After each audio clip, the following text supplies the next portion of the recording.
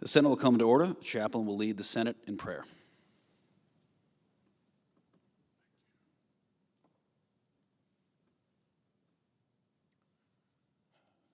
Let us pray. Our Father God, author of liberty, who has made and preserved us as a nation, bless today our lawmakers who are called to serve the Republic by bringing order out of chaos, hope out of despair, and peace out of strife. May they lift the shield of their integrity against the enemies of justice and truth at this time when the world's hopes depend on character. Guide our legislators so that your providence will prevail in these challenging times. Make them worthy of the sacrifices of those who day by day give their all to keep us free. We pray in your loving name. Amen.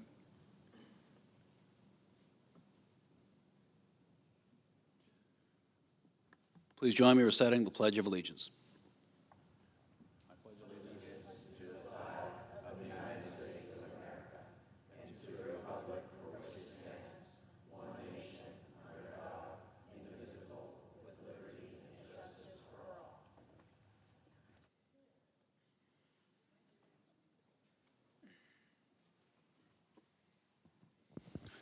The clerk will read a communication to the Senate. Washington, D.C., July 17, 2025, to the Senate. Under the provisions of Rule 1, Paragraph 3 of the Standing Rules of the Senate, I hereby appoint the Honorable Tim Sheehy, a senator from the state of Montana, to perform the duties of the chair. Signed, Chuck Grassley, President pro tempore. Under the previous order, the leadership time is reserved. Morning business is closed. Under the previous order, the Senate will proceed to executive session to resume consideration of the following nomination, which the clerk will report. Nomination, the judiciary, Joshua M. Devine of Missouri, to be United States District Judge for the Eastern and Western Districts of Missouri.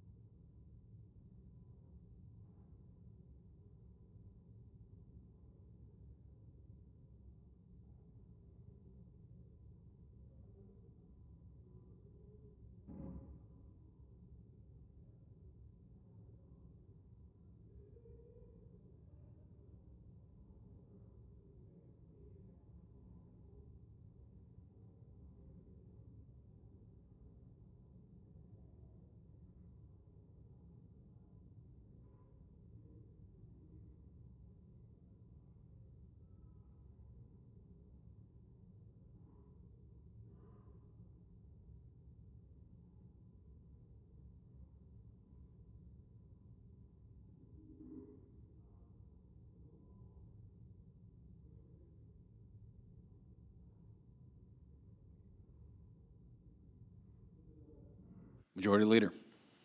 Thank you, Mr. President. Mr. President, the Democrat hysteria over Republicans' one big, beautiful bill is in full swing.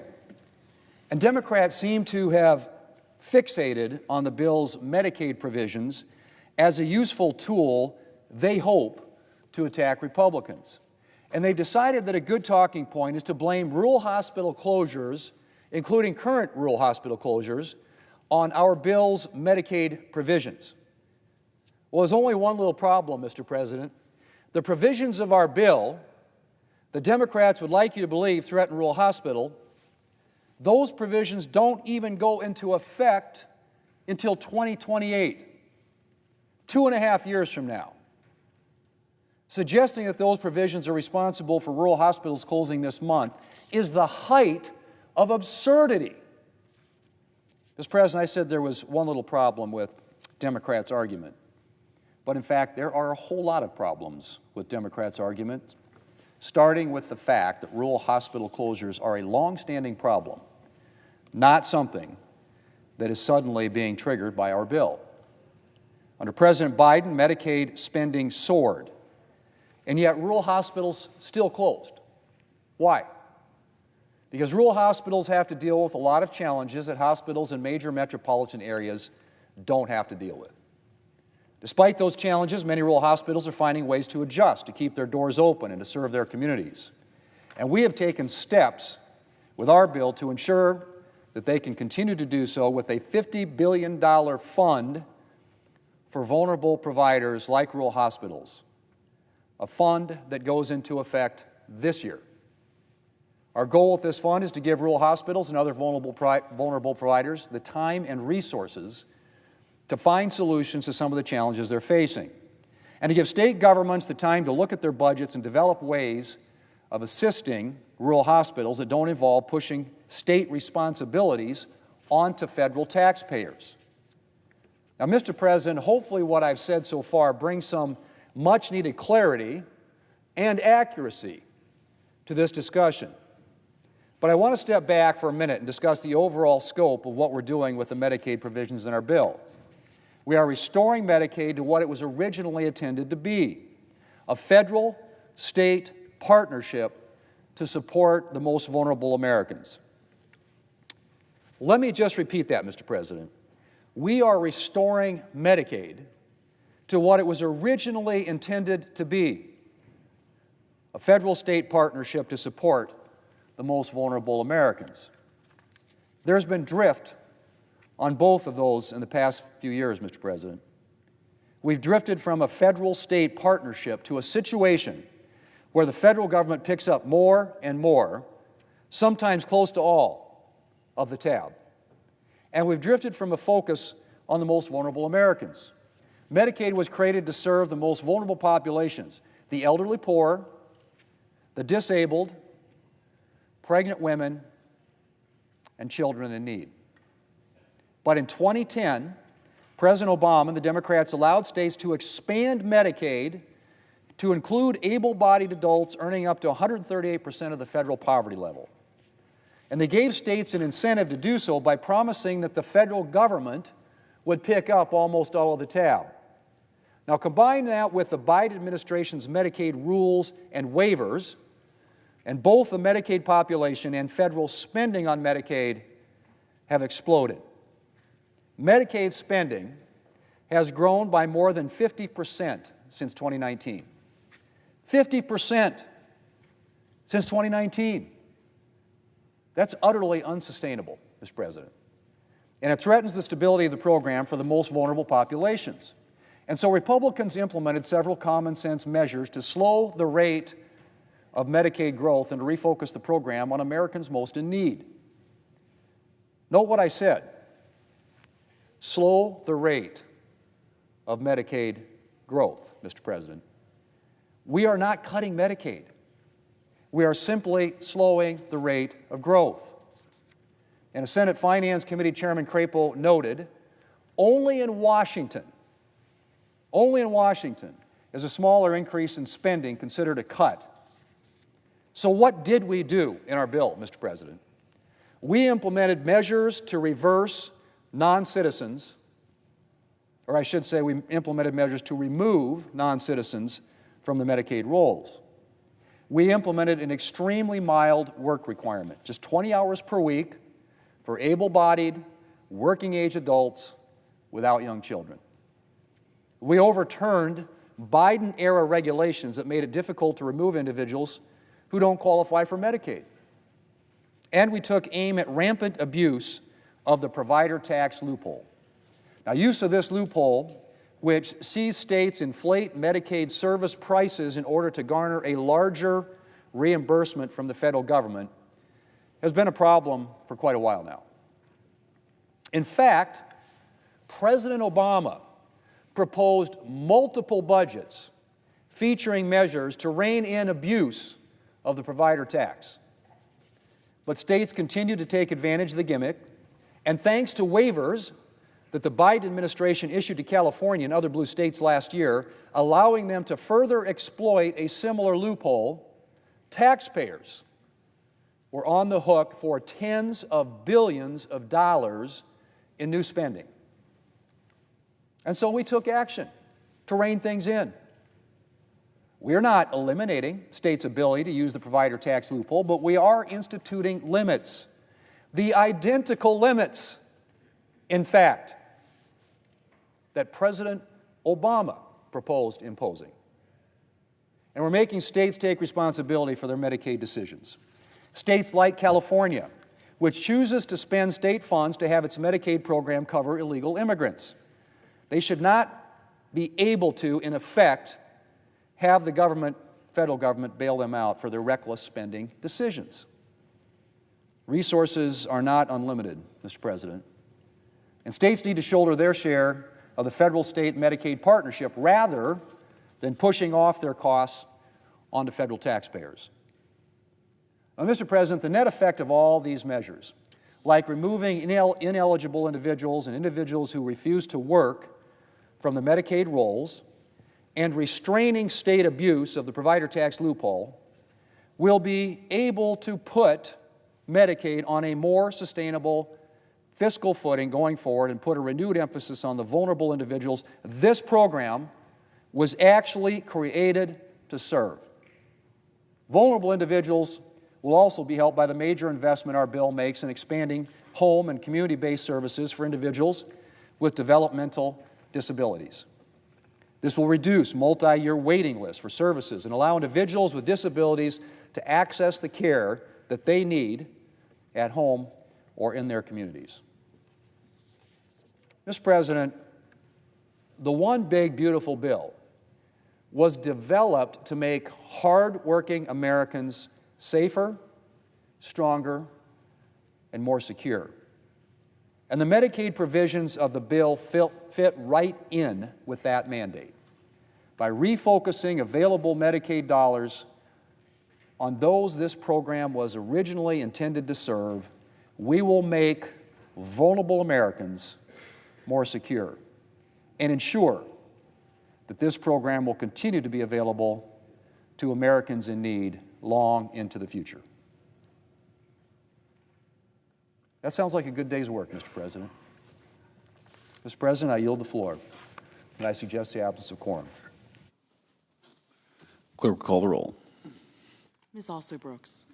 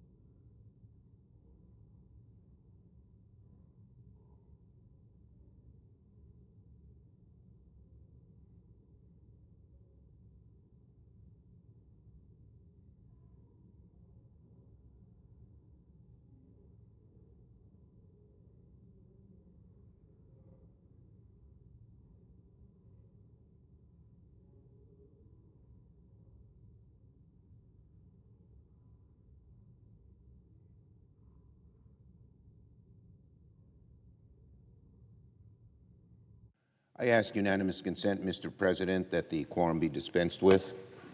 Without objection. The Democratic leader.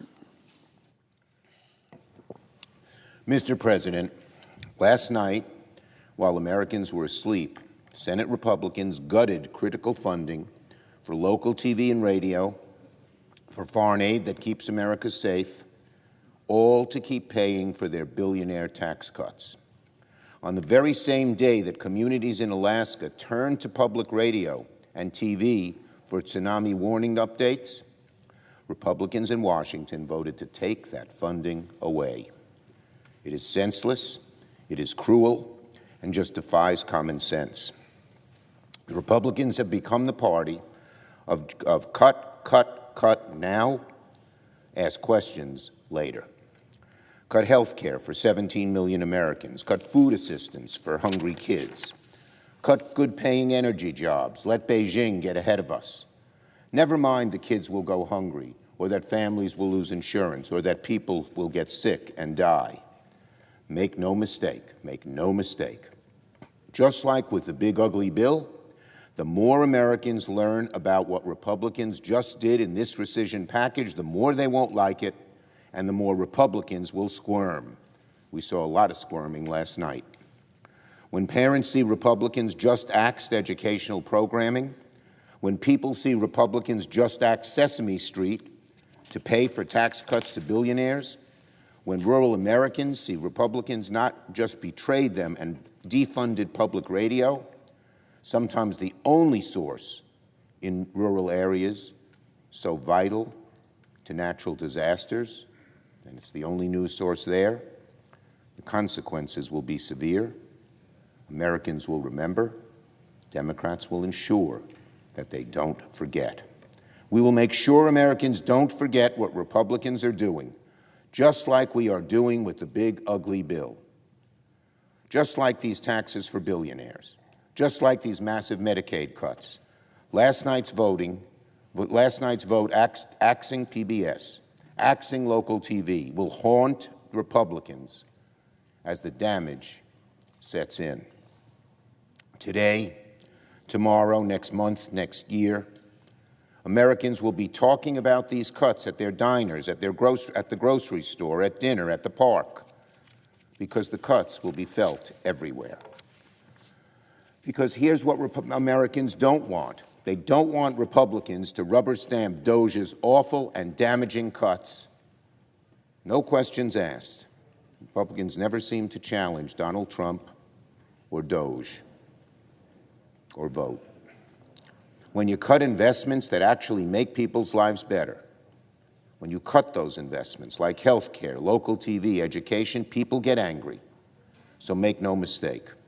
When Donald Trump and Republicans rammed the big ugly bill through, Americans quickly saw how Donald Trump and Republicans betrayed them, and their popularity is already declining. When families saw the consequences, when Americans saw the Medicaid cuts, when kids are getting food ripped from their mouths so billionaires can pay less in taxes, it is disastrous for Donald Trump and many Republicans. And we saw that on many faces across the aisle last night who didn't want to do what Trump wanted them to do, but were forced into it because of threats or frailty or fear. Well, the same thing has happened as I speak. Democrats are fighting in the Appropriations Committee to unwind the awful DOJ cuts against veterans. And that's what's happening to our veterans. And that's just what's happening to our veterans through these DOJ cuts. What's happening to them is terrible. Our veterans, these are the people who volunteered, who risked their lives. Many of them came back with injuries and PTSD. And when they get to the veterans hospitals, because there have been such cuts, their care is inadequate.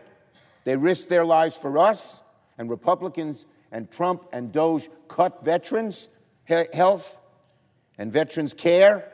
It's outrageous. Outrageous. And they're doing it. We've got a lot of verbiage. Oh, we love our veterans. And then they cut what our veterans need and want.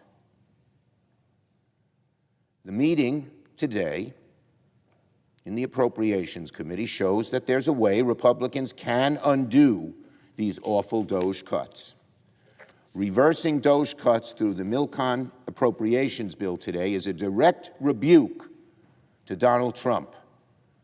It's saying to Trump, we don't like what you did, but we'll see if Republicans come along, if they will defy Trump and vote to undo the DOGE cuts. It's simple. Republicans have a choice to make as we move forward. They can put their constituents over Trump and work with Democrats to continue funding the government in a responsible way, or they can continue to go it alone and continue to bow in obeisance to Donald Trump and rubber stamp his awful cuts that do such harm to our Americans in uniform. And if they go it alone, without undoing the terrible things that DOGE did, here and elsewhere, Democrats will make them pay a price, just as we have made them pay a price on reconciliation. Republicans can continue to bow in obeisance to Trump and rubber stamp whatever cuts he tells them to make. But you can't just push these awful cuts farther and farther down people's throats and not expect them, the people, to respond. Republicans, for their own good and for the good of the country, need to be careful about making so many devastating cuts so quickly and just on a party line vote in reconciliation and rescission and whatever else they might come up with to avoid the process. And if Republicans keep going down this road, if they choose to ignore the bipartisan process, if they keep reneging on funding agreements reached in committee, if they prefer to strike deals with Donald Trump and Russell Vought, to use impoundment, rescissions, and pocket rescissions to cut whatever they want on a party line vote, the harms to the American people will be devastating. It'll be devastating in health care. It'll be devastating to our farmers. It'll be devastating to our veterans. It'll be devastating to the millions of people who were promised jobs in health care and clean energy. It'll be Americans back home who will see even more cuts as they proceed on this road, if they do. More cuts to housing, more cuts to education, to research, to economic development. It'll be our farmers who see their costs go up. It'll be our small businesses who get taken advantage by special interests and by erratic tariff policies. The consequences for this chamber and our country will be stark, very stark indeed. On judges. Today, Republicans will spend the day ramming through more of Donald Trump's extreme judicial nominees. When choosing his judges, only one thing matters to Donald Trump: unquestioned fealty to him. Brazen, unquestioned fealty. Doesn't matter what the law is. Doesn't matter about judicial independence or precedent or even the Constitution. The only thing that Trump cares about in a judge, we've seen this, we know it, our Republican colleagues who just march in lockstep to vote for these awful judges know it. The only thing Trump cares about is unyielding fealty to him, and he says it brazenly. We have never seen such a disturbing litmus test for judges in America. The judges before the Senate today are no different than the previous ones: radical, inexperienced, and chosen not for their fairness, but for their ideological fealty to Donald Trump and the hard right. The first nominee, Joshua Devine of Missouri, is a political operative with no judicial experience, who made a career attacking everything from voting rights to common sense gun safety to defending government overreach into people's private lives. It's said that Donald Trump wants to make sure that no one in this who gets nominated has ever shown any independence. He looks through their campaign finance. He looks through who they've worked for. No independence. Mr. Devine hasn't even been out of law school 10 years and spent less than half that time practicing as an attorney. The next nominee, Christian Stevens, is also of Missouri, similarly made a name for himself by undermining racial justice efforts in our judicial system and siding almost relentlessly with corporations in cases of worker discrimination. That's who Donald Trump puts in. If the average American has the ability to go to court and fight their boss or anything else, Donald Trump wants nominees who will always side with the big shots, with the well-connected. Nominees like Devine and Stevens should frighten anyone who cares about a strong, independent judiciary. They have failed to show the American people that they won't just be Donald Trump's foot soldiers in black robes. The Senate should reject their nominations. I yield the floor.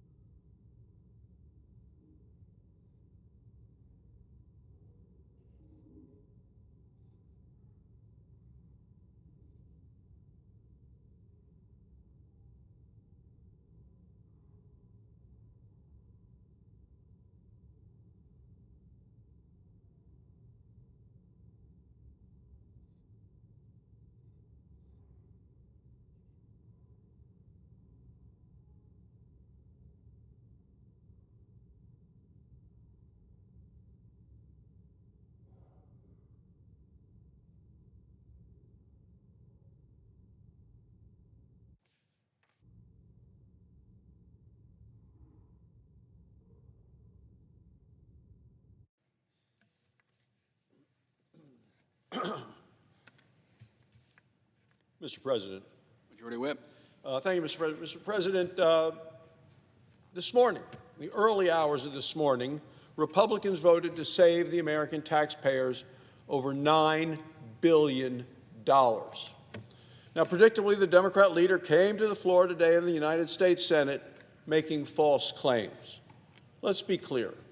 Emergency alert infrastructure remains funded through the Department of Homeland Security and FEMA. None of that was touched. But let me go through a list of some of the things that Republicans voted to not spend money on. Things that are already previously been approved by the Democrats, and every one of the Democrats said, nope, we want to spend all of that money on these things. How about electric buses in Africa to the tune of $500,000? How about teaching about environmental racism, $7.4 million? Vegan food programs in Africa. How about $882,000 to fund social media mentorship in Serbia and Belarus? How about $2.1 million for climate resilience in Southeast Asia, in Latin America, and in East Africa? How about $3.3 million for civic engagement in Zimbabwe? The Democrats wanted all of these things to continue to be spent. The American taxpayers reject all of it. How about $4.4 million for South Pacific Youth Climate Corps? Who comes up with this way to spend money? Only Democrats, who want to spend and spend and spend. Oh, and of course, $6.2 million to address the needs of Venezuelan migrants in Colombia. Mr. President, I'm proud of the votes of the Republicans to say this is taxpayer dollars that should not be spent. Every Democrat, every single Democrat said, keep sending the money to projects like that, keep spending that money. Last night, for the first time since 1993, we're now 2025. First time in all of that time, the Senate came and stripped out the spending by passing a bill on the United States Senate floor last night to finally say enough is enough of this kind of reckless Washington spending that the American people have rejected and that this Congress is now going to end. But, Mr. President, I come to the floor today on a different matter, and that's because earlier this month, President Trump signed into law a historic economic plan, a historic economic plan for the future of our country, an economic plan that unleashes American energy and with it American prosperity. Makes it easier to produce American energy, American oil, American natural gas, American coal, right here at home. It opens up energy production onshore, offshore, and in Alaska, all vital areas in this country and for our economy. And what does this all mean? It means lower energy prices and more savings for the American people. Wyoming is America's energy breadbasket. It's where American energy's future begins and continues. We have a long and storied history, as is your state, Mr. President, and we're going to continue that and grow it into the future. And just last Friday, Wyoming opened the first rare earth mine in America in 70 years. It's called the Brook Mine, and it's located just outside the city of Sheridan, Wyoming. Now, most Americans probably haven't heard of the Brook Mine, but we need to know about it because it's going to have a very important role, and people will feel the influence and the importance of that mine. It's going to mean a lot in terms of prices, in terms of jobs, and also for national security. Well, Wyoming minerals mined by Wyoming workers are going to build a safer, more prosperous America because the mine holds over 1 billion tons of coal. Also, it critically includes not over 2 million tons of critical minerals. These are the minerals that we use in smartphones and cars, washers and dryers, and even fighter jets, Mr. President. Secretary of Energy Chris Wright came to Sheridan, Wyoming for the groundbreaking ceremony last Friday. He called it a landmark moment, one for workers, one for manufacturers, and one for our energy independence. He's exactly right. Today, America is dangerously dependent on China for critical minerals. China controls 85% of the world's refined rare earth mineral elements today. 85%. Some of it they mine there. They also get it from mines around the world and get sent there for processing. But they control 85% of the refined rare earth elements supply. Today, what's China doing? We know what they're doing. They're weaponizing this power to pressure our country and to threaten our U.S. supply chains. Look, we can't be safe as a nation if we are dependent on our adversaries. We cannot prosper if we cannot properly power our nation. That's why this critical minerals mine in Wyoming matters. It reflects our commitments to our own independence, our own freedom, getting rid of the dependence. This last administration, in the last 4 years, they put our head in the noose in terms of energy, energy availability, energy cost, and also critical elements from around the world. America's future depends on abundant energy resources, and Wyoming energy resources and Wyoming energy workers will power that future. Look, America is an energy superpower. We have the resources, we have the workers, we have the know-how. Now, finally, we are acting like it. Republicans are focused on restoring American energy dominance. No more this Joe Biden prioritized the climate over energy that is available, affordable, and reliable. The American people rejected it. We saw what it did to raising energy prices, what it cost to heat our homes, cool the homes, fill the gas tank in the last administration. People suffered the pain of the policies of that Democrat administration. We are getting America back on track, stronger, safer, more prosperous, and we're not going to stop until the American people see and feel the results they deserve. Thank you, Mr. President. I yield the floor. Mr. President, I ask unanimous consent to waive the mandatory quorum call with respect to the divine nomination. Without objection. Thank you, Mr. President. I yield the floor. Suggest the absence of a quorum. Clerk will call the roll. Ms. Also Brooks.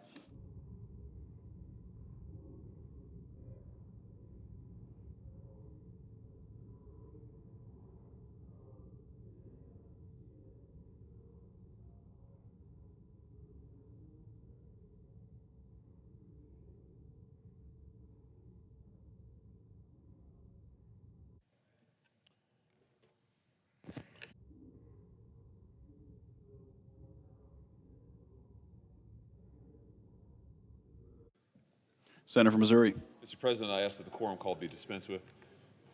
Without objection. Mr. President, in a moment, we will begin the process of confirming 4 outstanding new judges to the bench in the state of Missouri. This has been a long road for my state. We've waited a long time to have these 4 vacancies filled, and I'm absolutely delighted that in just a few moments, we will begin to fill them. And I want to thank President Trump for nominating 4 truly outstanding individuals to these roles.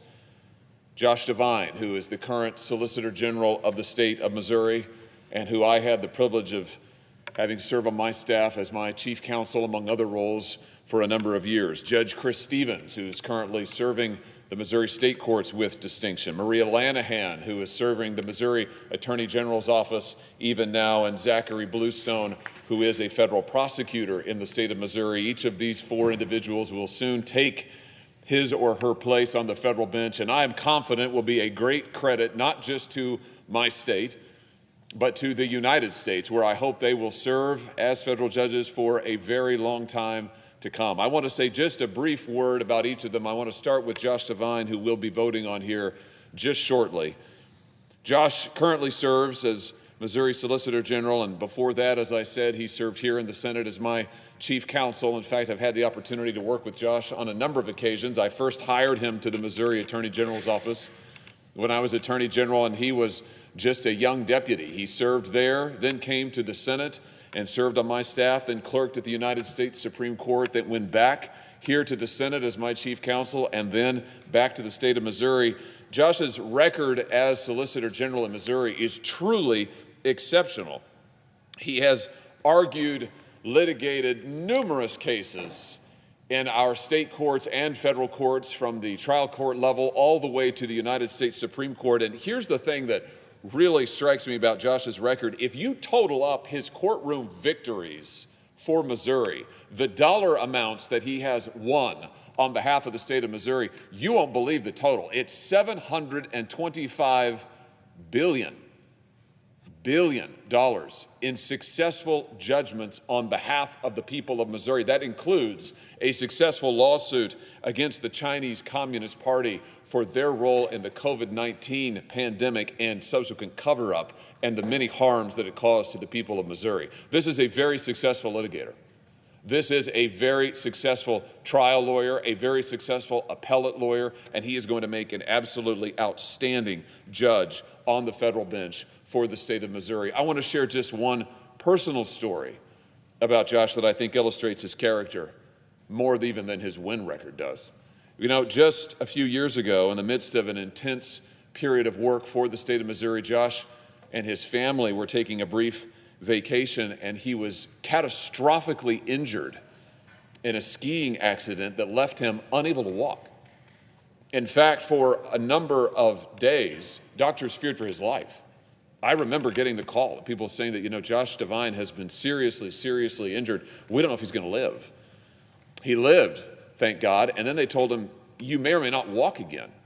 Do you know, over a period of months that followed, Josh set himself to regaining with 100% confidence his ability to walk. And I remember talking to him while he was yet in intensive care and then in the hospital for a long period of time, and seeing the pictures of him propped up there in his bed, already back to work for the state of Missouri. I mean, his briefs around him, his laptop in front of him, writing briefs, on calls, trying to direct motions, argue them if possible over the phone. It was incredible. And what he did then for a period of months after that was he taught himself to walk again. You'll see him, I'm sure, walking in and out of the courthouse soon in his new role on the bench. He has regained with 100% capacity his ability to walk. And it really is a testament to his determination, to his grit, to his faith, and also to his family. Who really deserves the praise here is his exceptional wife, Elizabeth, mother of 6 children with Josh. I think a 7th is on the way. They are an incredible family. They are an incredible couple. They have already served the state of Missouri with distinction, and I know Josh is going to continue to serve the state with distinction for years to come. Judge Chris Stevens is such an exceptional jurist, and I know that my good friend and colleague, Senator Schmidt, will have more to say about him in just a moment.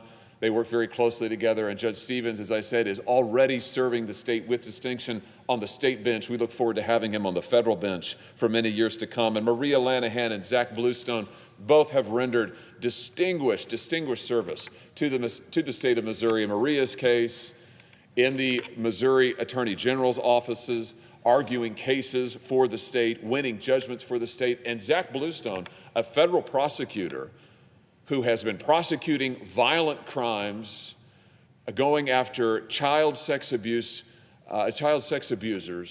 and taking the worst of the worst off of our streets in the state of Missouri. He's an exceptional federal prosecutor. He's going to be an exceptional federal judge. As we come to the end of what's been a long road, to be honest, for these judicial nominations in the state of Missouri, I just couldn't be more grateful. And I want to end how I began, by thanking President Trump for his exceptional leadership, thanking him for choosing these 4 outstanding individuals who I know are going to make the state of Missouri proud. They're going to make the United States proud.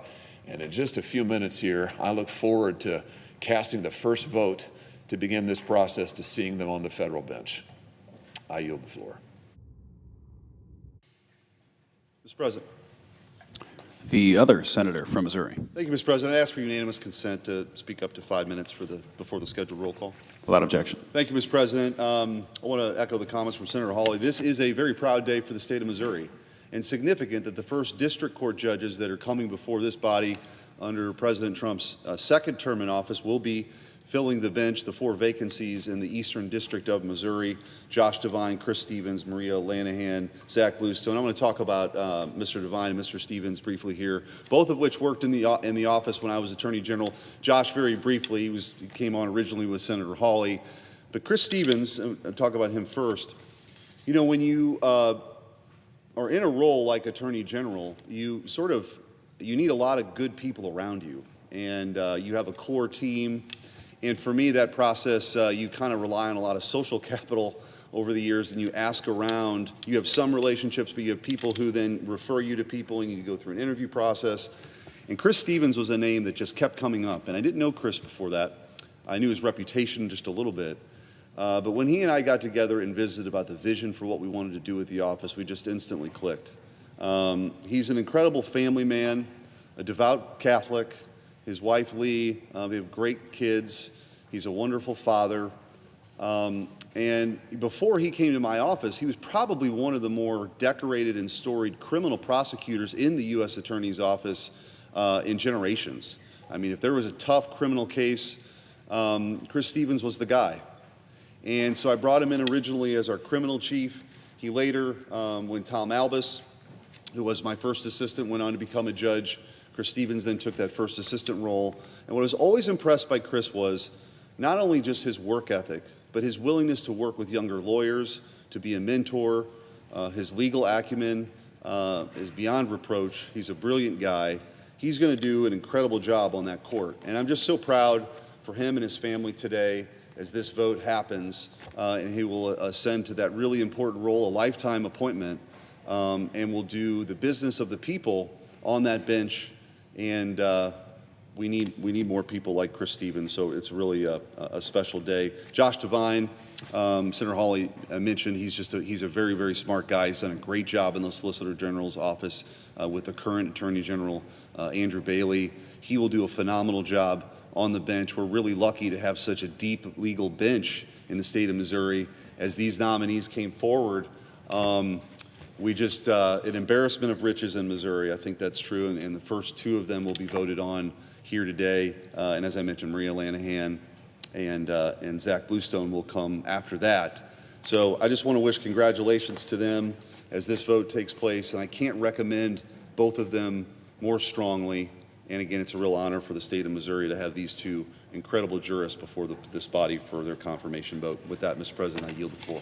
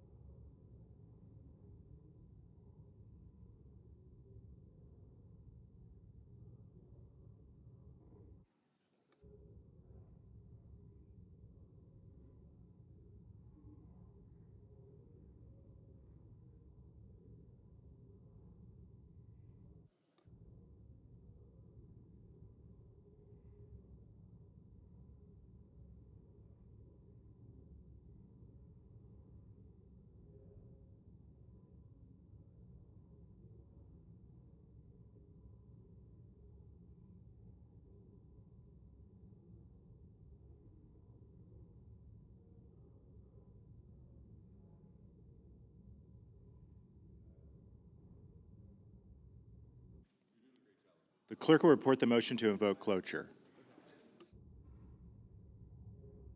Cloture motion. We, the undersigned senators, in accordance with the provisions of Rule 22 of the Standing Rules of the Senate, do hereby move to bring to a close debate on the nomination of Joshua M. Devine of Missouri to be United States District Judge for the Eastern and Western Districts of Missouri, signed by 17 senators as follows. Under the previous order, the mandatory quorum call under Rule 22 has been waived. The question is it the sense of the Senate that debate on the nomination of Joshua M. Devine of Missouri to be the United States District Judge for the Eastern and Western Districts of Missouri shall be brought to a close? The yeas and nays are mandatory under the rule. The clerk will call the roll. Ms. Alsterbrooks, Ms. Baldwin, Mr. Banks. Aye. Thank you.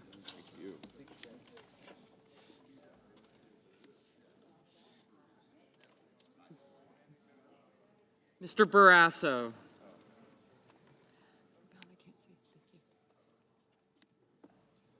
Thank you. Appreciate it. Mr. Bennett.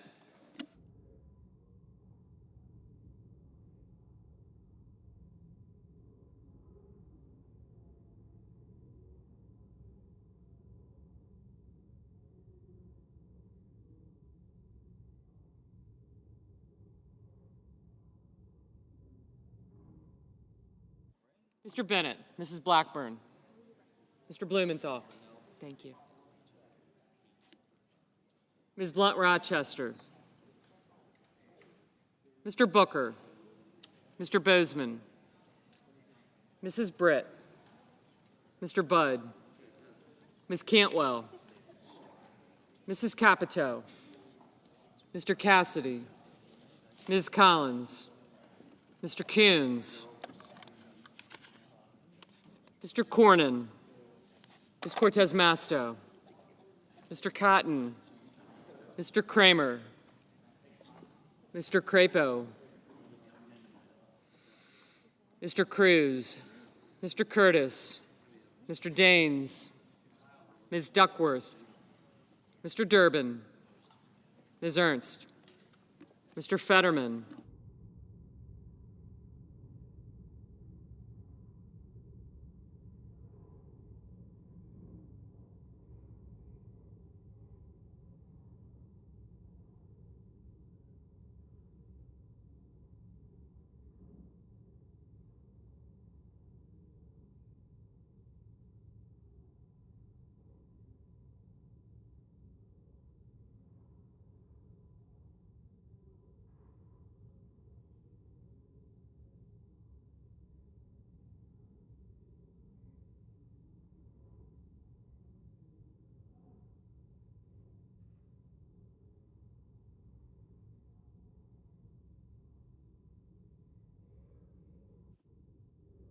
Mrs. Fisher.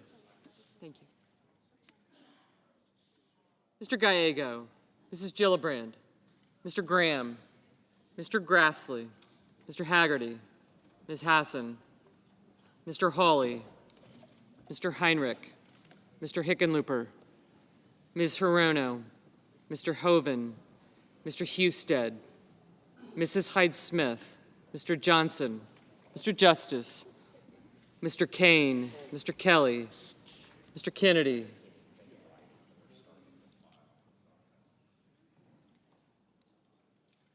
Mr. Kim, Mr. King, Ms. Klobuchar, Mr. Langford, Mr. Lee, Mr. Lujan, Ms. Lummis, Mr. Markey, Mr. Marshall, Mr. McConnell, Mr. McCormick, Mr. Merkley, Mrs. Moody, Mr. Moran, Mr. Marino, Mr. Mullen, Ms. Murkowski, Mr. Murphy, Mrs. Murray, Mr. Ossoff, Mr. Padilla, Mr. Paul,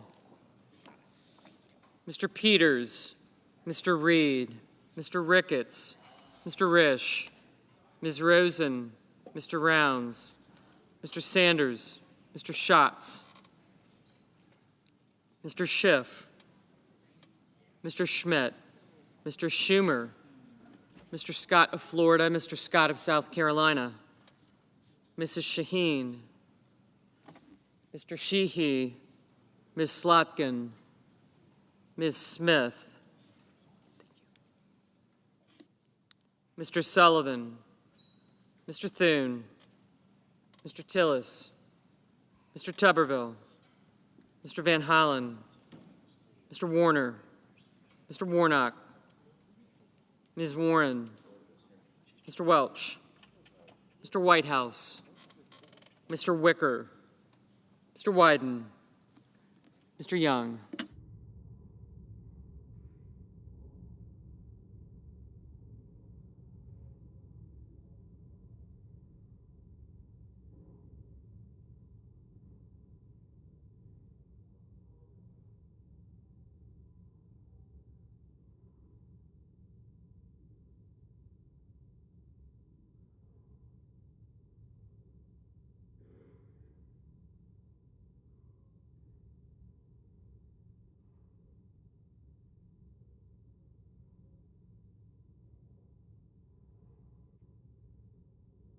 Senators voting in the affirmative: Banks, Barrasso, Budd, Capito, Cornyn, Cotton, Hawley, Schmidt, Scott of Florida, and Sheehy. Senators voting in the negative: Duckworth, Fetterman, Kim, and Schiff.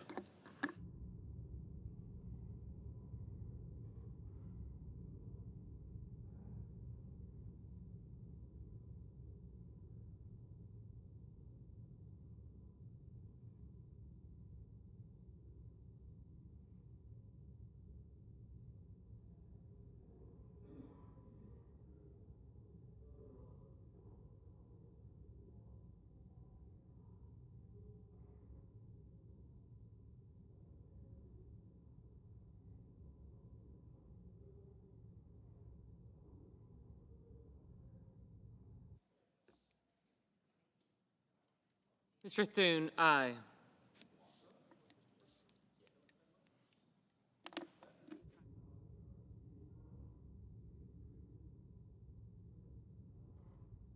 Mr. Cruz, aye.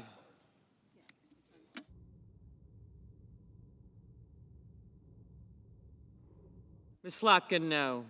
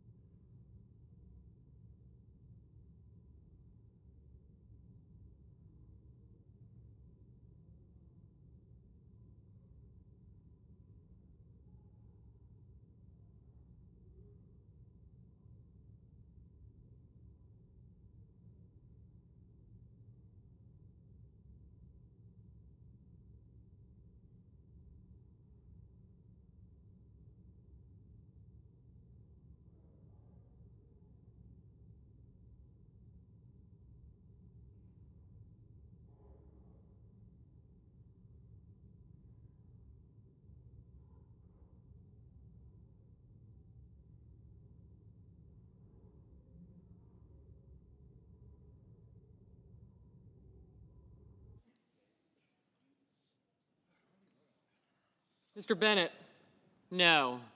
Mr. Ricketts, aye.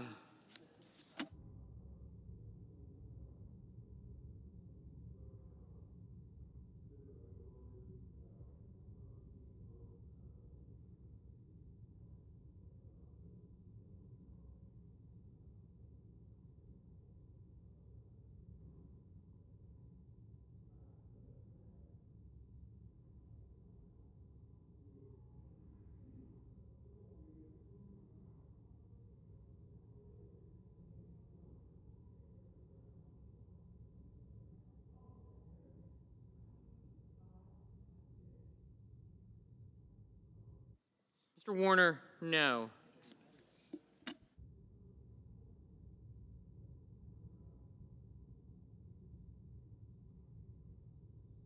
Ms. Hassan, no.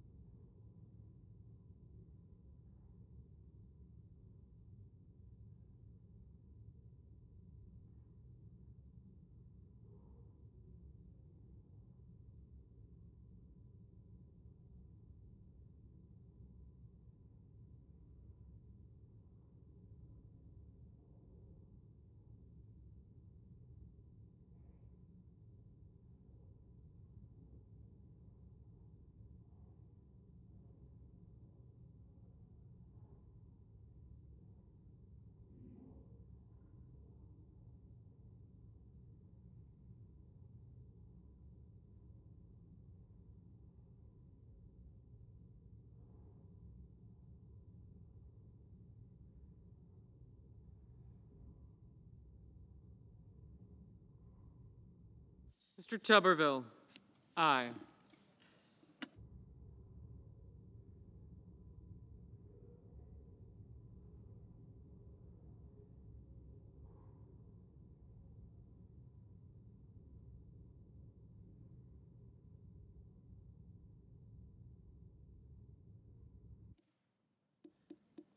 Ms. Warren, no.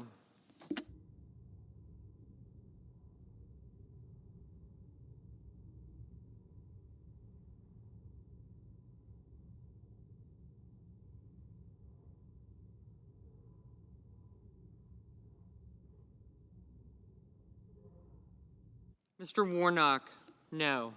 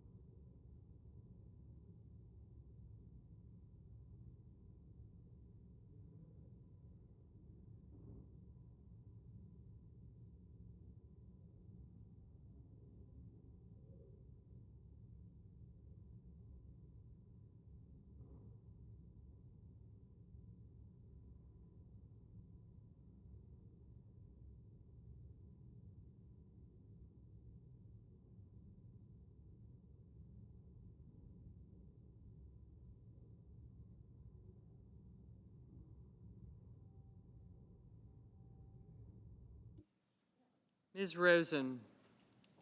No.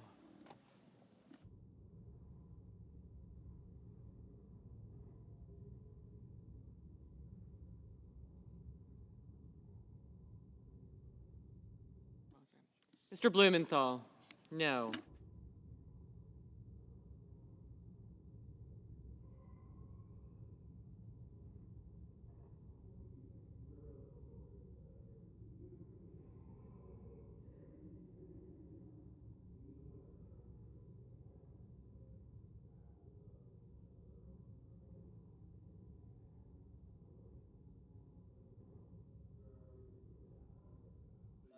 Mr. Justice? Aye. Mr. Kelly? No. You want to?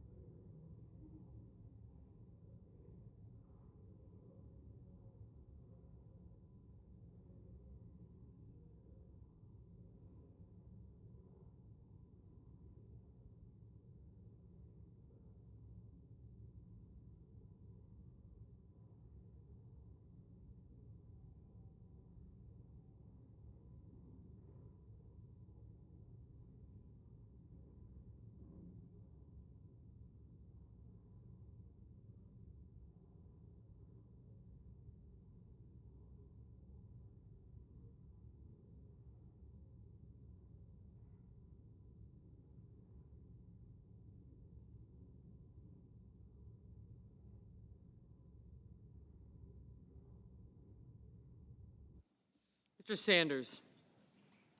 No.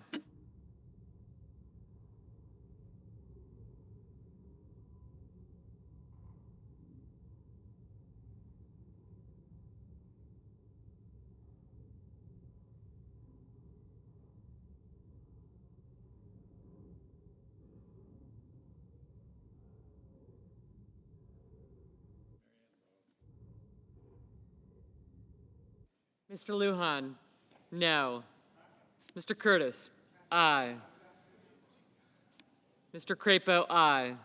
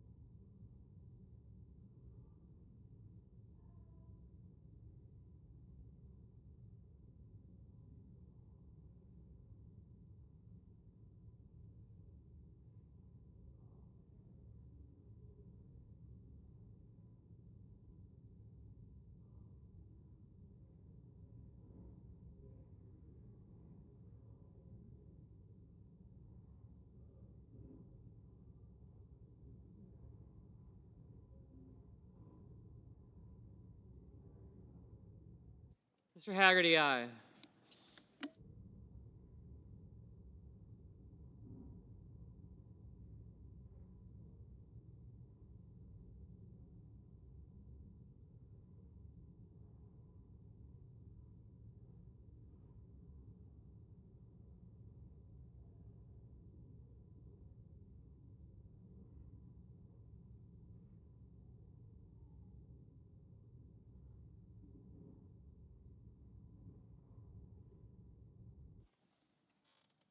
Ms. Hirono? No.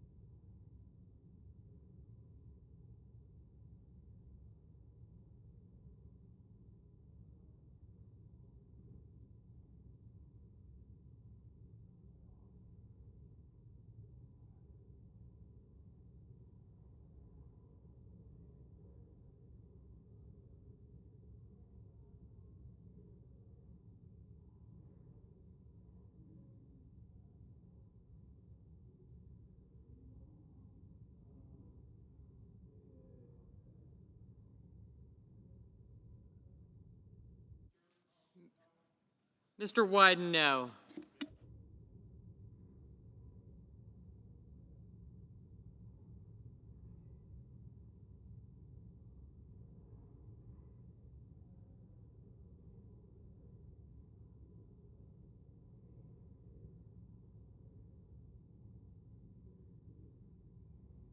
Mr. McCormick, aye.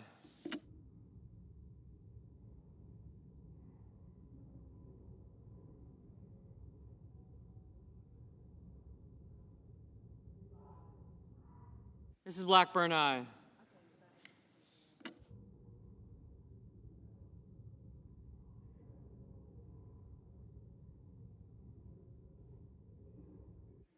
Mr. Scott of South Carolina, aye.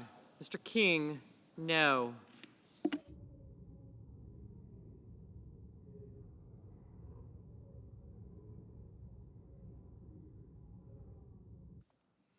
Mr. Gallego, no. Mr. Daines, aye.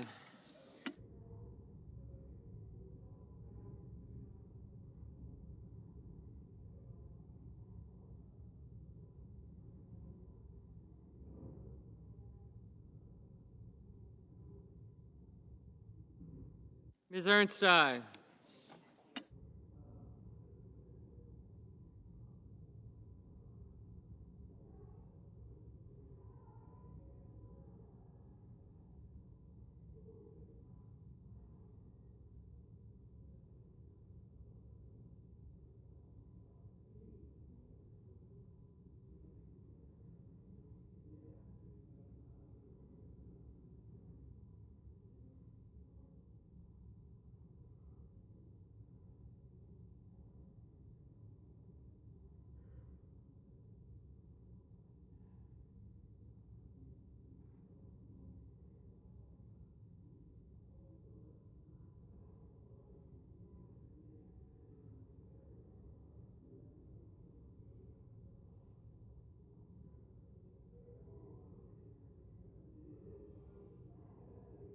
Mr. Kane, no.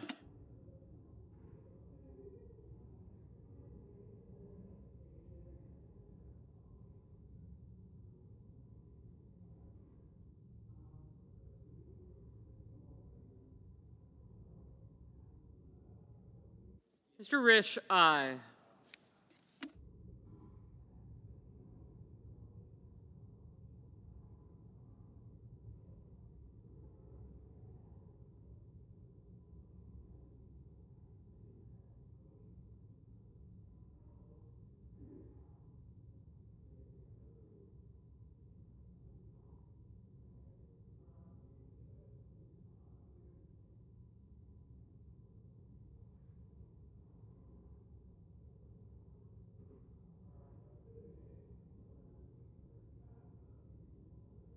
Mr. Whitehouse?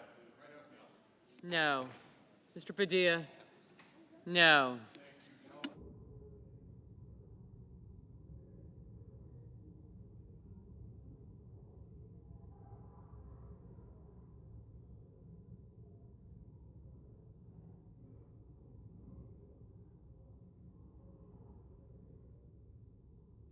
Mr. Husted? Aye. Mr. Markey? No.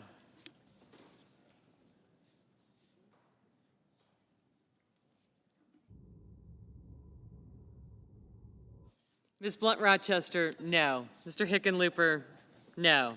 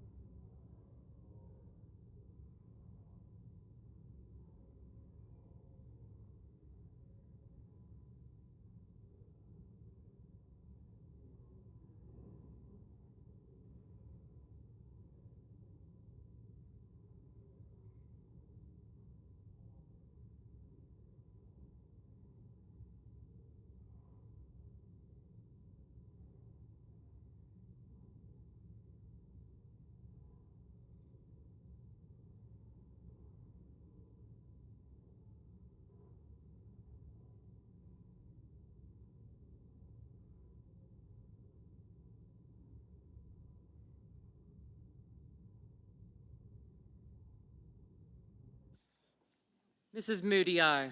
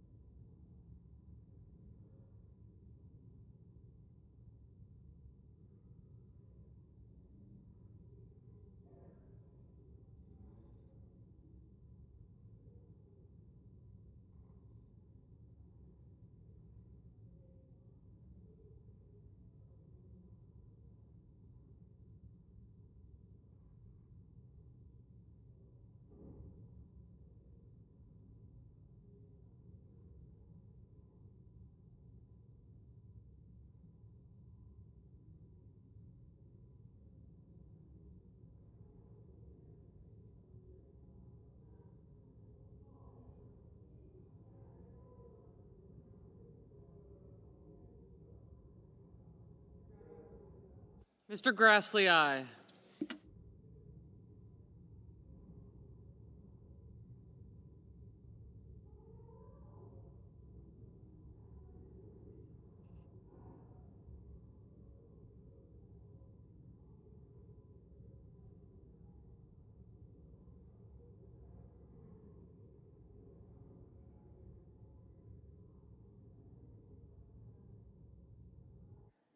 Ms. Baldwin? No. Mr. Paul, aye.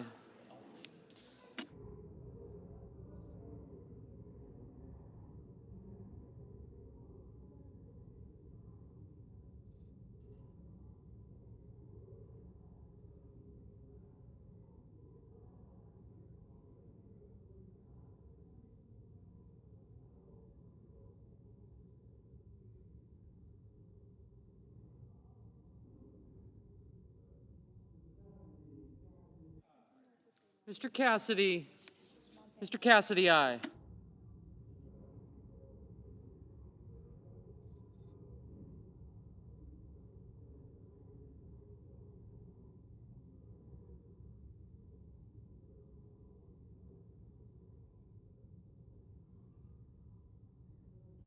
Mr. Johnson, aye. Ms. Lummis. Aye. Mr. Wicker, aye.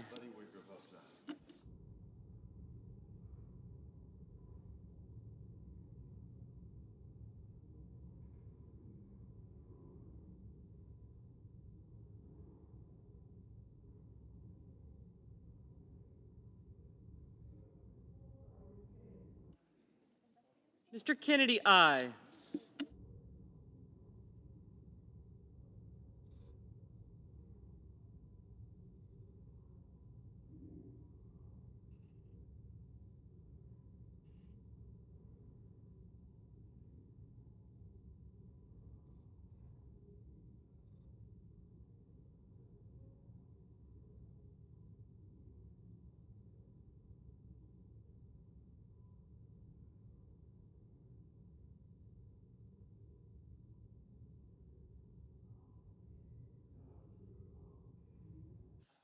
Mr. Langford. Mr. Langford, aye.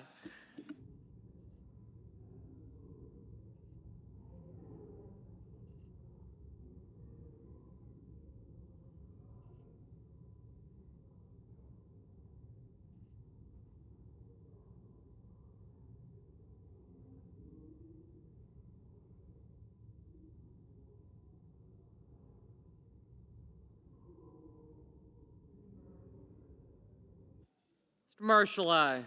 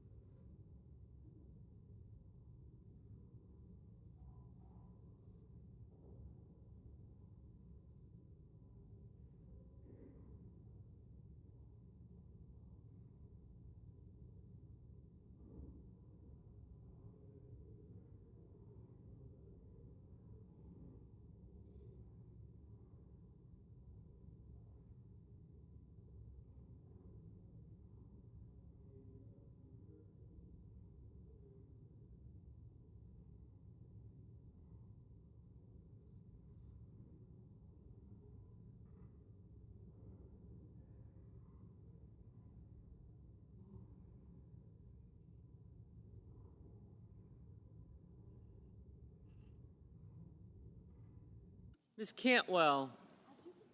No.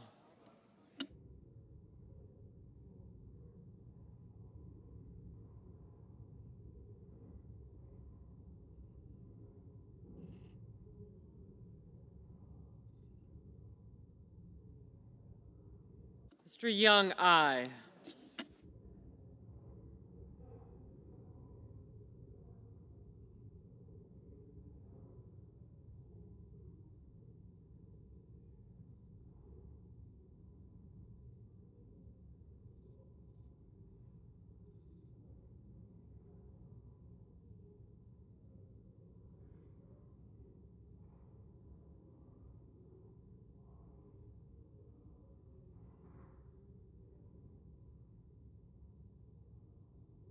Mr. Rounds, aye.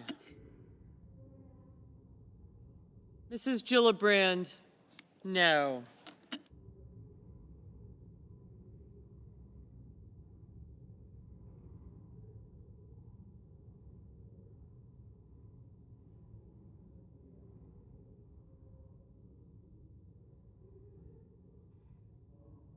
Mr. Sullivan, aye.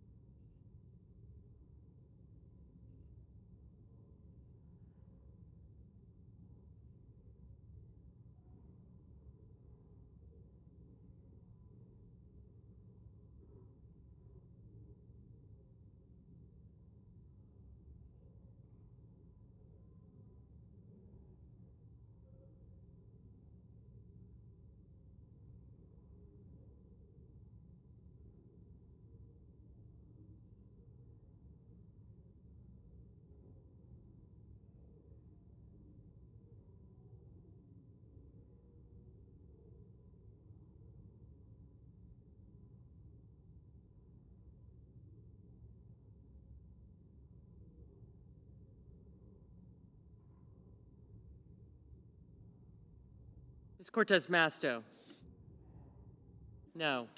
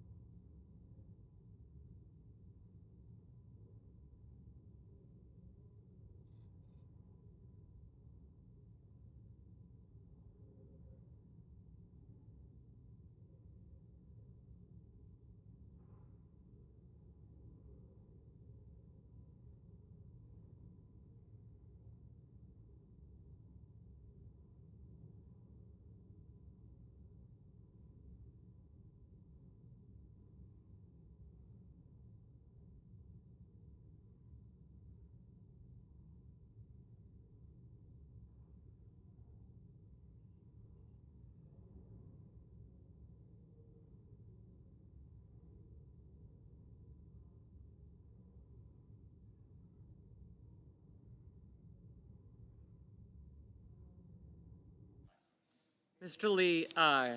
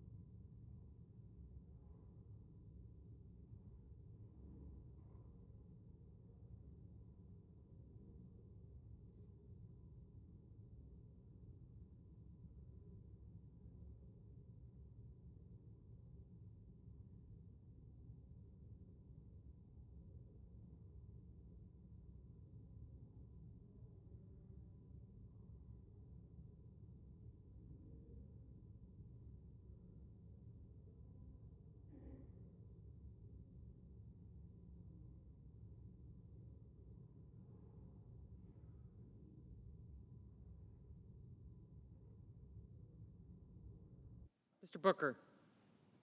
No.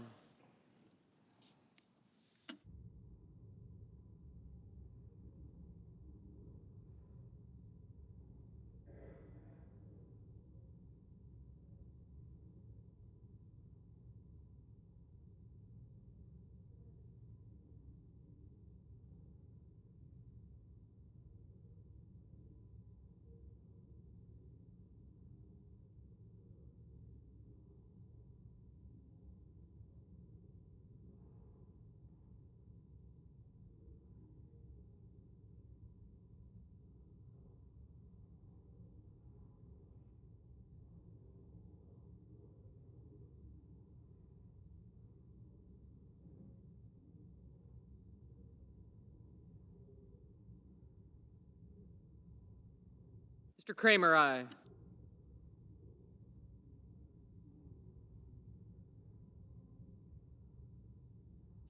Ms. Alsobrooks, no.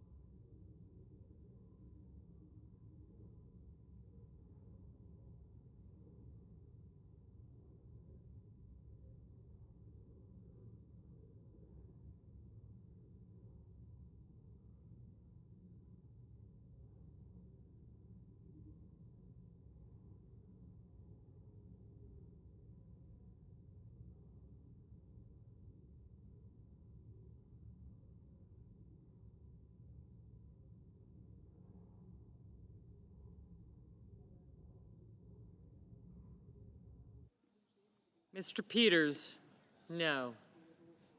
Mr. Heinrich, no.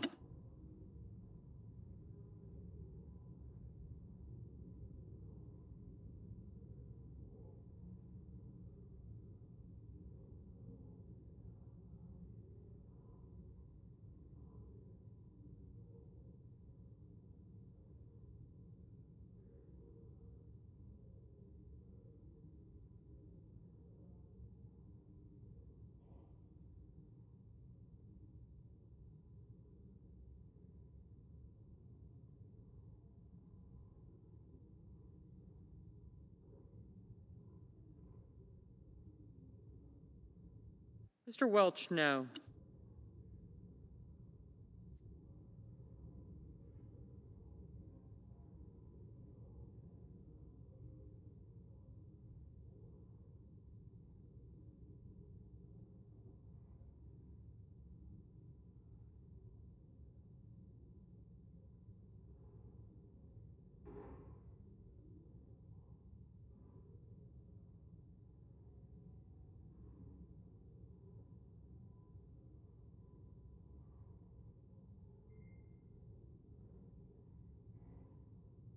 Mr. Van Hollen, no.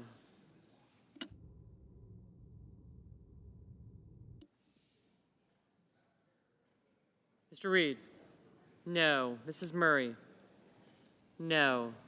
Mrs. Shaheen, no. Mrs. Fisher, aye. Mrs. Hyde-Smith, aye. Mr. Mullen, aye.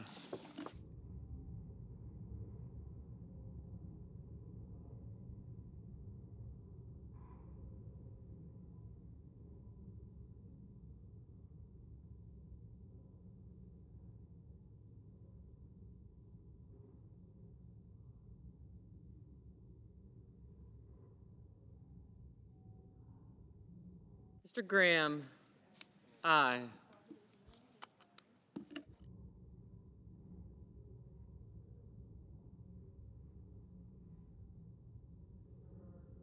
Mr. Merkley, no.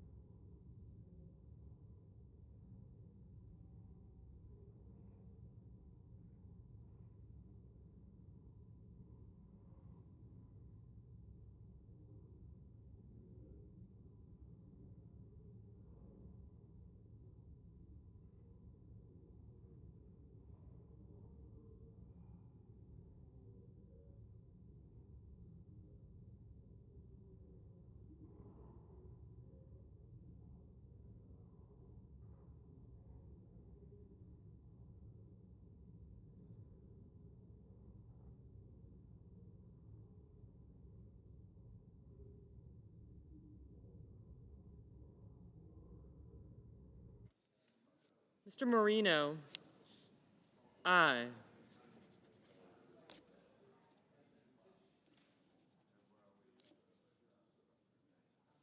Ms. Klobuchar, no.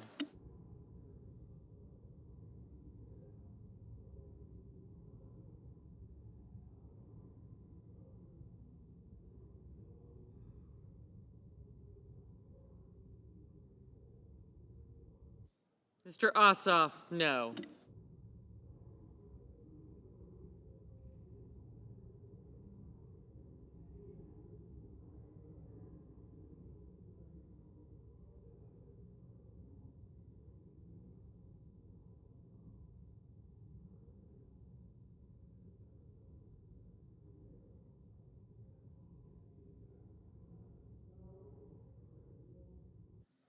Mr. Schatz, no.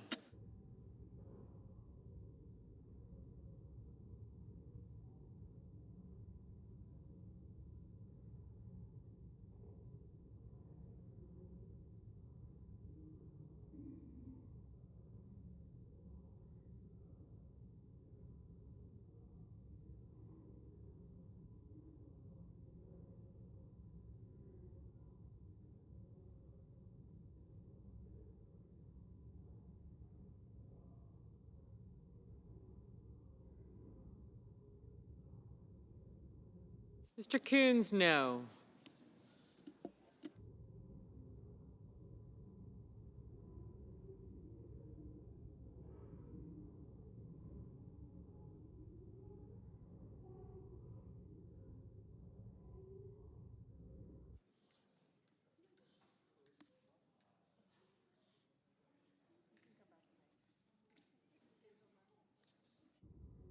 Mr. Hoven, aye.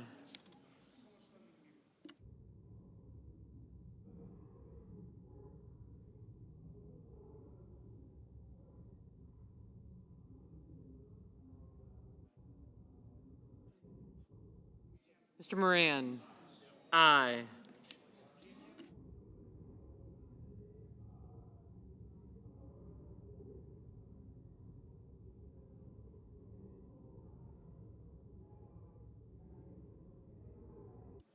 Ms. Murkowski, aye.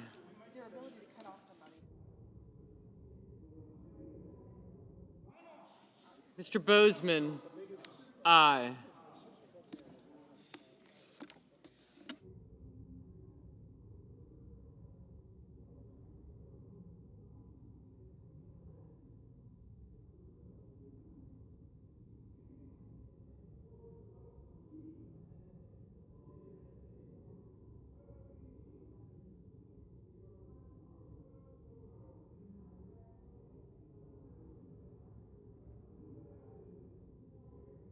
Mrs. Britt, aye.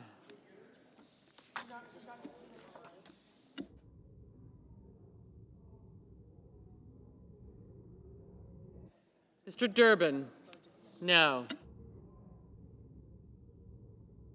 Ms. Collins, aye.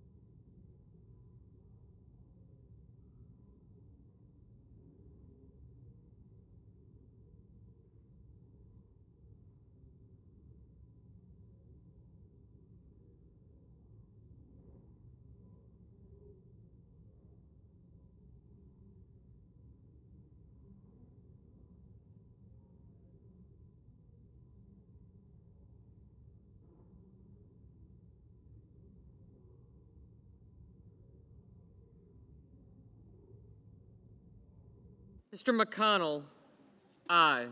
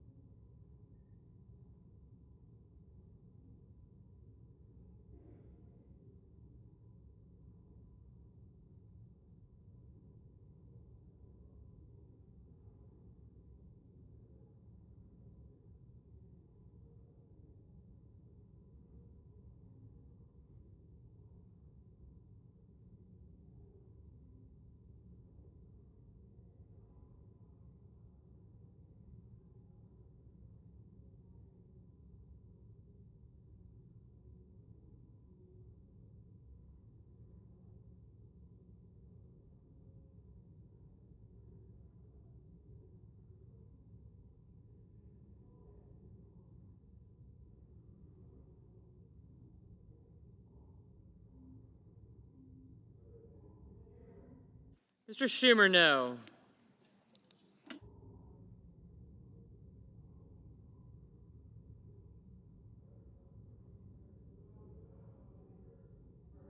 Mr. Murphy, no.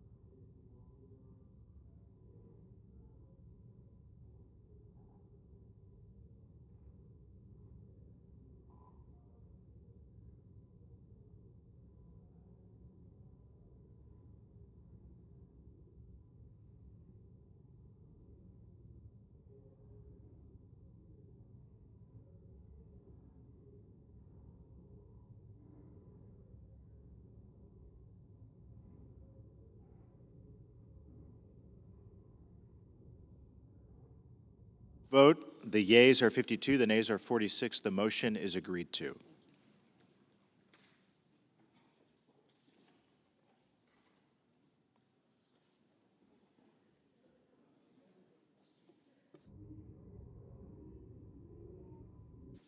The senator from Arizona. Mr. President, I'm introducing this resolution to require the Department of Justice. Should be on. Order. Thank you, Mr. President. Mr. President, I'm introducing this resolution to require the Department of Justice to release its files related to Jeffrey Epstein. For years, Donald Trump and the MAGA movement have railed on about the Epstein files. They've told the American people that they're going to release the files and expose the elites. Pam Bondi has said that she has the files on her desk and they're ready to go public. The names of these shady elites who had abused children were just sitting there, and she was ready for it to be released. But now, a complete reversal. Trump is straight up gaslighting the American public. Does he think the American people are that dumb? Did he really think the American people would not forget what he had said for years on the campaign trail? Just yesterday, we learned that the Trump administration abruptly fired one of the lead prosecutors in the Epstein case. No explanation, no warning, just gone. So what happened? It's really easy to run a campaign and rile up people. But when it's Trump's turn to actually expose the elites, Trump has chickened out. And it's because he is one of those elites, and he is taking care of his own. It's all connected. Just look at his legislative agenda. Tax breaks for his rich buddies, subsidizing private jet purchases. Again and again, he rigs the system against everyday Americans. And that's what this resolution is about, to show the American people that they deserve the truth. No more shady cover-ups. If there is any evidence of a cover-up in the Epstein case, the public has a right to know. If there is a list, the public deserves to see it. And Americans deserve to see the truth, even if it's not what Donald Trump and his elite friends want. The Department of Justice has these files, and there is nothing to hide, then release them and prove it. Trump's own people have told us 1,000,000 times that they have it and that they've promised to make it to the public, so bring it out. Doesn't matter who is implicated in that. The American people are done with these games, these lies, and the two systems of justice, one for the elites and one for everyone else. Enough with the secrets. The American people deserve the truth. So I'm calling on my fellow senators to join me in demanding the Department of Justice release the Epstein files to restore public trust, affirm institutional accountability, and to prevent the politicization of justice. With that, as if in legislative session and notwithstanding Rule 22, I ask unanimous consent the Senate proceed to the consideration of S.R. 325 submitted earlier today. Further, I ask unanimous consent that the resolution be agreed to, the preamble be agreed to, and the motions to reconsider be considered made and laid upon the table with no intervening action or debate. Is there an objection? I reserve the right to object. The senator from Oklahoma. Mr. President, this is nothing but political theater. It's so obvious that the Democrats are just using this for a political football. If they were really serious about it, what happened the last 4 years? Where were they? Silent?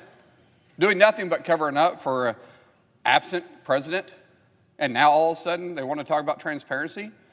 We haven't even figured out who ran the White House the last 4 years, and now all of a sudden they want to make something of this? Are you kidding me? If they're serious about it, then why didn't they say something in the last 4 years? This is nothing more than just political theater trying to go after a president that they truly despise. With that, I object. The objection is heard. The senator from Texas. Mr. President, next year we'll celebrate the 250th anniversary of our nation's founding. And I'm glad that in anticipation of this great celebration, President Trump has issued an executive order outlining preparations that our country will make to celebrate this anniversary. As part of this effort, President Trump has also issued a separate executive order specifically directing the elimination of woke and anti-American displays at the Smithsonian museums. Now, this may come as a shock to many people, but every single institution in this city seems to be infected with political ideology and bureaucratic agendas, and that the Smithsonian is no exception. The 21 museums that make up the Smithsonian Institution have been a treasure for a long time, but unfortunately in recent years they've strayed from their true mission. These museums should be a place where up-and-coming generations of Americans can go to learn about American heroes and who built our great nation.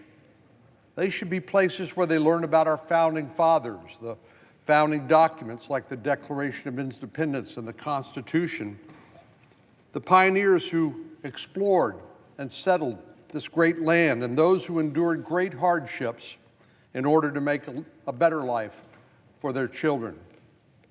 There are so many great stories in America. People who've done so much to make our country what it is today, and these stories are what our young people need to hear. Because how else will you inspire the upcoming generation to stand on the shoulders of their forebears and continue to make life better for more and more people who call this great country home? How will we teach those who will one day lead this nation, whether that's in government or in business, in medicine or any other field, that these pursuits are honorable and they have a purpose, if they've not yet learned these lessons about the heroic men and women who've gone on before them? Unfortunately, as I indicated a moment ago, the Smithsonian has strayed from its original reason for being. The Smithsonian Institution was founded in 1846 for the express purpose of increasing the diffusion of knowledge among men. It was founded as a gift by James Smithson, who devised his entire estate to the United States government. Congress, as we now know, accepted this gift and provided for its governance and its financing.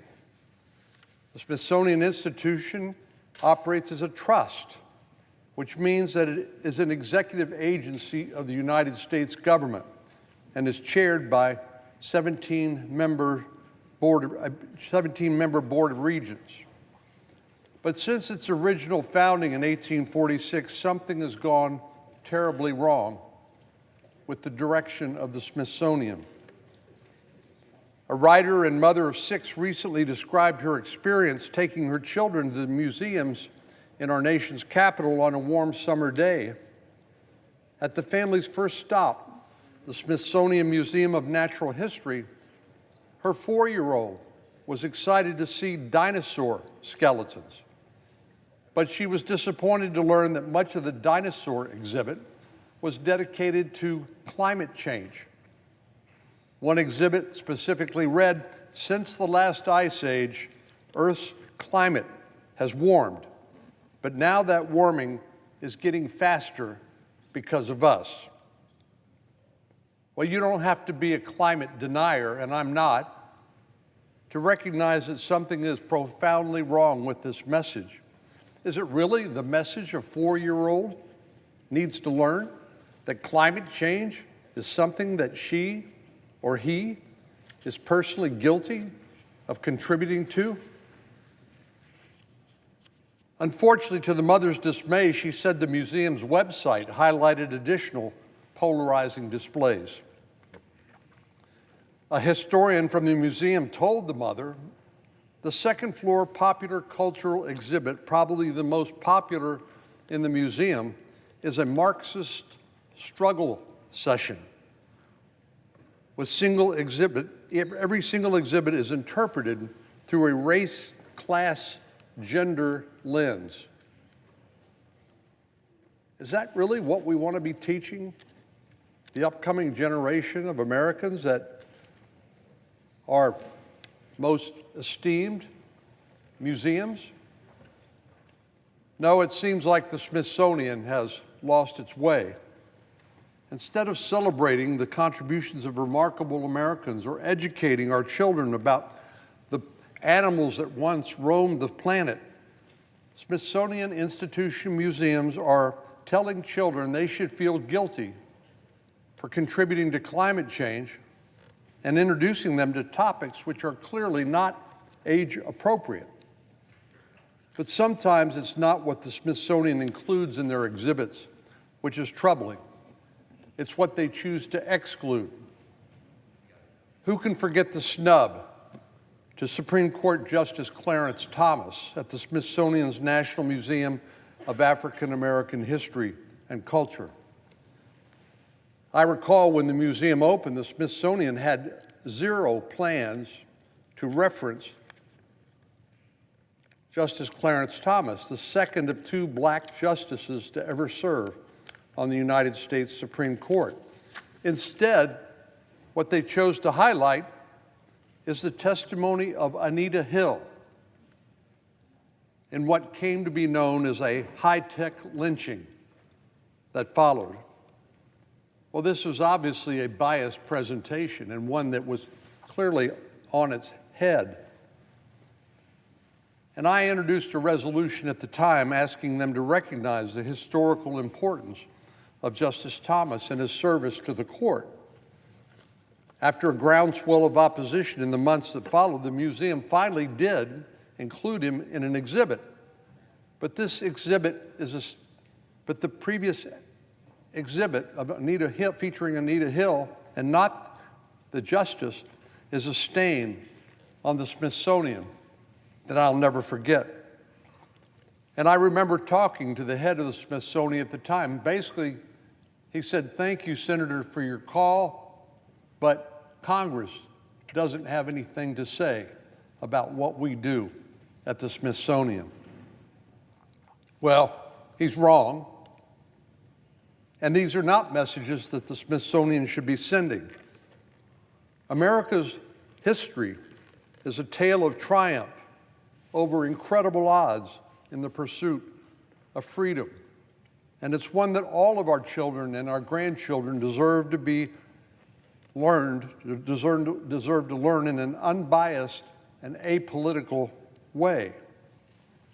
Now, some have argued that the Smithsonian is subject to oversight by Congress and the executive branch. Others have said, no, it's purely a private, independent entity. But a close examination of the institution's history will show that it has always been a government institution, an institution of the United States government. After James Smithson willed his estate for an establishment for the increase and diffusion of knowledge, the Senate, the United States Senate, where we are today, passed a bill to establish and organize the Smithsonian Institution that was signed into law by President Polk in 1846.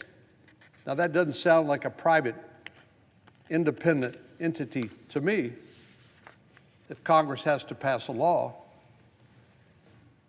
And then Congress delegated the governance of the Smithsonian Institution to a board of regents.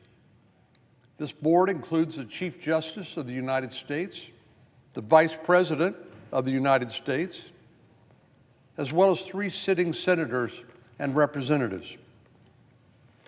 Moreover, the Smithsonian receives more than half of its funds, its operating funds, from the American taxpayer, from the federal government.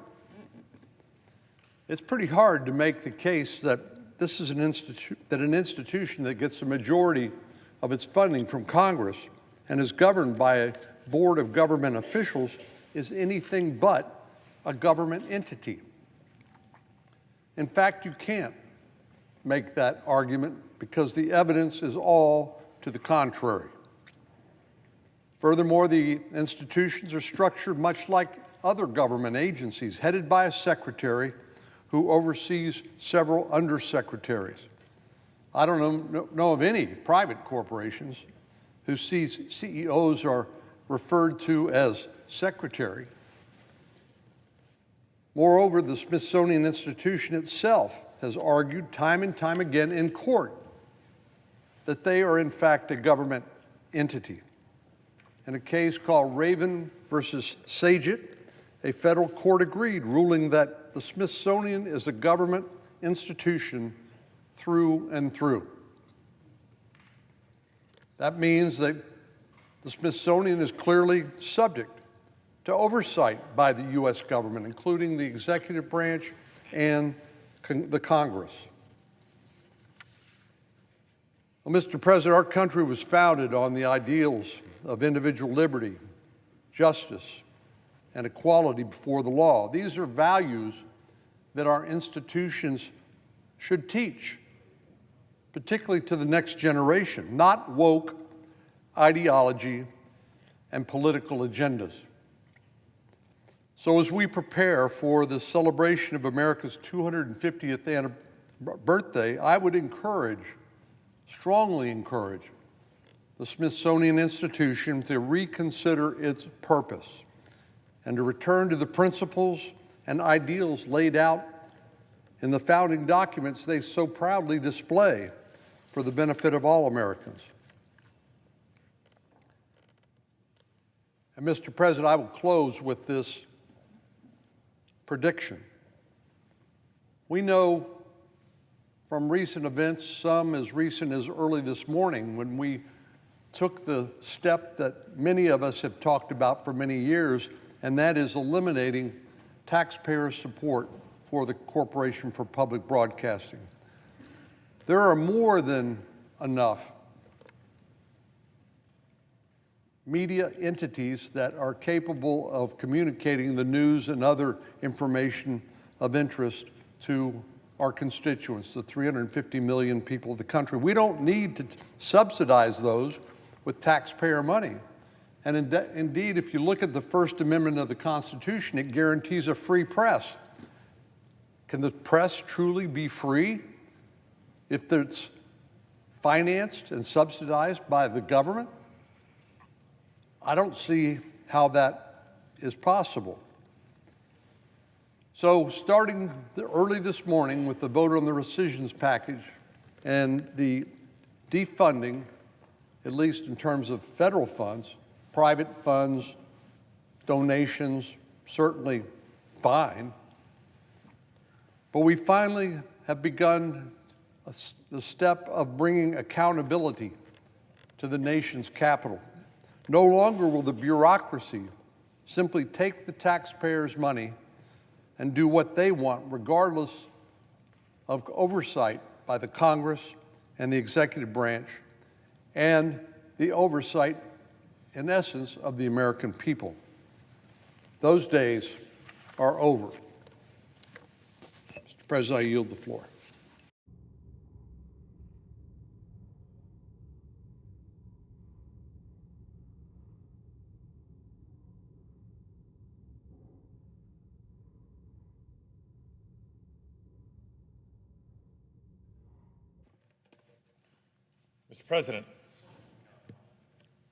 Mr. President, 2 weeks ago, I informed Senate leadership of my intent to object to the Senate proceeding to Trump's nominee to serve as Vice Chief of the National Guard Bureau. So I rise today to both publicly and clearly explain my hold on this nomination. and to demand that the Trump administration release all remaining U.S. military forces from the unnecessary and political deployment to Los Angeles. Now, earlier this week, the Trump administration did announce that they would be releasing 2,000 National Guard troops from deployment.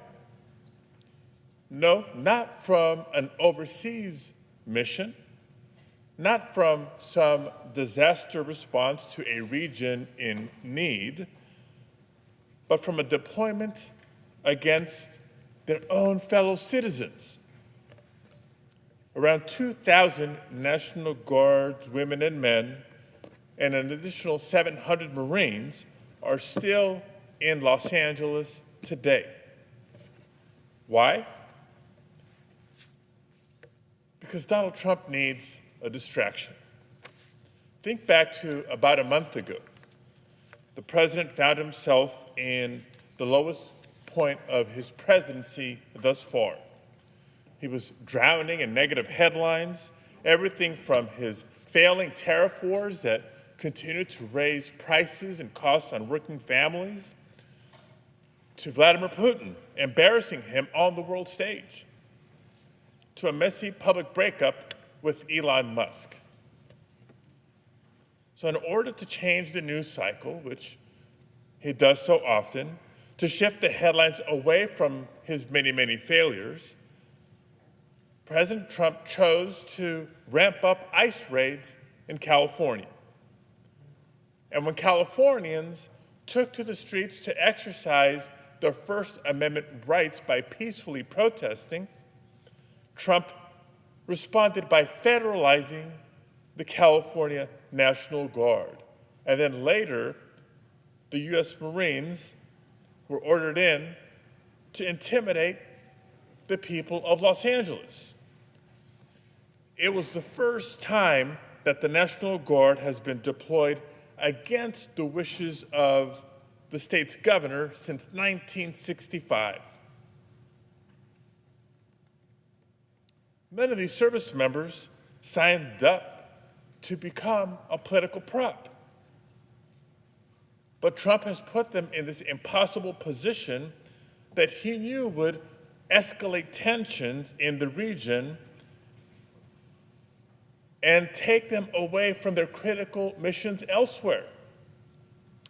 And it's exactly why in late June, a few weeks ago, the head of the U.S. Northern Command requested that Secretary Hegseth return at least 200 troops from the National Guard's wildfire unit who were stuck in Los Angeles for Trump's political purposes. Because every day that those troops were unnecessarily deployed to Los Angeles was another day that their primary mission went unmet. We're talking about undermining firefighting and fire mitigation efforts as we are approaching peak wildfire season. This is dangerous and unnecessary. And because the Trump administration continued to keep thousands of troops in Los Angeles, 2 weeks ago, I exercised my constitutional duty as a U.S. Senator to advise and consent to nominations in order to block the nomination of Lieutenant General Thomas Cardin. Lieutenant General Cardin currently serves as second in command of Northern Command, the combatant command that has overseen Trump's orders to militarize Los Angeles. But I want to be very clear about something. My objection is about more than Lieutenant General Cardin. None of what we are seeing in Los Angeles through this militarization is business as usual. Deploying the Guard against the wishes of the governor, against the wishes of the mayor, and against even the wishes of local law enforcement, the sheriff, the police chief. None of that is normal. So today, I am making it clear to all of my colleagues my intent to oppose any expedited consideration of this nomination until two conditions are met. First, that every last Guardsman and Marine must be released from this deployment in Los Angeles. Stop militarizing our cities and using our service members as political pawns. And second, I'll maintain my hold until I've been given sufficient commitments and assurances from this administration that no Guardsmen from other states will be sent to enforce the President's political demands on California. And until both of these conditions are met, I will maintain my hold on this nomination. Thank you, Mr. President. I yield the floor.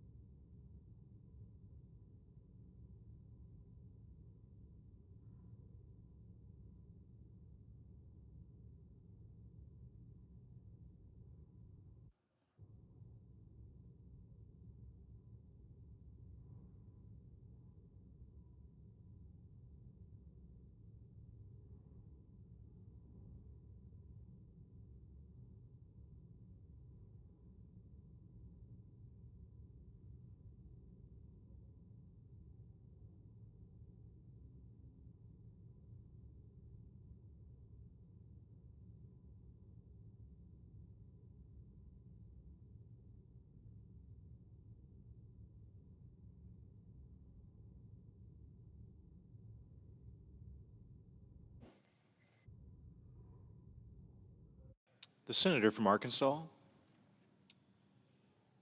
Today, I encourage my Senate colleagues to confirm Mr. Aaron Lucas as the next Principal Deputy Director of National Intelligence. Mr. Lucas's long career serving our nation as a CIA officer makes him well suited for this important position.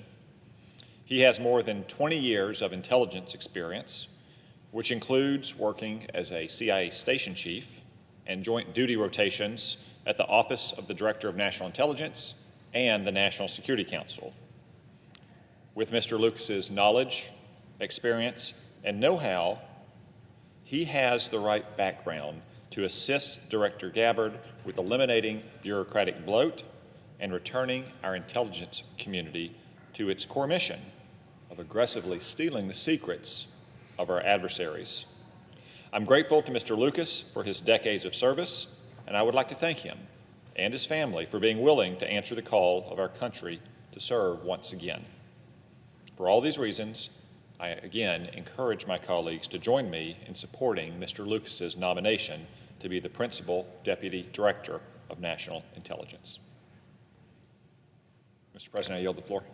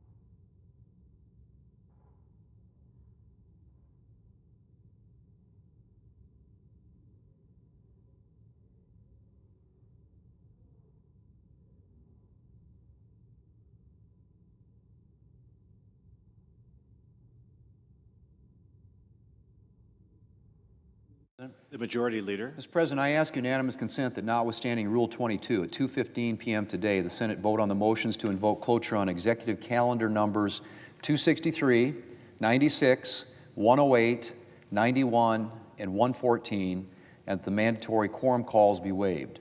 Further, if cloture is invoked on the nominations individually, all post-cloture time be expired, including executive calendar 260, and the Senate vote on confirmation of the nominations at a time to be determined by the Majority Leader in consultation with the Democratic Leader no earlier than Monday, July 21st. Finally, if confirmed, the motion to reconsider be considered made, laid upon the table, and the President be immediately notified of the Senate's action. Without objection. Thank you, Mr. President.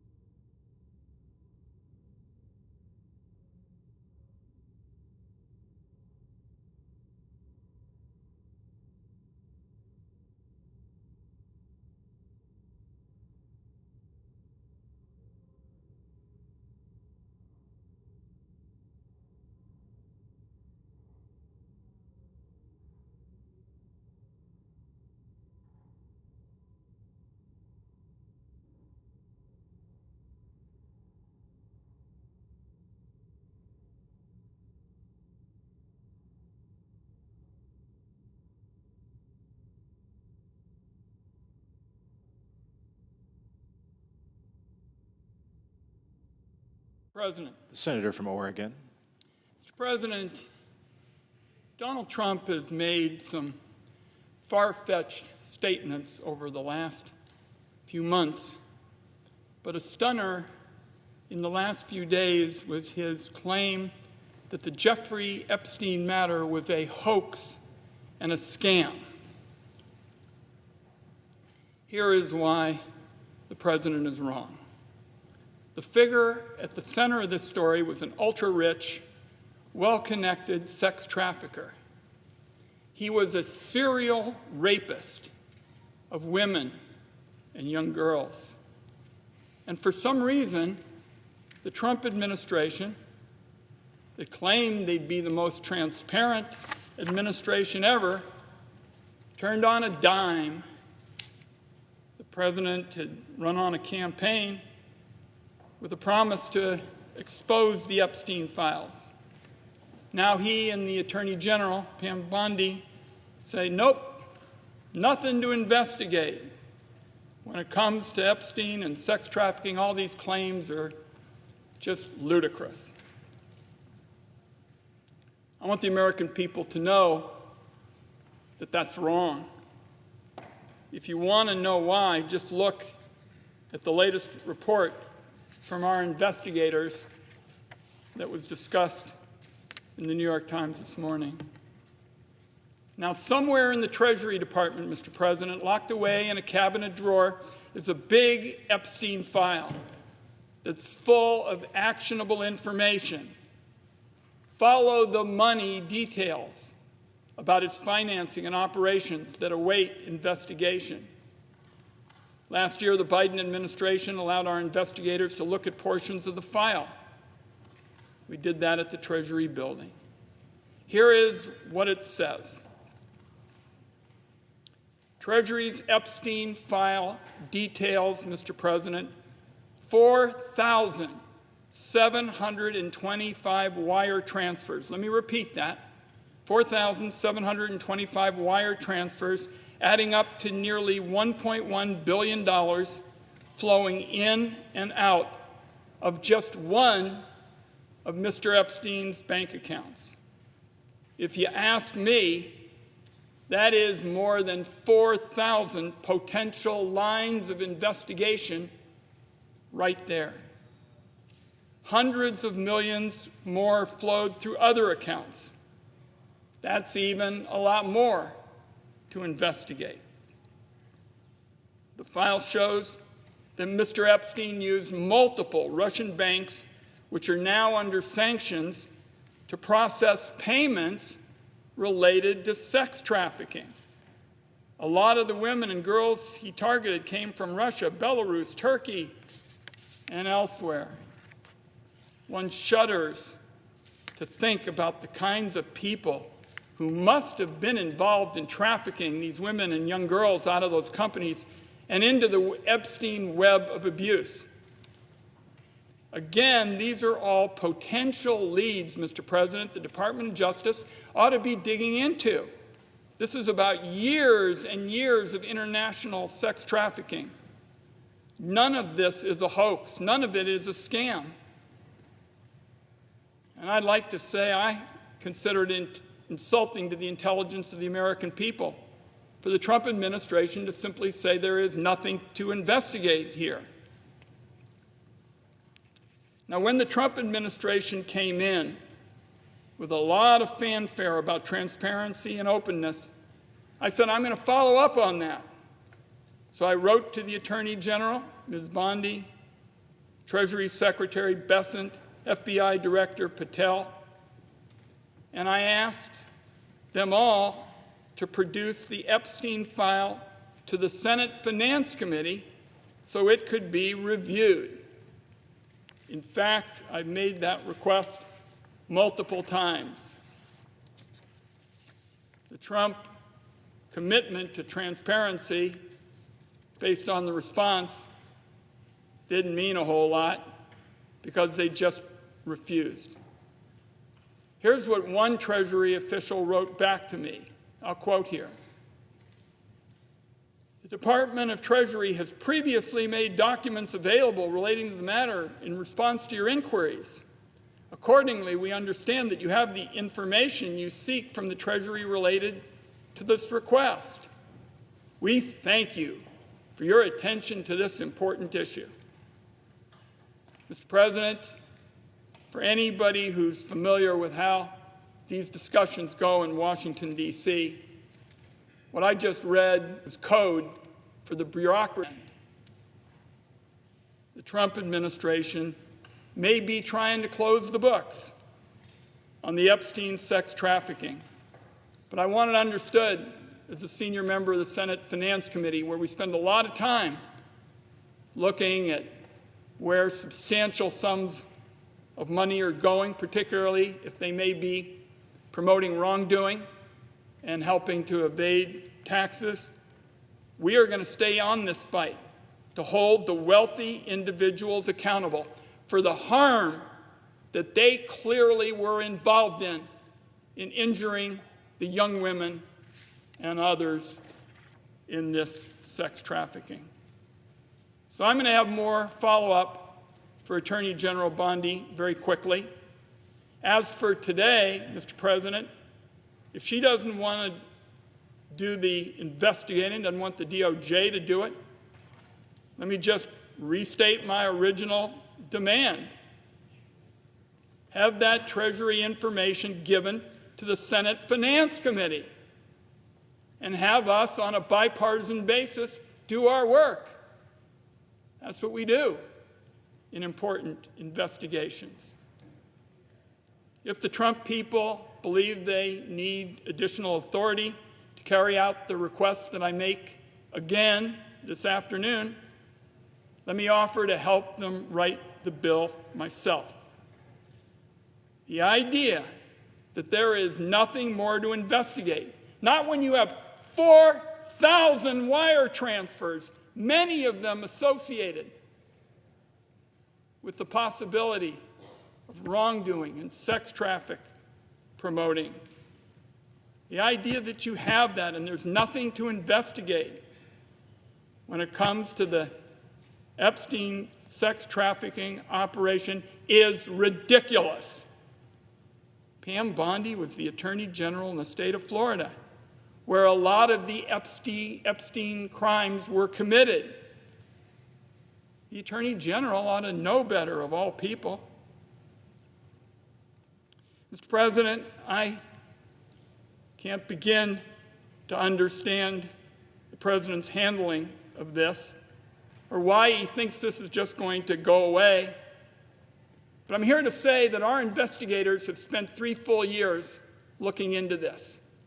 And the reason why is because we feel so strongly about the horror of sex trafficking and our commitment to root it out. The President of the Senate is new to this body, but I'm sure he's dealt with these issues before. You can't have a much bigger horror in front of you than sex trafficking abuse. So we're talking about real evil done to women and girls by Jeffrey Epstein. And Mr. President, nobody gets to sweep that under the rug. I yield the floor.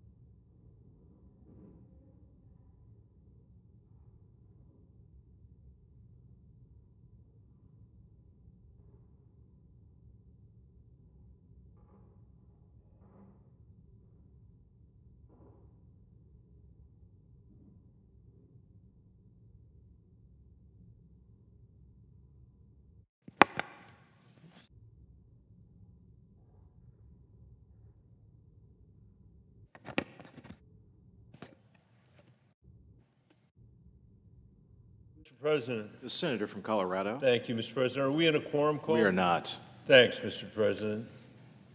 I rise today to remember the life of John Stolp, Jr., a son of Colorado's Eastern Plains, Colorado's first and only water czar, and the former Commissioner of Agriculture for our state. In his 45 extraordinary years of public service, John was appointed by 5 governors of both parties to 2 cabinet positions and 6 state boards and commissions. Governor Bill Ritter, who appointed John as Commissioner of Agriculture, said, "If we had an award for the most universally loved cabinet member, it would be John Stolp." I agree. After graduating from Colorado State University with a degree in veterinary science, John returned to Prowers County with his beloved wife, Jane. Together they ran Stolp land and livestock for 50 years, growing dryland wheat and raising cattle while continuing to practice veterinary medicine. I was honored to spend time with him and learn from John, including a visit to the Stolp farm in 2013.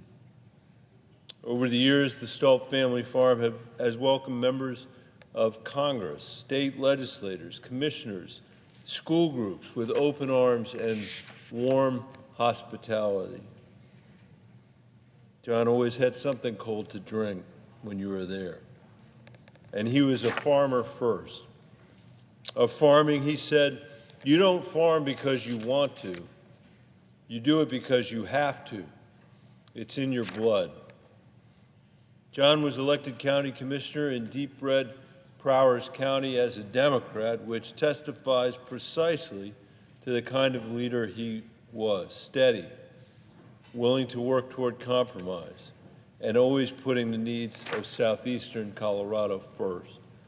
We could use his example around here. As a water czar under then Governor Hickenlooper, he had the enormous task of creating a water plan for the next 50 years. Skeptical at first, John's quiet and thoughtful approach brought rural and urban users to the table and helped forge compromise over some of the toughest issues that we face in the West and in Colorado. He knew that rural Colorado was counting on him, I suspect, all his life. But he was also thinking beyond himself and beyond his own backyard about the next generation of Coloradans his 5 kids and now 5 grandkids would inherit. John leaves an incredible legacy in Colorado. Not just the work he did to ensure that rural Colorado was represented in the capital of Denver, or the expertise and counsel he gave to countless leaders, but I would say most important to him, to his family. And I send, on behalf of the people of Colorado, my condolences to the entire Stolp family, to John's children, to his grandchildren, to his wife, Jane. Colorado will feel his loss. His leadership will be deeply missed, and I think his example will testify to the standard every one of us should strive for of leadership in our state and in our community and as a member of our family. And with that, Mr. President, I yield the floor, and I'd suggest the absence of a quorum. The clerk will call the roll. Ms. Also Brooks.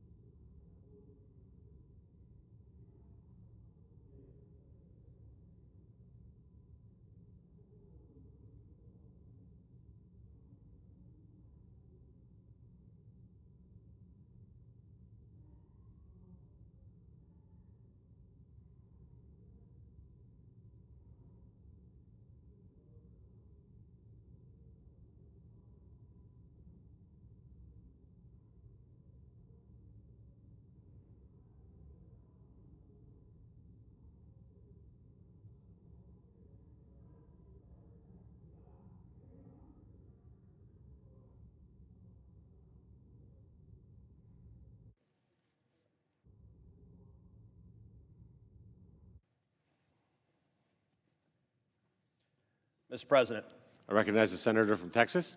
I ask unanimous call that the quorum call be vitiated. Without objection. Mr. President, I rise in support of the nomination of Ariel Roth to serve as Administrator of the National Telecommunications and Information Administration, or NTIA.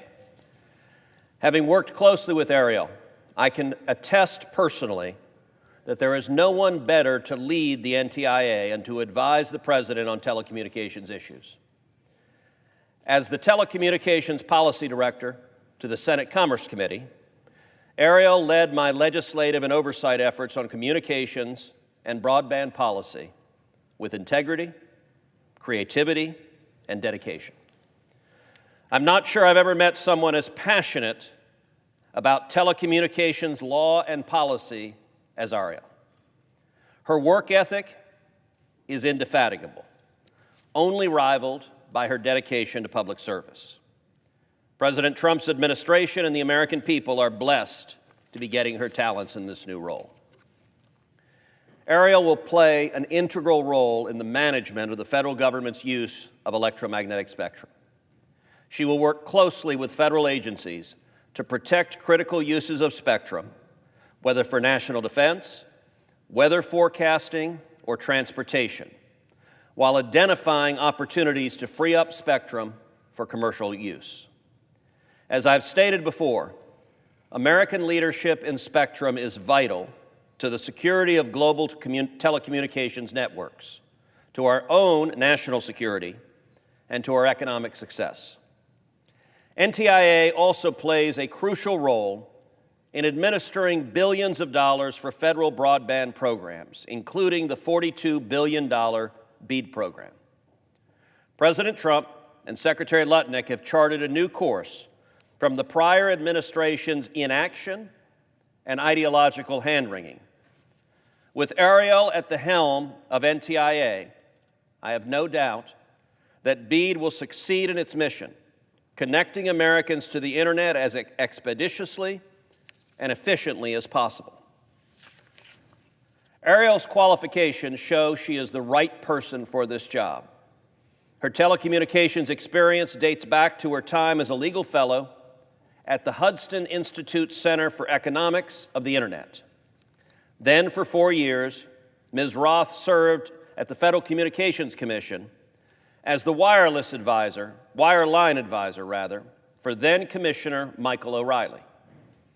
She next turned to Congress, where she worked on telecommunications policy at the House Energy and Commerce Committee, and later as legislative counsel to our former colleague, Senator Roy Blunt, a long-serving member of the Senate Commerce Committee. Ariel has been a tireless and expert advocate in defending and promoting key conservative values. She has consistently fought to defend the taxpayer, to defend free speech, and with particular passion to defend kids online. Ariel was key in delivering policy victories many said were impossible. Simply put, her experience, both in Congress and at the FCC, makes her ideally suited to lead NTIA. Ariel will serve President Trump and Secretary Lutnick well in their mission to advance government efficiency, economic growth, and innovation. The American people will benefit enormously from her service. I strongly urge my colleagues to support Ariel Roth's nomination to be NTIA Administrator. She was voted out of the Commerce Committee with bipartisan support, and my hope is she will be confirmed on this floor with bipartisan support. I yield the floor, and I suggest the absence of a quorum. The clerk will call the roll. Ms. Alsterbrooks.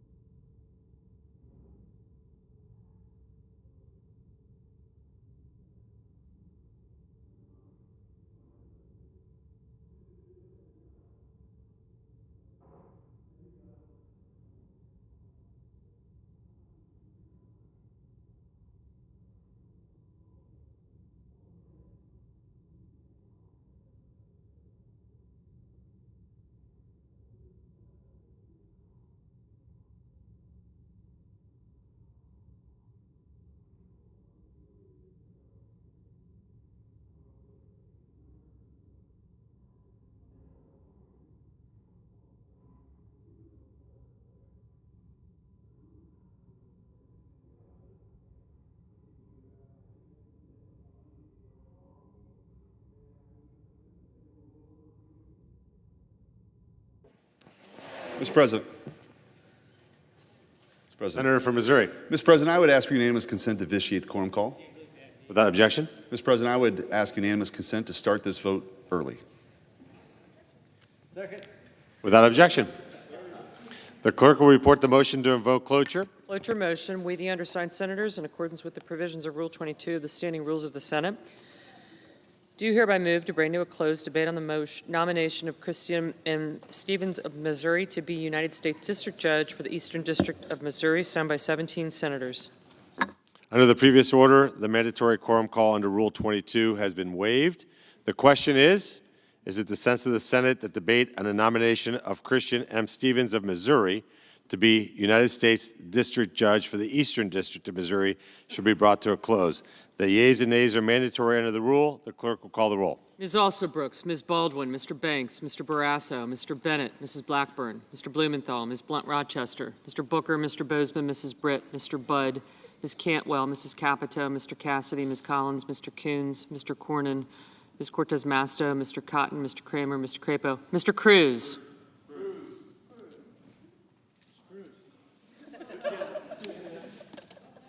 That's all we need. Thank you. You're a no? Thank you. Thank you. Thanks.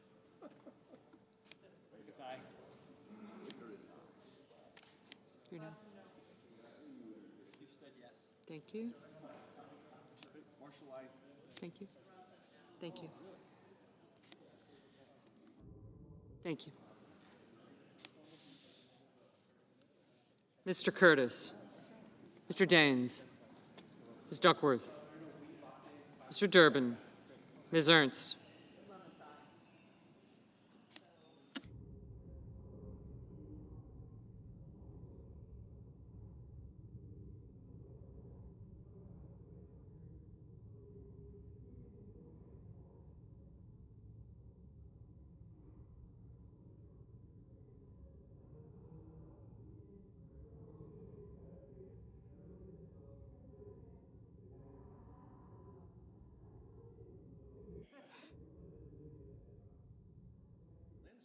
Mr. Fetterman, Mrs. Fisher.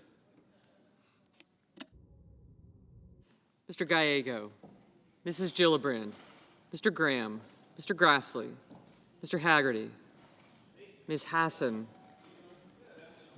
Mr. Hawley, Mr. Heinrich, Mr. Hickenlooper, Ms. Hirono, Mr. Hoven, Mr. Husted, Mrs. Hyde-Smith, Mr. Johnson, Mr. Justice, Mr. Kane, Mr. Kelly, Mr. Kennedy, Mr. Kem, Mr. King, Ms. Klobuchar, Mr. Langford, Mr. Lee, Mr. Lujan, Ms. Lummis, Mr. Markey, Mr. Marshall, Mr. McConnell, Mr. McCormick, Mr. Merkley, Mrs. Moody, Mr. Moran, Mr. Marino, Mr. Mullen, Ms. Murkowski, Mr. Murphy, Mrs. Murray, Mr. Ossoff, Mr. Padilla, Mr. Paul, Mr. Peters, Mr. Reed, Mr. Ricketts, Mr. Risch, Ms. Rosen,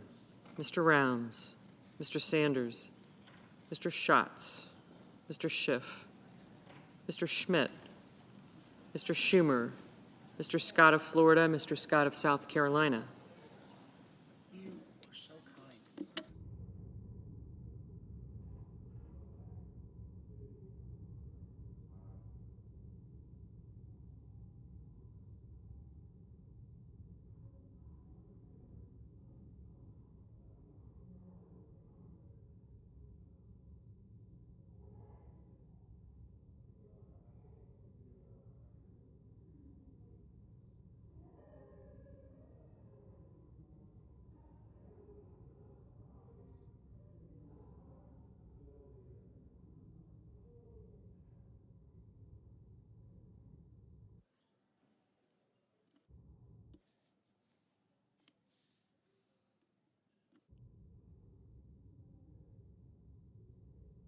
Mrs. Shaheen, Mr. Sheehy, Ms. Slotkin, Ms. Smith.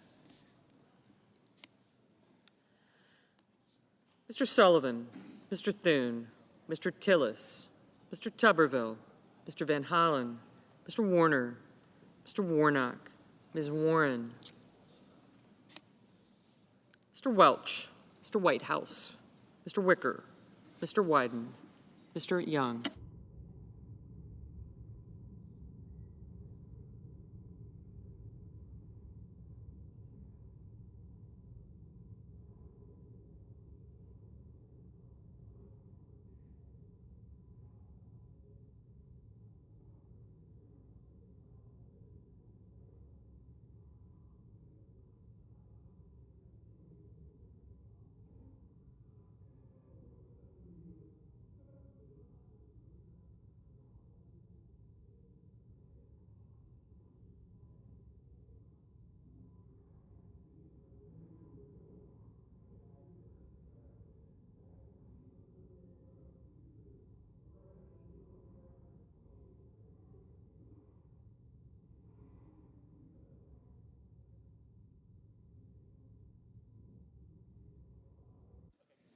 Senators voting in the affirmative: Cruz, Haggerty, Hawley, Husted, Lankford, Lummis, Marshall, Moody, Marino, Ricketts, Schmidt, Scott of South Carolina, and Wicker. Senators voting in the negative: Bennett, Cantwell, Cortez Masto, Durbin, Hassan, Hickenlooper, Kelly, Kim, Klobuchar, Padilla, Rosen, Warner, Warnock, and Welch. Mr. Heinrich, no.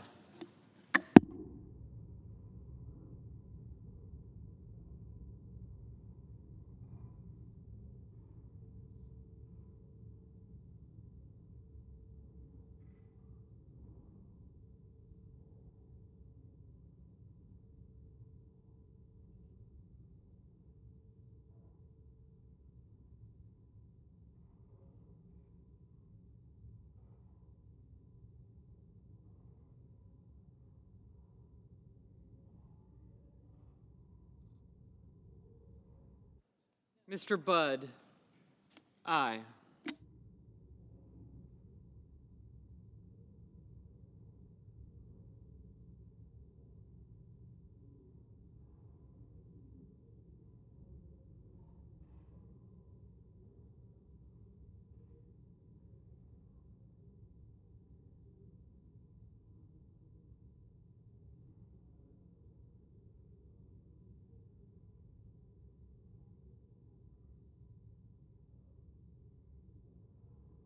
Mr. Barrasso, aye.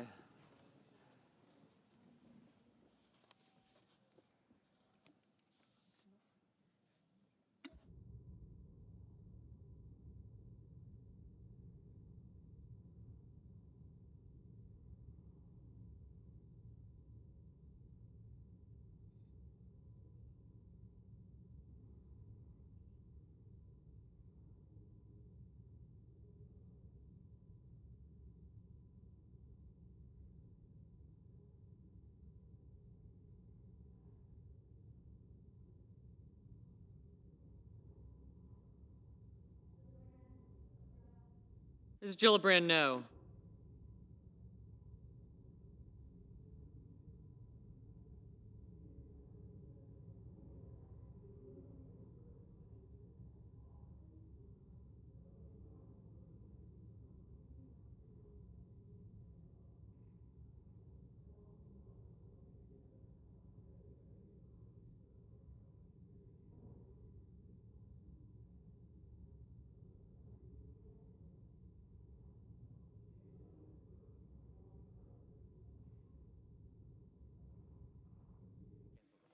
Mr. Markey, no.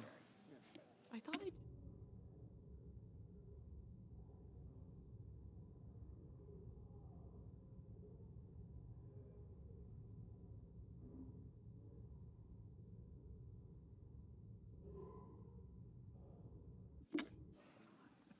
Mr. Sheehy, aye.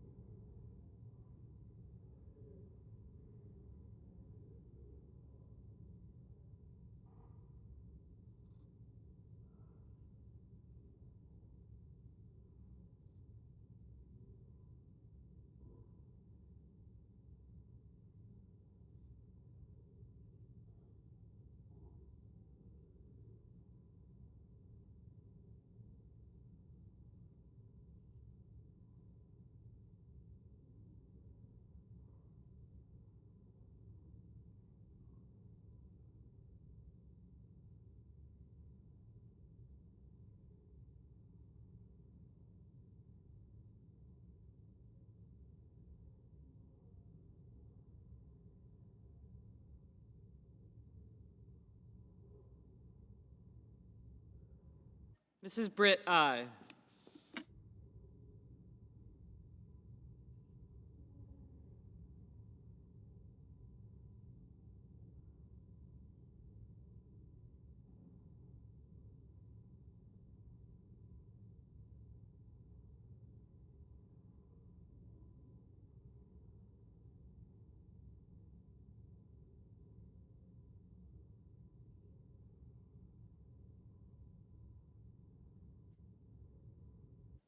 Mr. Kane, no.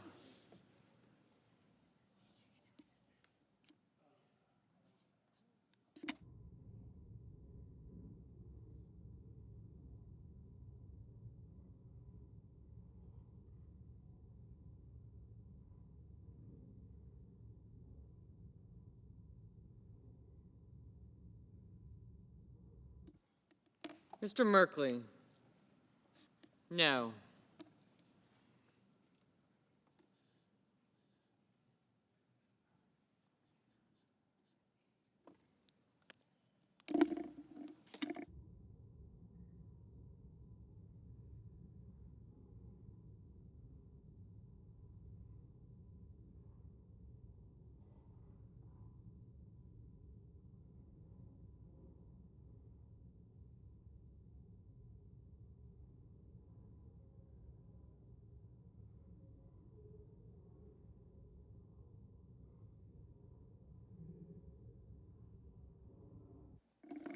Mr. Sullivan, aye.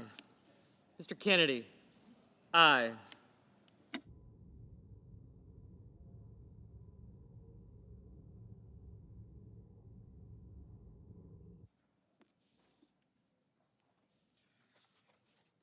Mrs. Fisher, aye.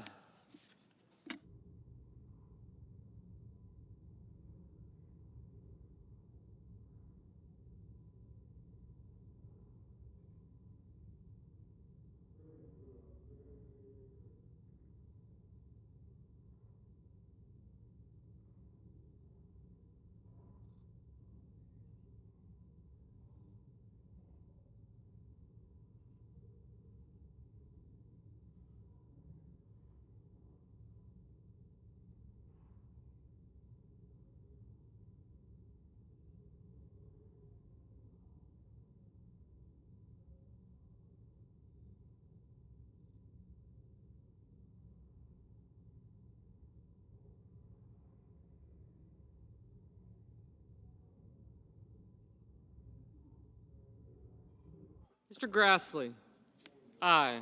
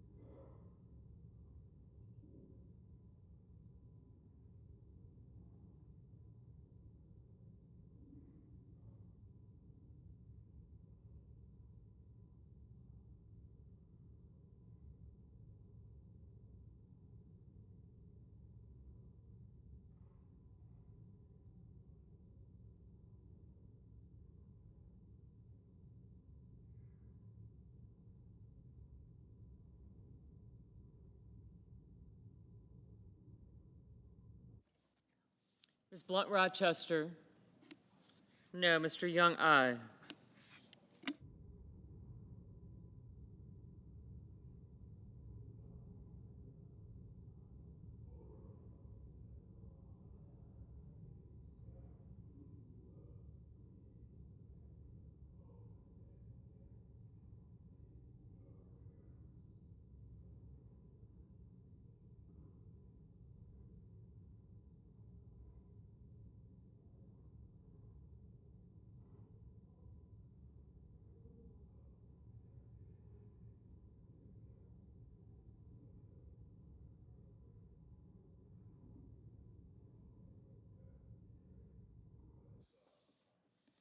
Mr. Whitehouse, no.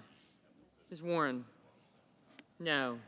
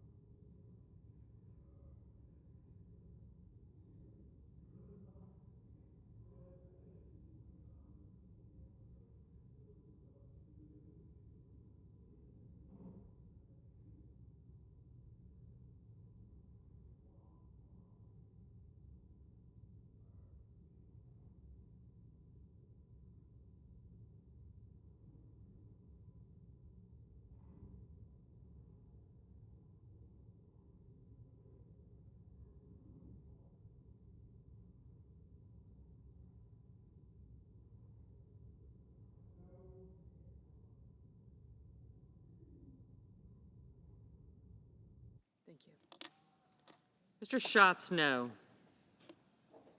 Mrs. Capito, aye. Mr. Fetterman, no.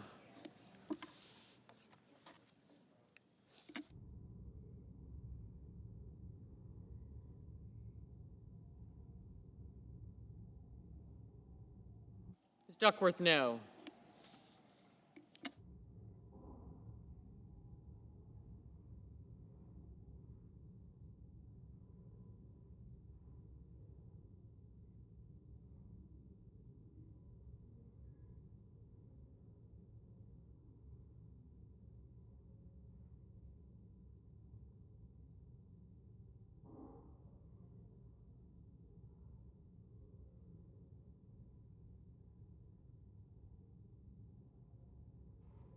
McConnell. Mr. McConnell, aye.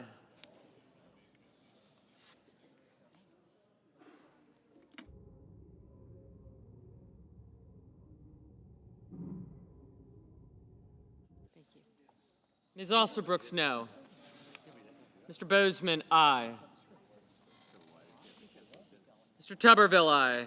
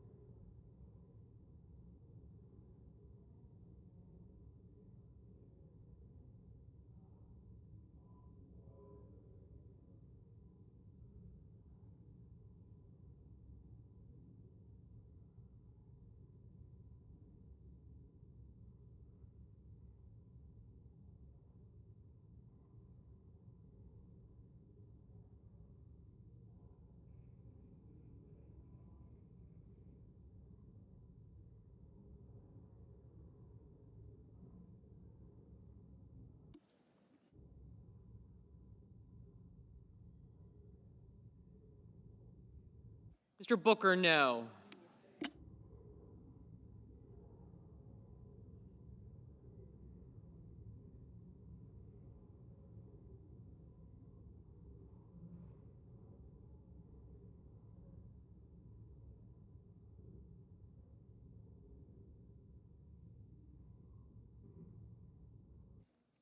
Ms. Hirono, no. Mr. Wyden, no.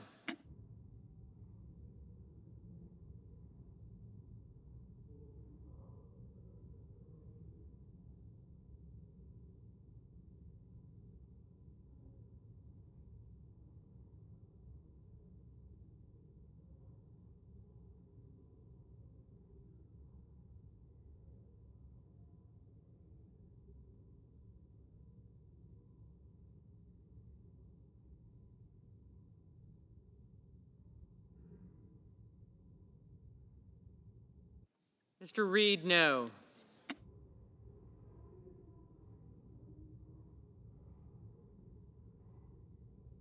Mr. Mullen, aye.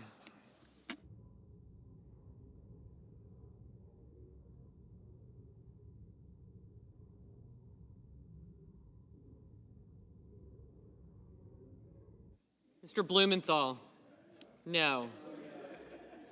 Mr. Risch, aye.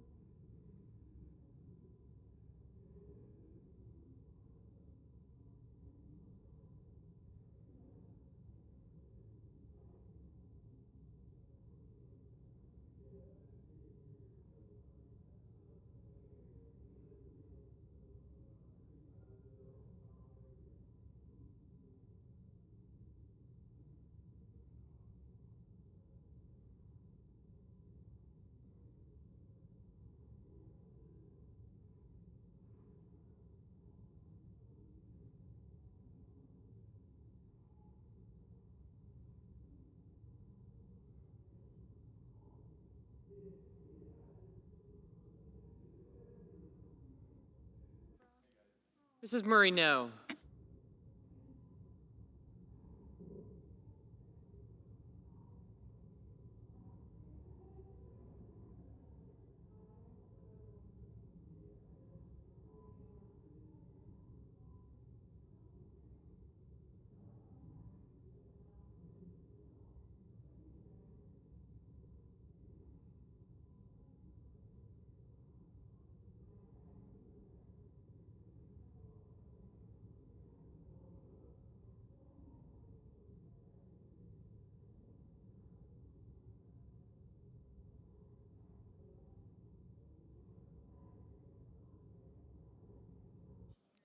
Ms. Murkowski, aye.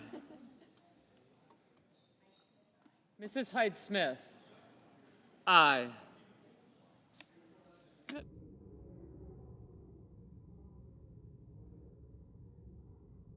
Ms. Collins, aye.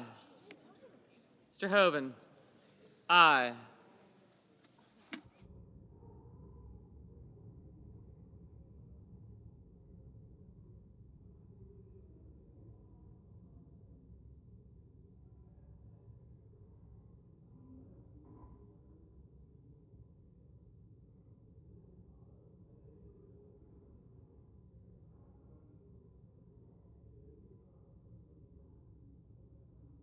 Mr. Murphy, no.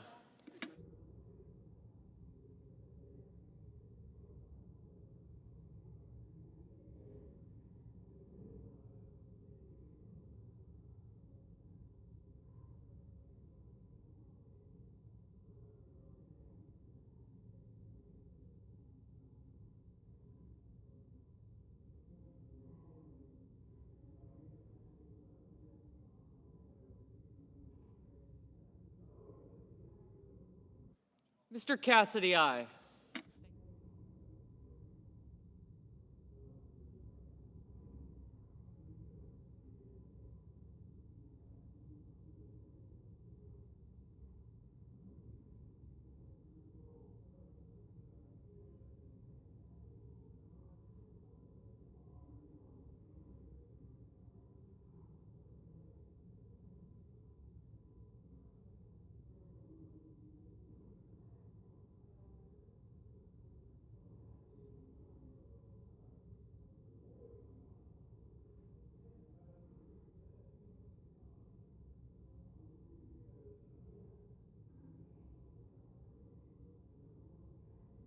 Mr. Graham, aye.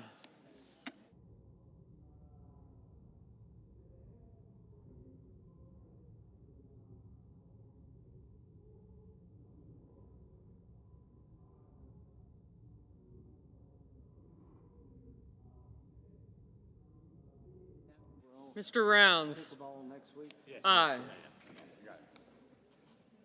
Mr. Justice, aye.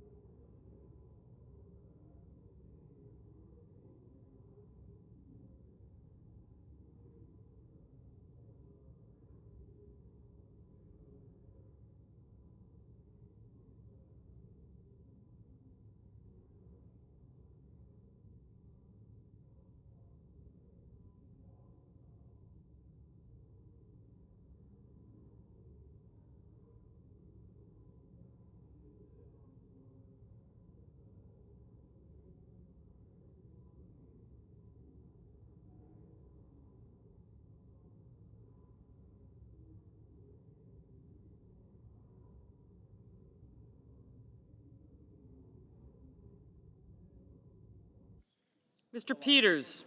No. Mr. Sanders? No.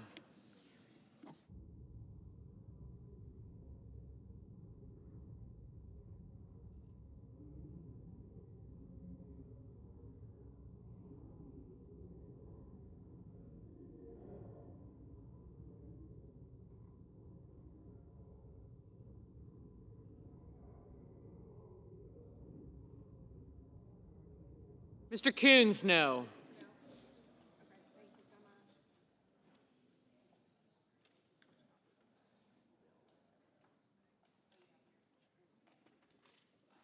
Mr. McCormick, aye.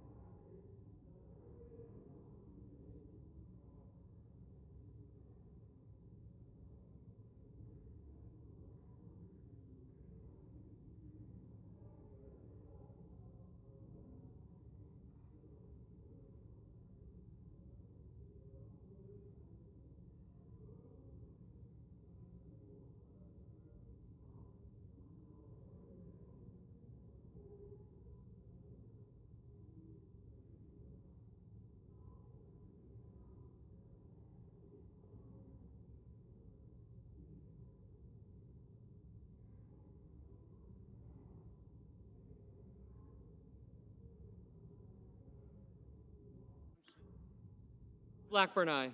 Mr. Johnson, aye.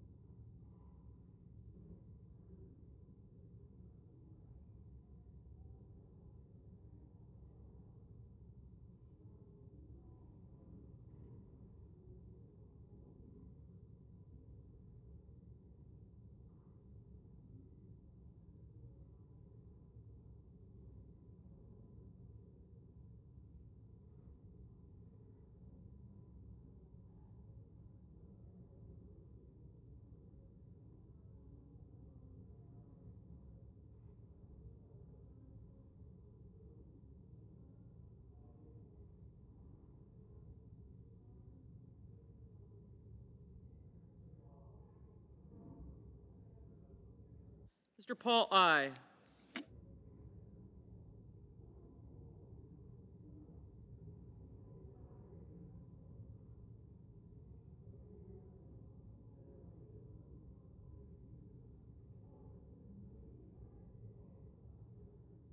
Ms. Baldwin, no.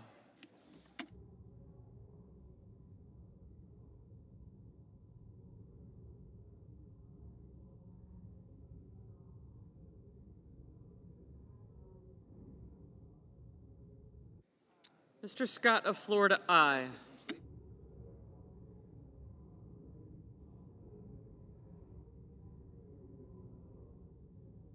Mr. Lee, aye. Mr. Thune, aye.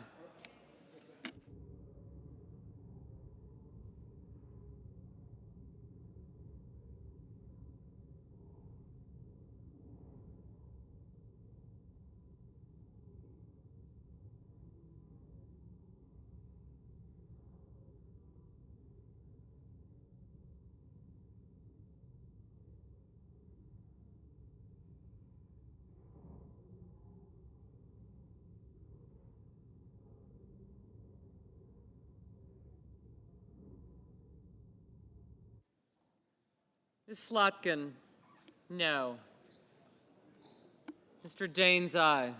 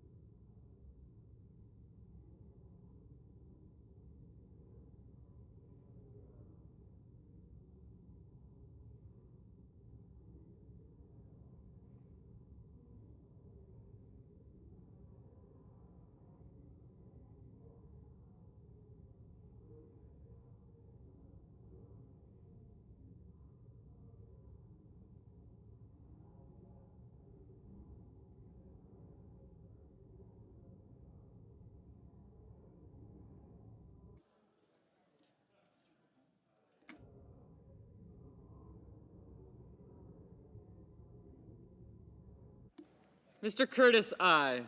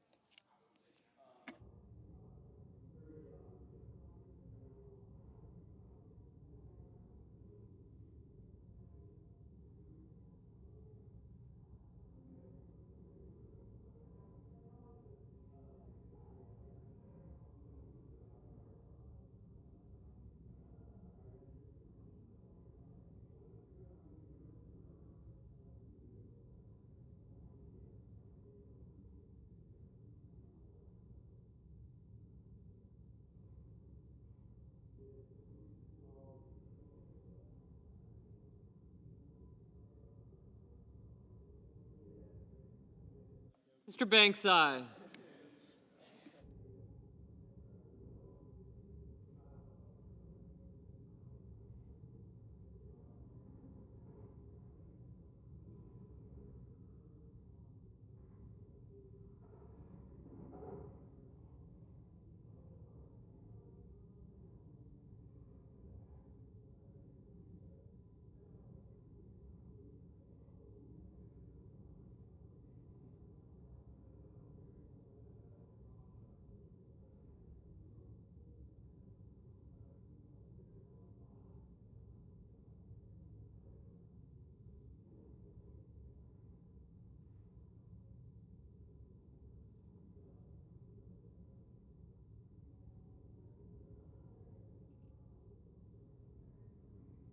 Mr. Lujan, no.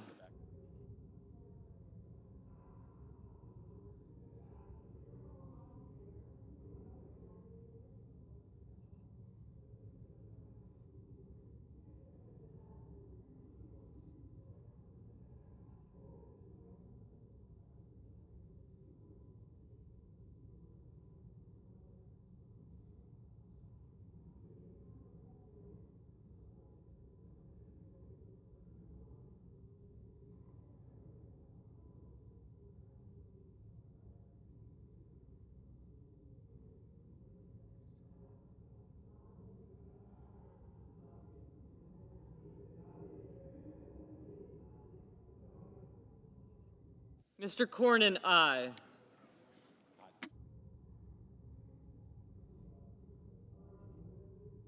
Mr. Cotton, aye.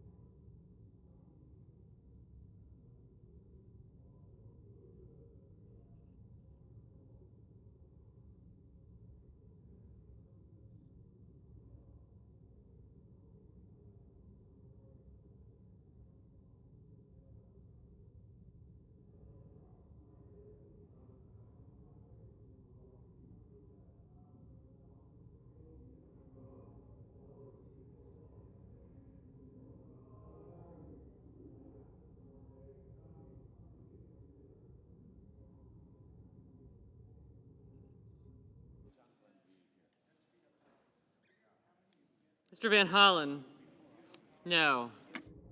Mr. Ossoff, no.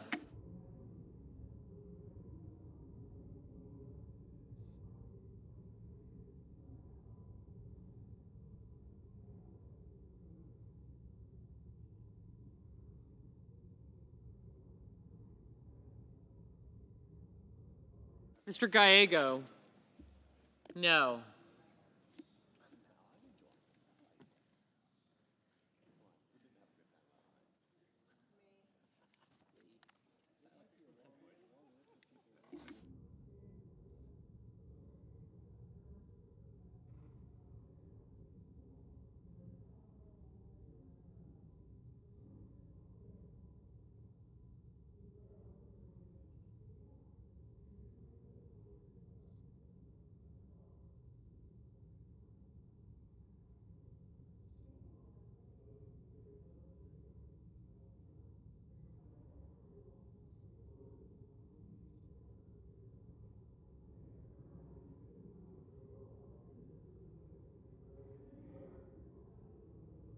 Mr. Schumer, no.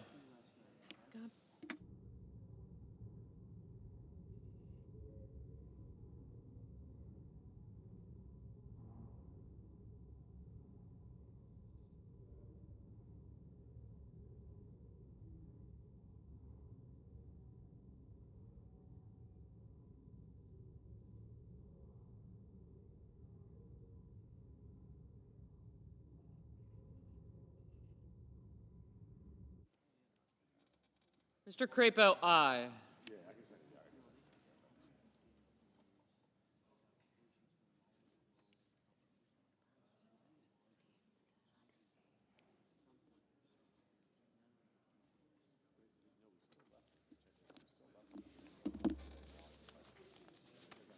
Here, I've got more to send down, but I didn't get them ready yet. Give me 1 second, Tony.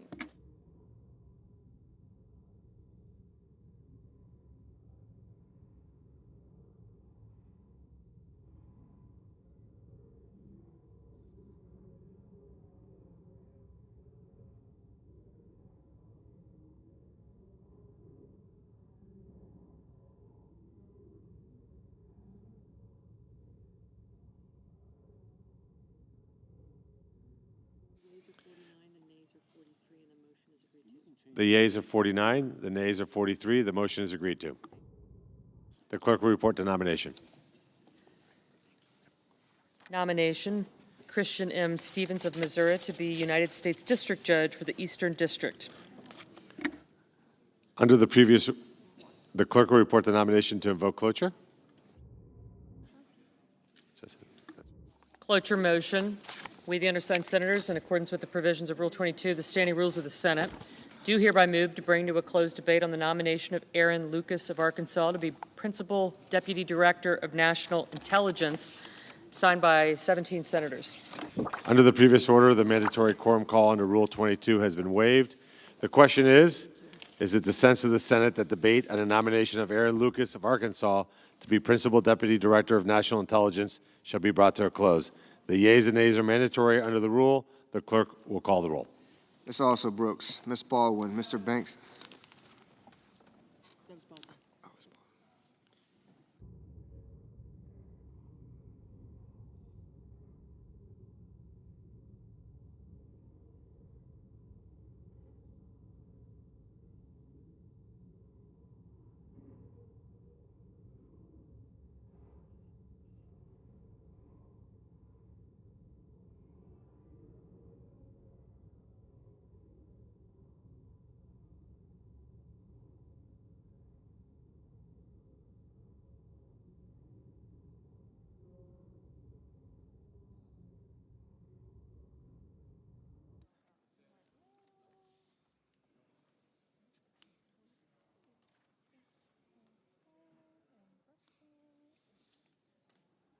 Mr. Barrasso.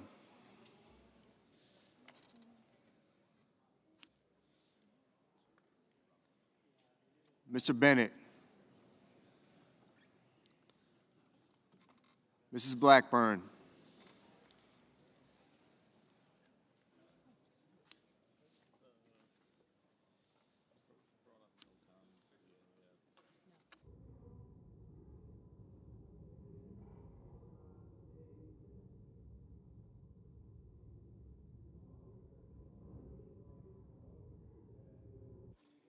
Mr. Blumenthal.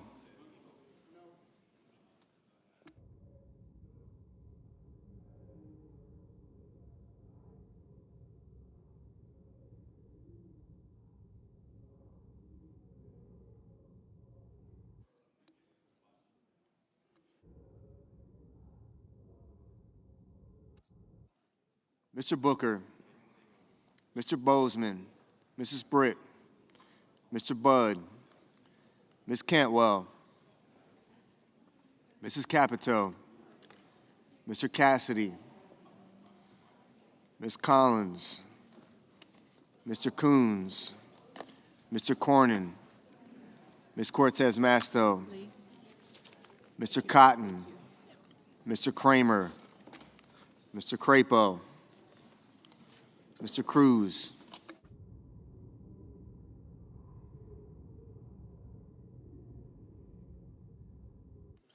Mr. Curtis, Mr. Daines, Ms. Duckworth, Mr. Durbin,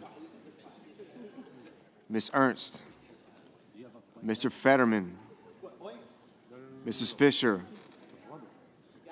Mr. Gallego,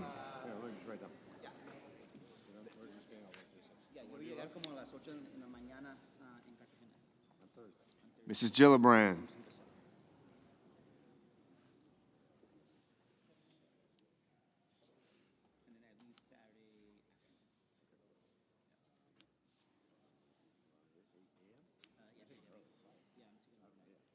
Mr. Grassley,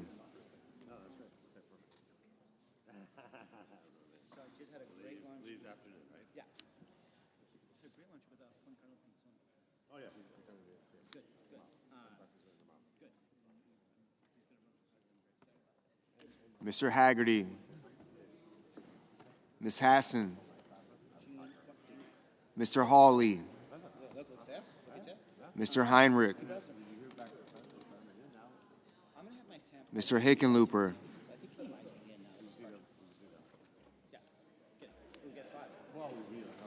Ms. Hirono, Mr. Hoven, Mr. Husted,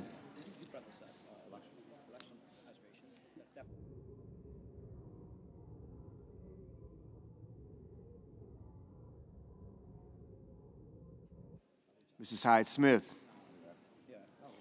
Mr. Johnson, Mr. Justice, Mr. Kane,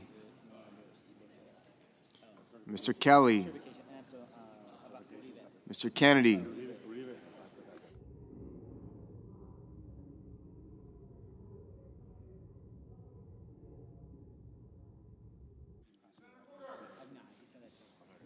I'm going to say something also to kind of just give some people from the center that opportunity to show us. Oh, wait, you could also engage. Mr. Kim, Mr. King, Okay. Ms. Klobuchar, Oh, of course. Mr. Langford, Yeah, so I'm going to Mr. Lee,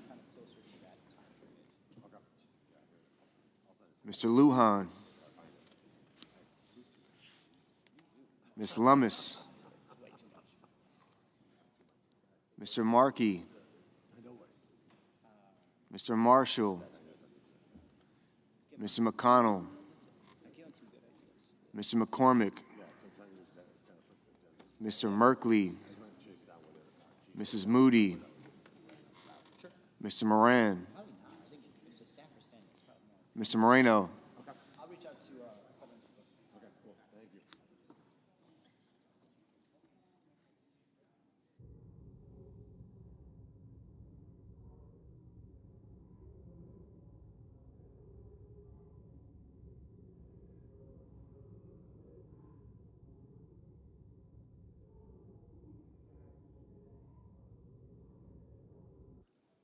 Mr. Mullen, Ms. Murkowski, Mr. Murphy,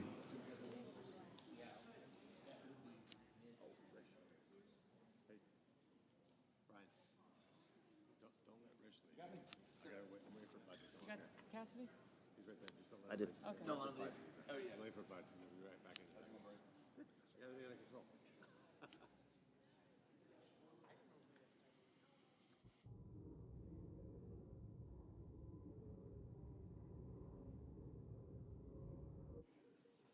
Mr. Paul, Mr. Peters,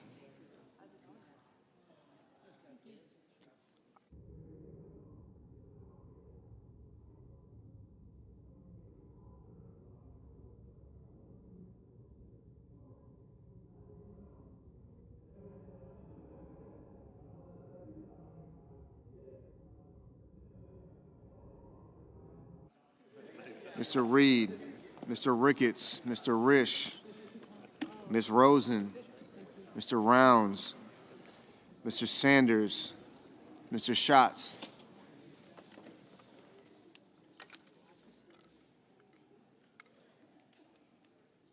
Mr. Schiff, Mr. Schmidt, Mr. Schumer, Mr. Scott of Florida, Mr. Scott of South Carolina, Mrs. Shaheen, Mr. Sheehy, Ms. Slotkin, Ms. Smith, Mr. Sullivan, Mr. Thune, Mr. Tillis, Mr. Tuberville, Mr. Van Hollen, Mr. Warner, Mr. Warnock, Mr. Welch, Mr. Whitehouse, Mr. Wicker, Mr. Wyden, Mr. Young.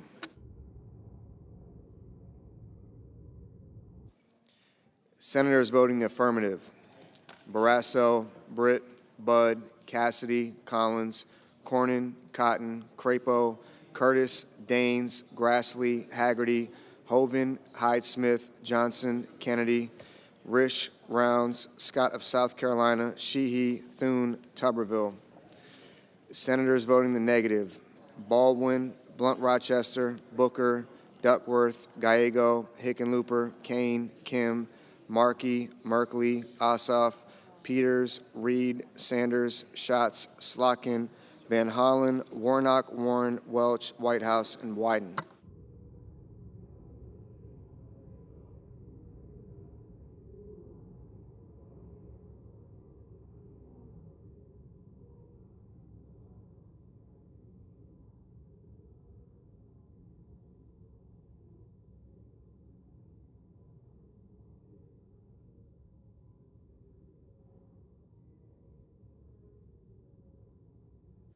Ms. Klobuchar. Ms. Klobuchar, no. Mr. Kelly, Mr. Kelly, no. Mr. Bozeman, Mr. Bozeman, aye.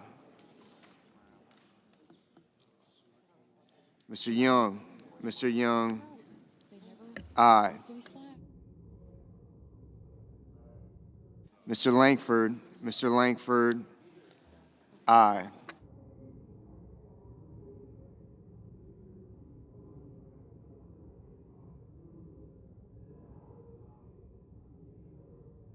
Mr. Ricketts, Mr. Ricketts, aye. Mr. Husted, Mr. Husted, aye.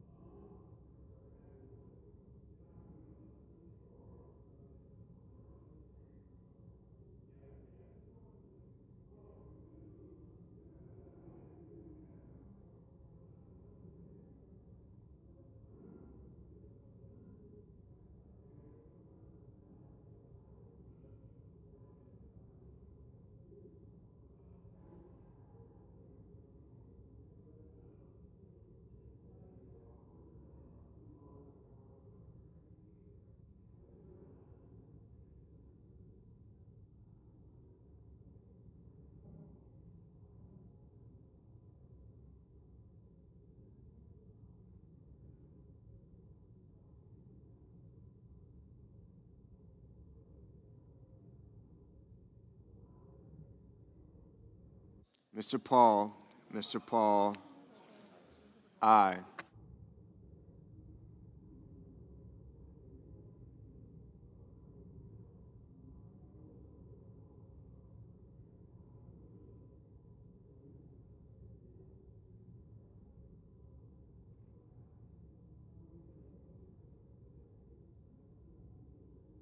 Mrs. Moody, Mrs. Moody, aye. Mr. Moreno, Mr. Moreno, aye. Mr. Murphy, Mr. Murphy, no.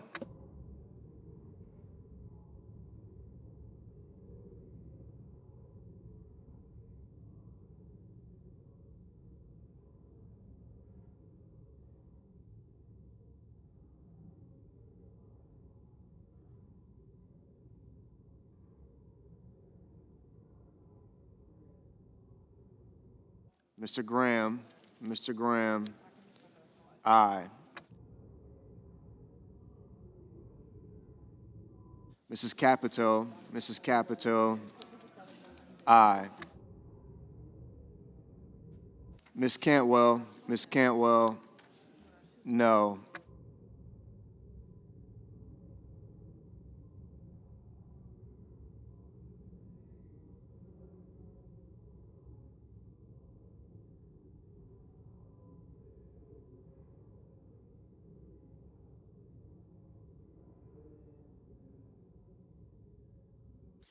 Mr. Bennett, Mr. Bennett, no. Mr. Schumer, Mr. Schumer, no.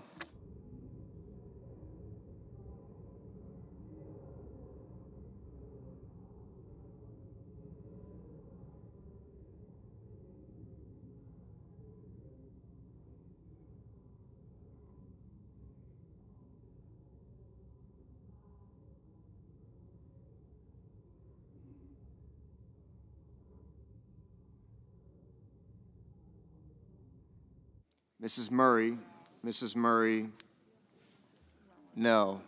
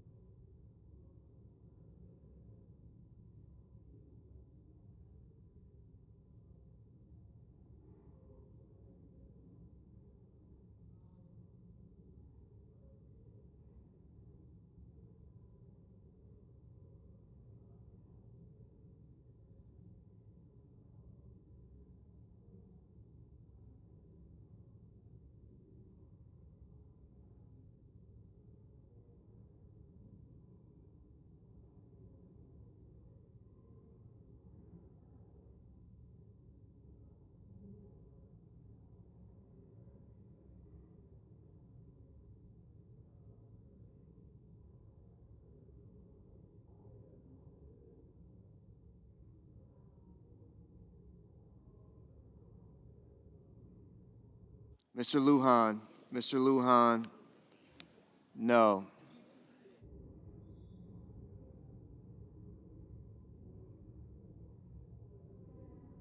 Mrs. Gillibrand. Mrs. Gillibrand, no. Mr. Hawley. Mr. Hawley, aye. Mr. Lee. Mr. Lee, aye.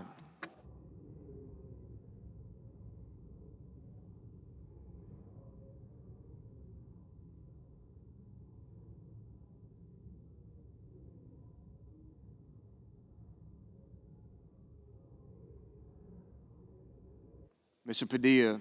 Mr. Padilla, no.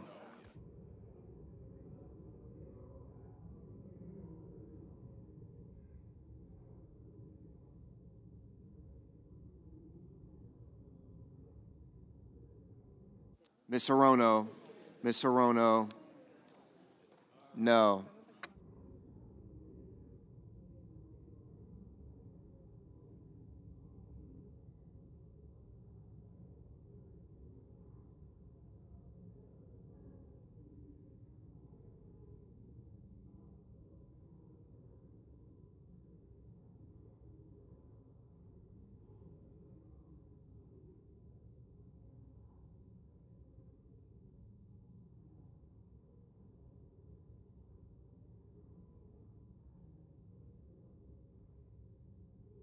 Mr. Fetterman.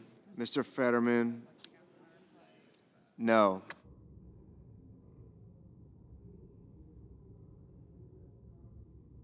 Mr. McCormick. Mr. McCormick, aye. Ms. Hassan. Ms. Hassan, no.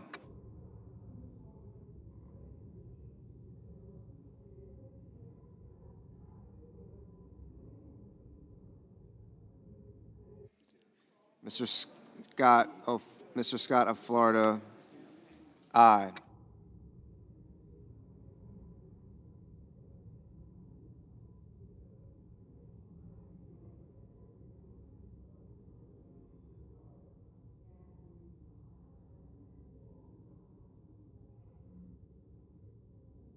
Ms. Rosen. Ms. Rosen, no.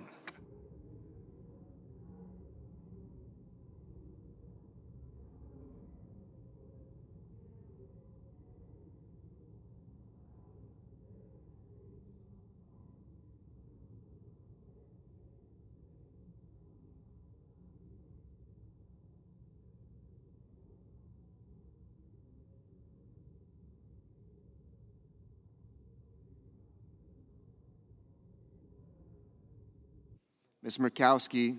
Ms. Murkowski, aye.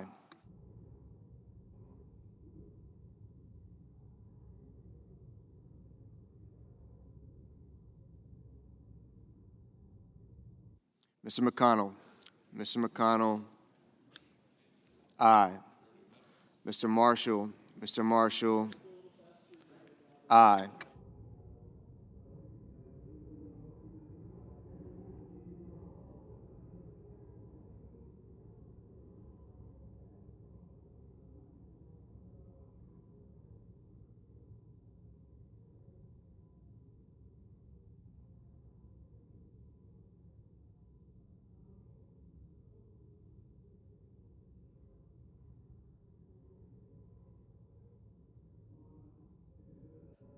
Mr. Sullivan. Mr. Sullivan, aye.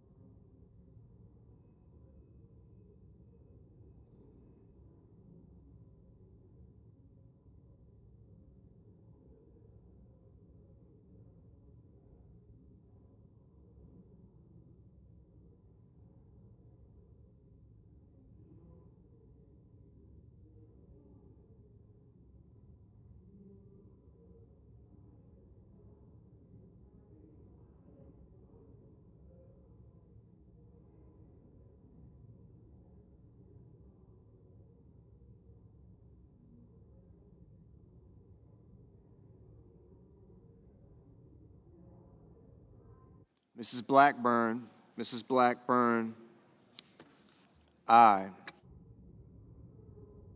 Mr. Justice, Mr. Justice, aye.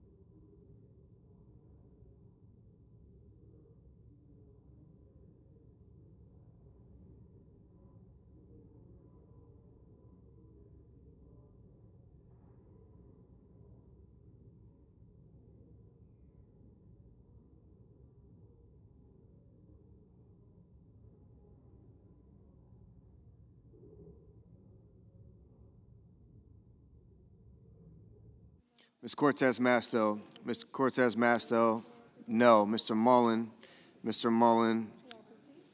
aye.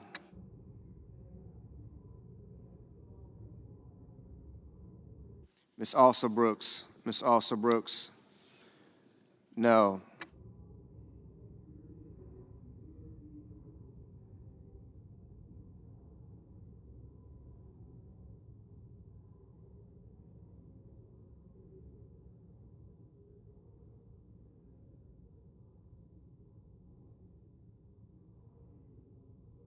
Mr. Schmidt,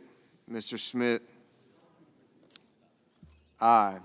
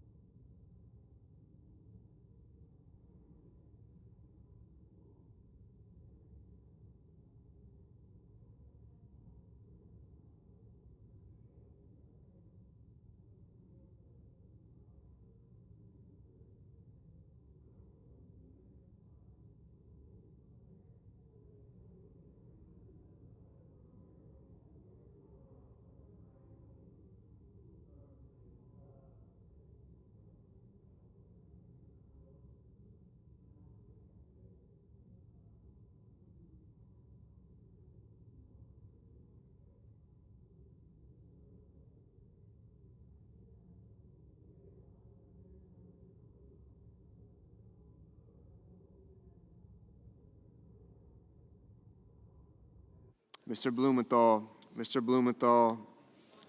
no. Ms. Smith, no. Mr. Cruz, aye.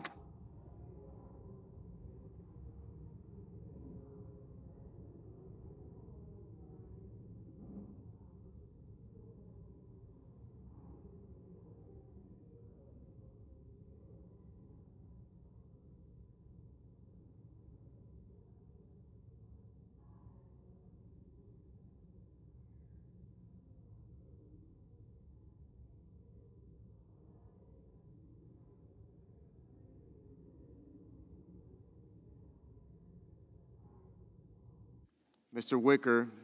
Wicker, aye.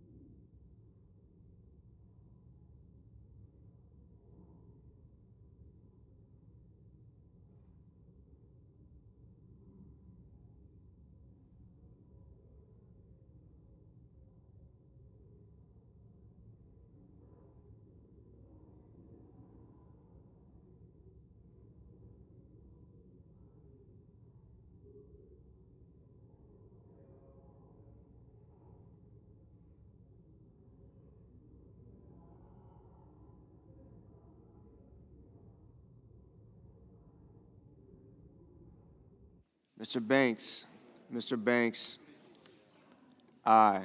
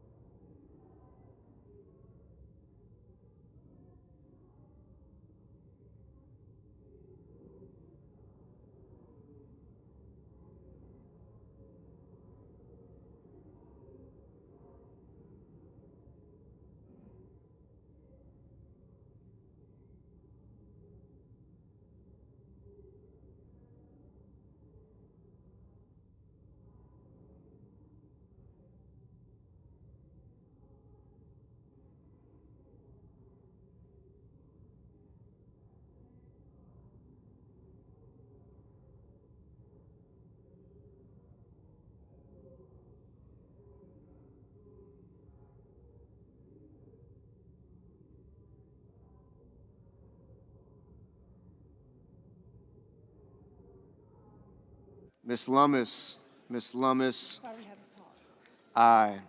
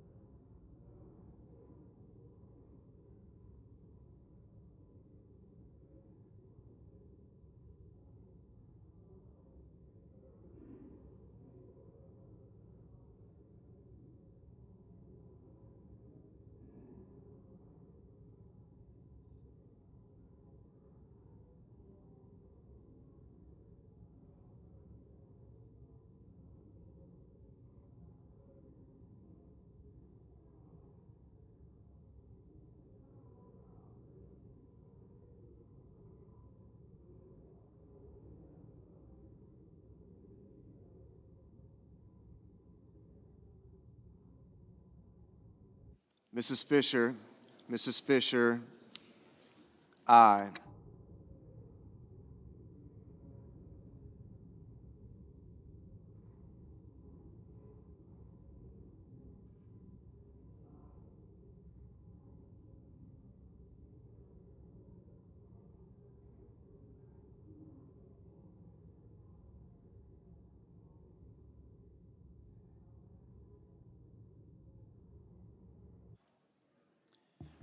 The yeas are 49, the nays are 40, and the motion is agreed to.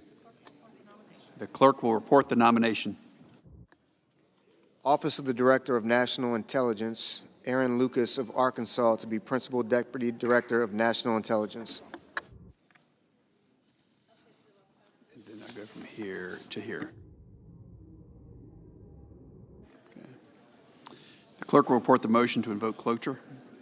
Cloture motion. We, the undersigned senators, in accordance with the provisions of Rule 22 of the Standing Rules of the Senate, do hereby move to bring to a close debate on the nomination of Bradley Hansel of Virginia to be Undersecretary of Defense for Intelligence and Security, signed by 17 senators.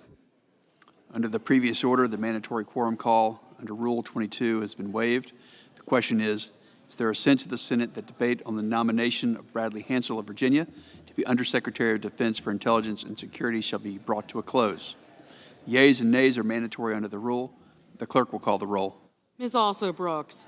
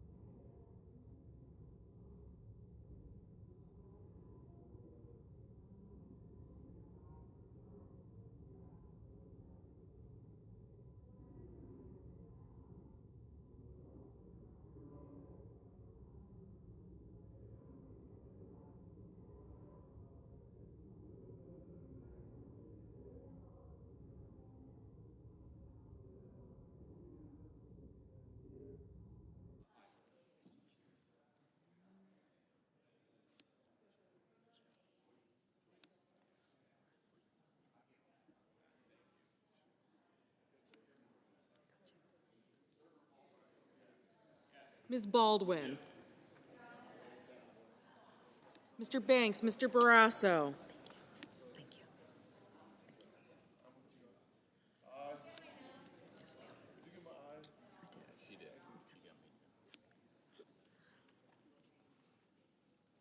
Mr. Banks, Mr. Barrasso, Mr. Bennett, Mrs. Blackburn, Mr. Blumenthal, Ms. Blunt-Rochester, Mr. Booker, Mr. Bozeman, Mrs. Britt, Mr. Budd,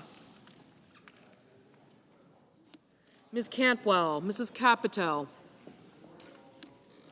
Mr. Cassidy, Ms. Collins, Mr. Coons, Mr. Cornyn, Ms. Cortez Masto, Mr. Cotton, Mr. Kramer, Mr. Crapo, Mr. Cruz, Mr. Curtis, Mr. Daines, Ms. Duckworth, Mr. Durbin, Ms. Ernst,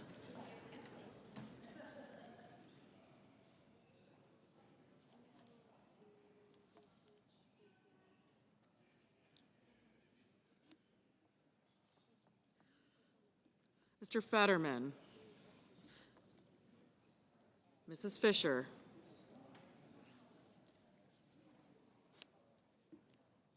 Mr. Gallego,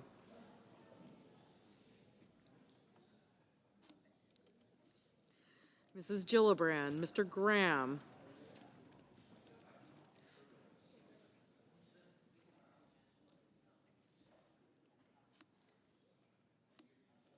Mr. Grassley, Mr. Haggerty, Ms. Hassan, Mr. Hawley, Mr. Heinrich, Mr. Hickenlooper, Ms. Hirono,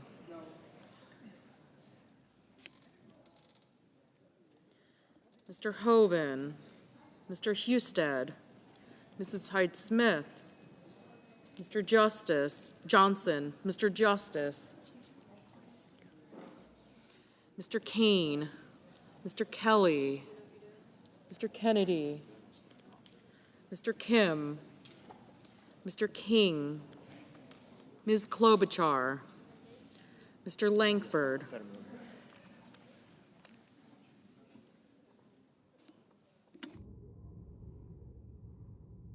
Mr. Lee, Mr. Lujan, Ms. Lummis, Mr. Markey, Mr. Marshall, Mr. McConnell, Mr. McCormick,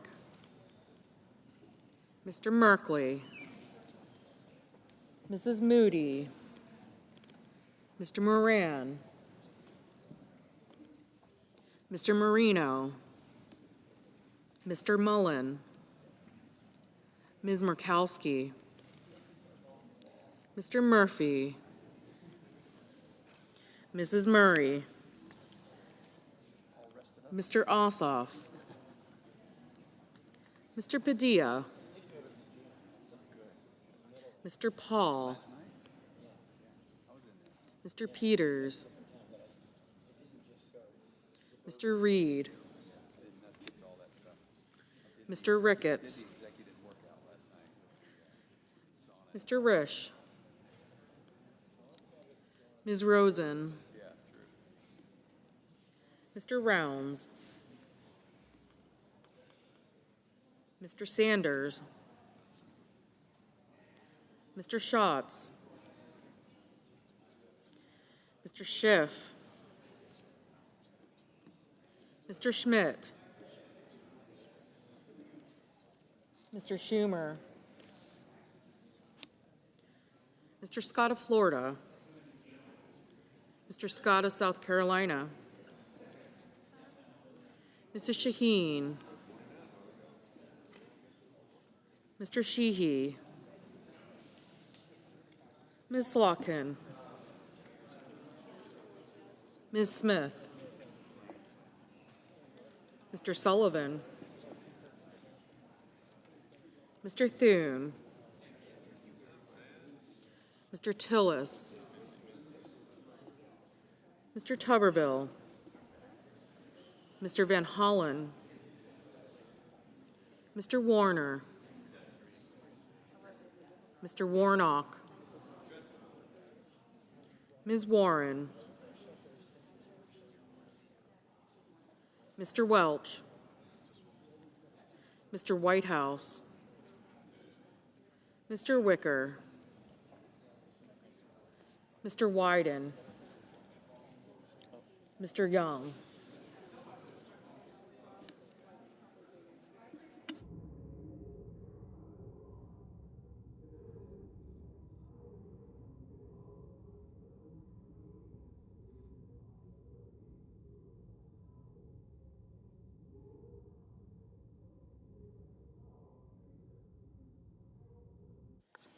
Senators voting in the affirmative: Baldwin, Banks, Barrasso, Blackburn, Bozeman, Budd, Crapo, Cruz, Fetterman, Fisher, Grassley, Hassan, Hyde-Smith, Kane, Kennedy, Lee, Marshall, Marino, Mullen, Paul, Reed, Rosen, Schmidt, Scott of South Carolina, Sheehy, Thune, Tuberville, Wicker, and Young.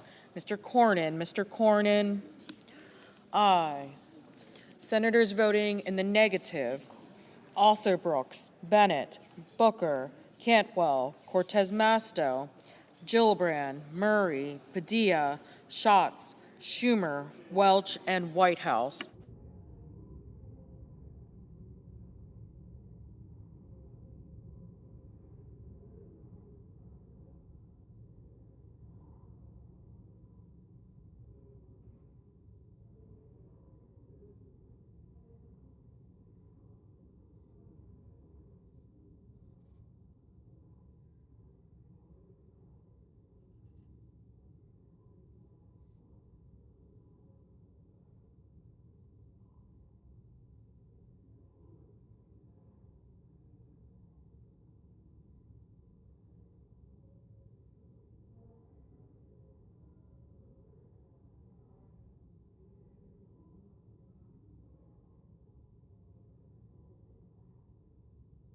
Mr. Merkley. Mr. Merkley, no. Mr. Johnson. Mr. Johnson, aye.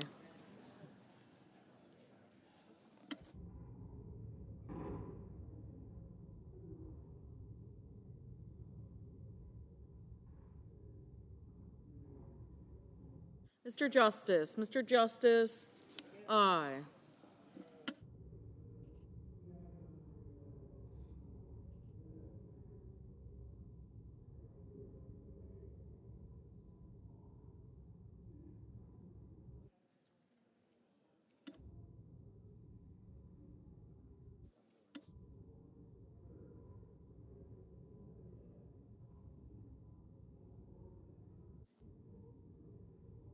Ms. Collins. Ms. Collins, aye.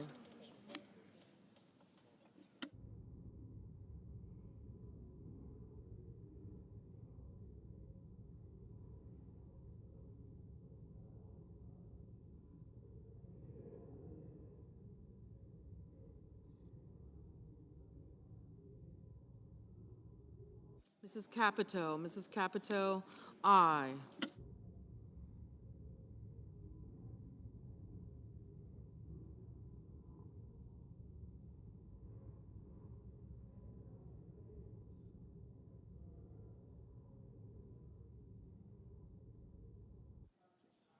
Ms. Lummis. Ms. Lummis, aye. Mr. Ricketts. Mr. Ricketts, aye.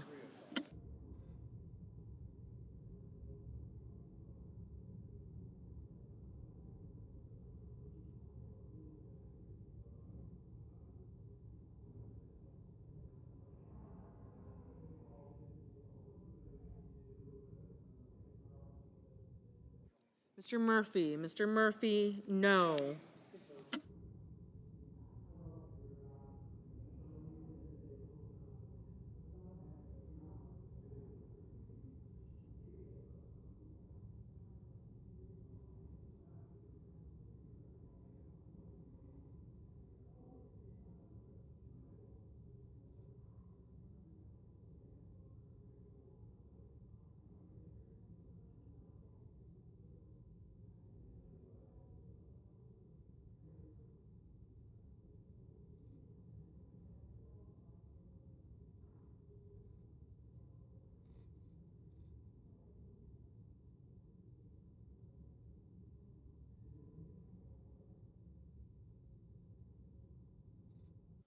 Ms. Smith. Ms. Smith, no.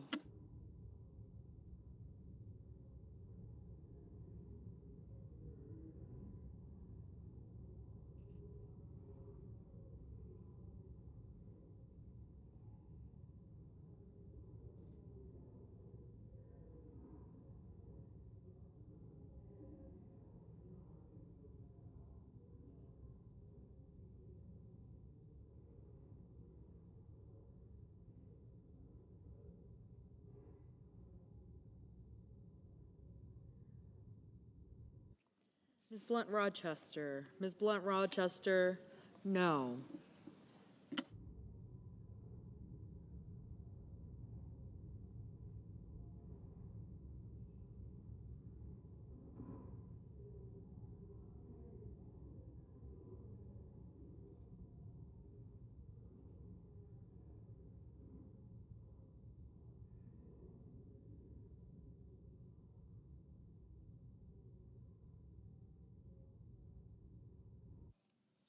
Mr. Van Hollen. Mr. Van Hollen, no.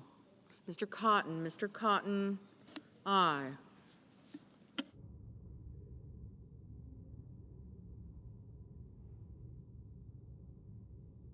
Mr. Wyden. Mr. Wyden, no.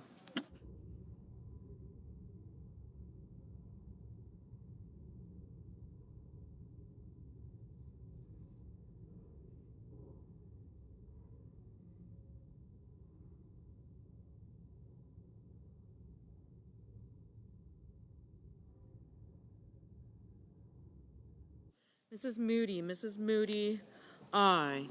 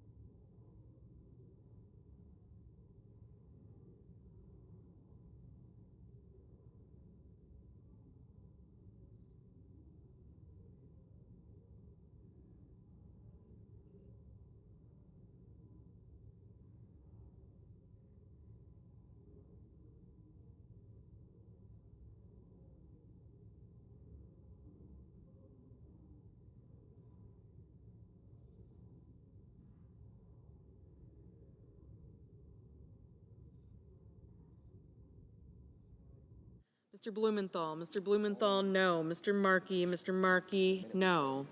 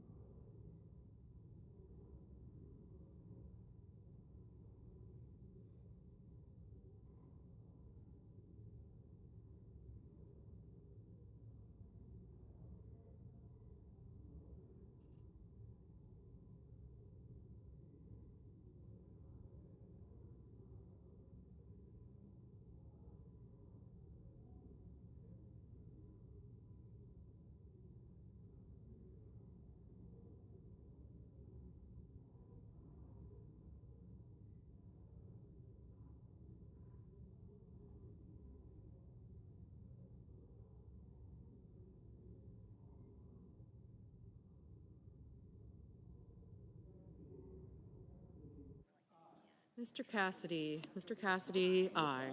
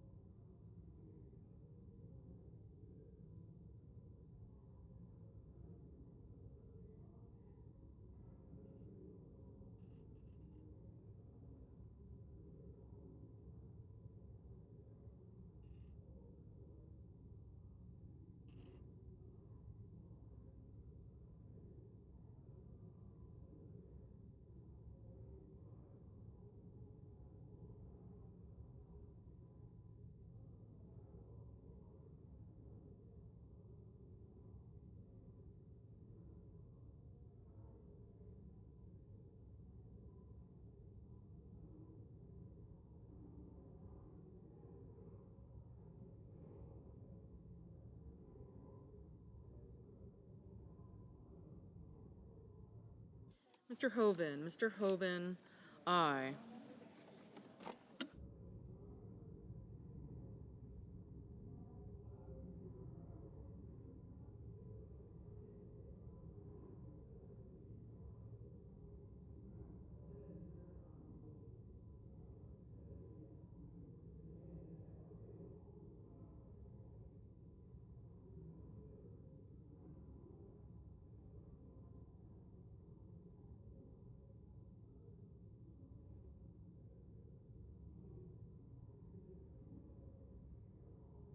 Mr. Rounds. Mr. Rounds, aye.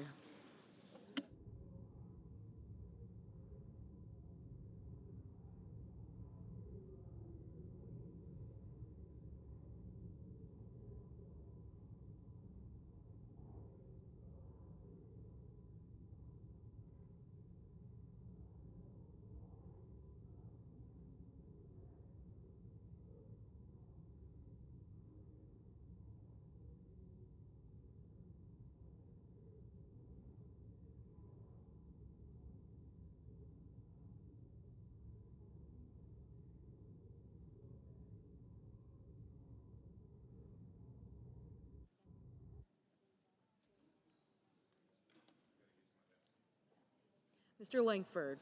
Mr. Langford, aye.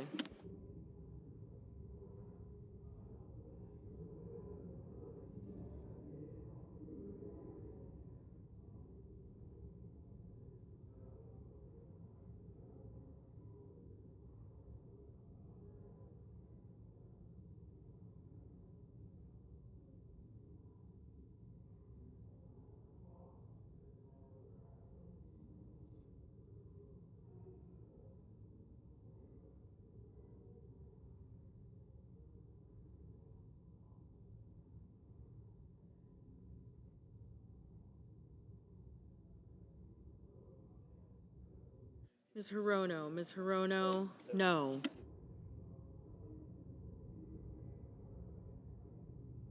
Mr. Lujan. Mr. Lujan, no.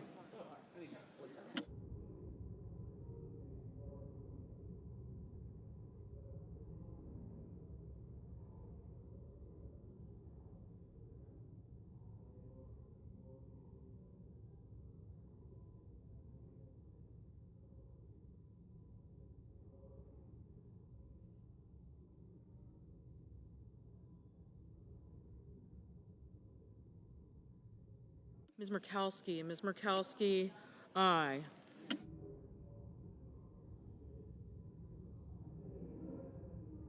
Mr. Graham. Mr. Graham, aye.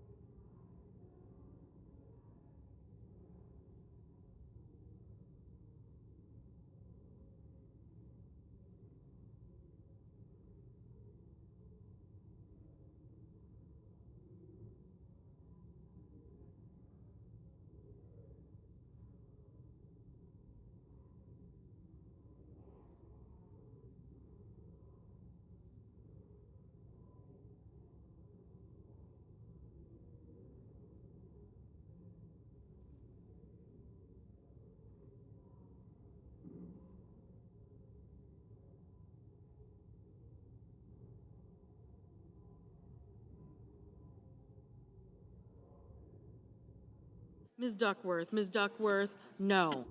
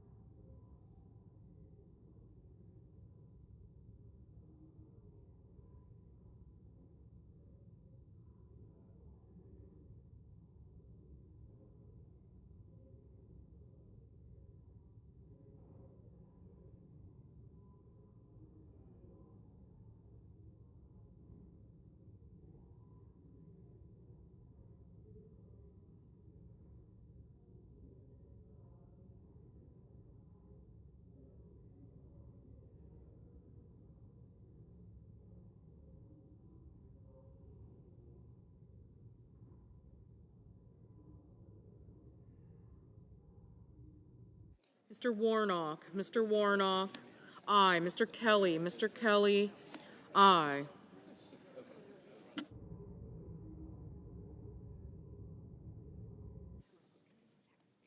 Mr. Daines, Mr. Daines, aye.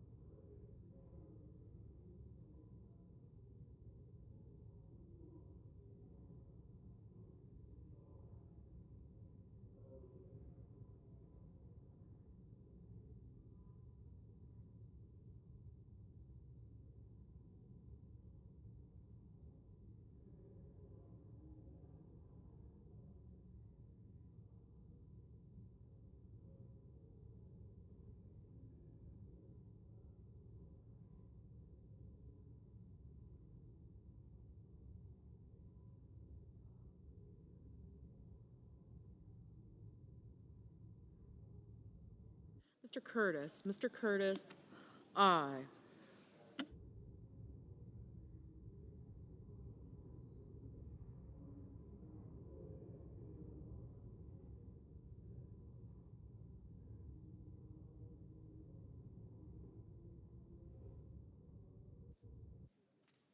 Ms. Klobuchar, no.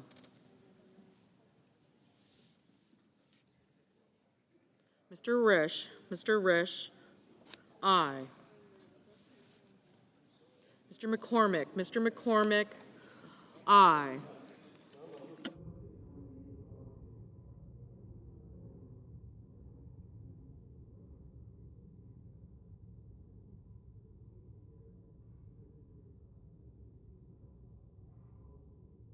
Mr. Husted, aye.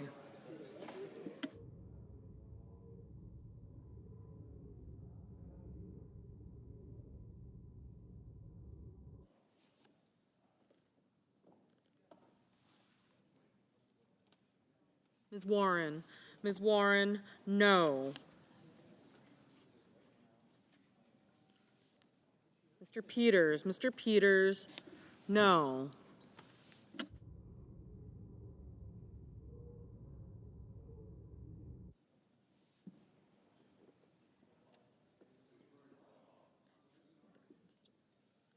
Mr. Scott of Florida, aye.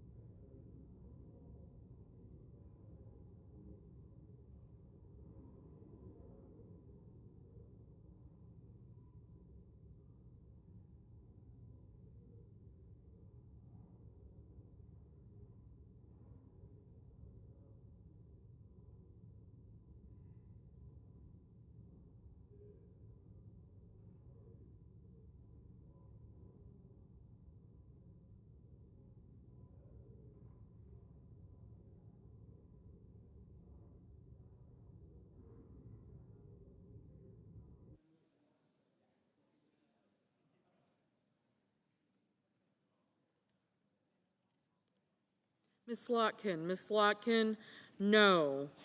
Mr. Sanders, no. Mr. Hickenlooper, no. Mrs. Britt, aye.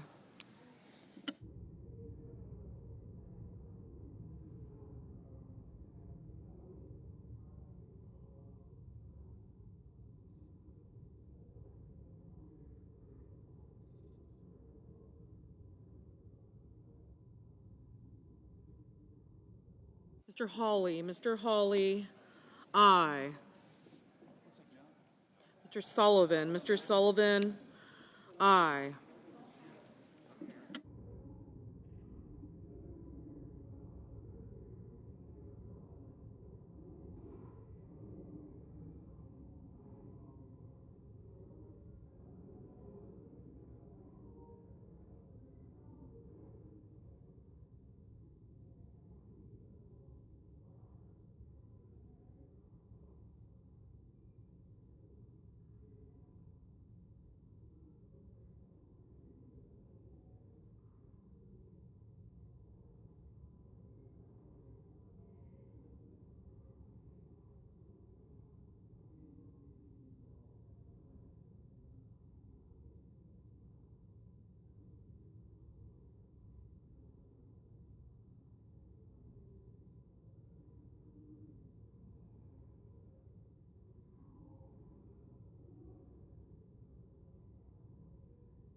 Mr. Haggerty. Mr. Haggerty. Aye.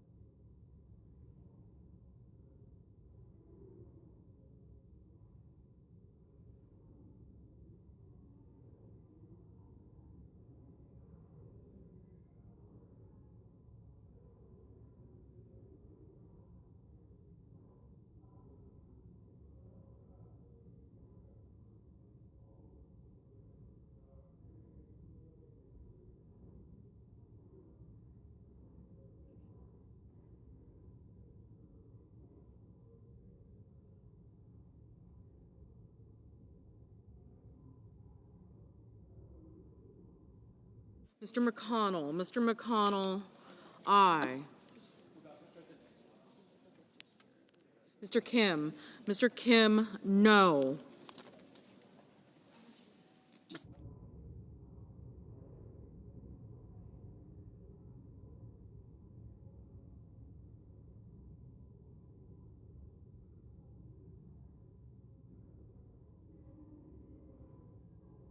Mr. Ossoff. Mr. Ossoff, no.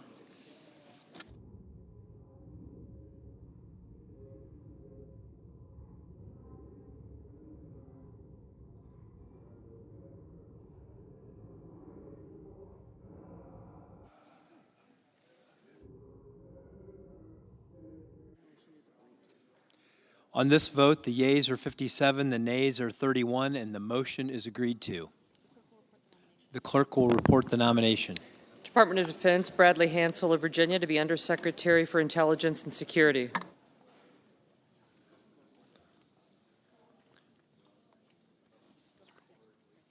The clerk will report the motion to invoke cloture. Cloture motion. We, the undersigned senators, in accordance with the provisions of Rule 22 of the Standing Rules of the Senate, do hereby move to bring to a close debate on the nomination of Ariel Roth of the District of Columbia to be Assistant Secretary of Commerce for Communications and Information, signed by 17 senators. Under the previous order, the mandatory quorum call under Rule 22 has been waived. The question is it the sense of the Senate that the debate on the nomination of Ariel Roth of the District of Columbia to be Assistant Secretary of Commerce for Communications and Information shall be brought to a close? The yeas and nays are mandatory under the rule. The clerk will call the roll. Ms. Alsobrooks, Ms. Baldwin.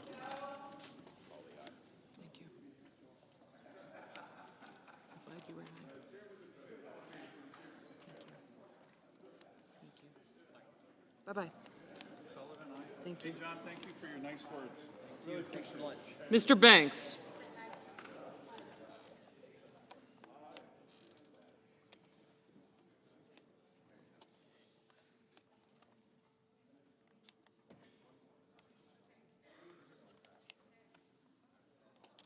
Mr. Barrasso, Mr. Bennett, Mrs. Blackburn, Mr. Blumenthal,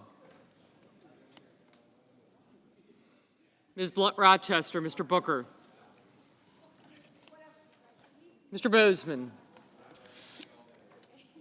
Mrs. Britt, Mr. Budd, Ms. Cantwell, Mrs. Capito, Mr. Cassidy, Ms. Collins, Mr. Coons, Mr. Cornyn, Ms. Cortez Masto, Mr. Cotton, Mr. Kramer, Mr. Crapo, Mr. Cruz, Mr. Curtis, Mr. Daines, Ms. Duckworth, Mr. Durbin, Ms. Ernst, Mr. Fetterman, Mrs. Fisher, Mr. Gallego, Mrs. Gillibrand, Mr. Graham, Mr. Grassley, Mr. Haggerty, Ms. Hassan, Mr. Hawley, Mr. Heinrich, Mr. Hickenlooper, Ms. Hirono, Mr. Hoven,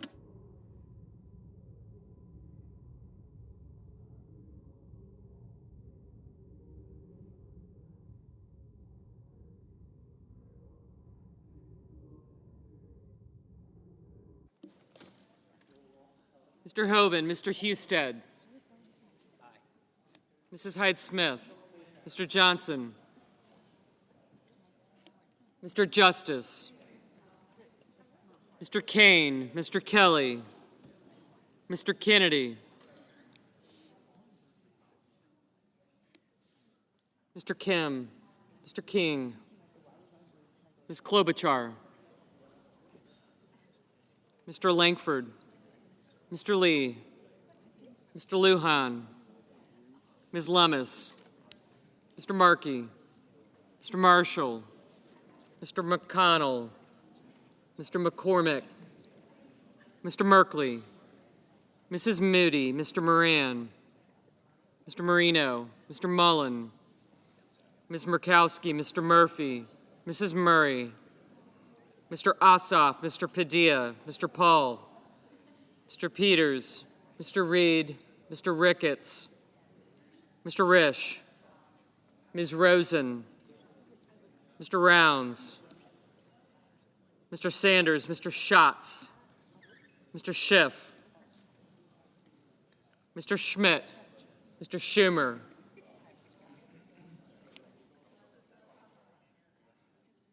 Mr. Scott of Florida, Mr. Scott of South Carolina,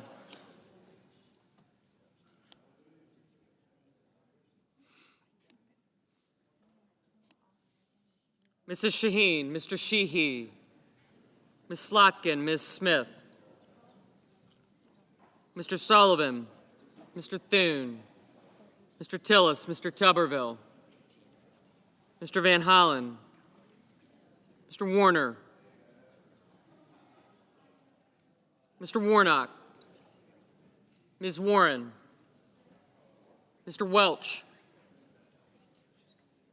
Mr. Whitehouse, Mr. Wicker,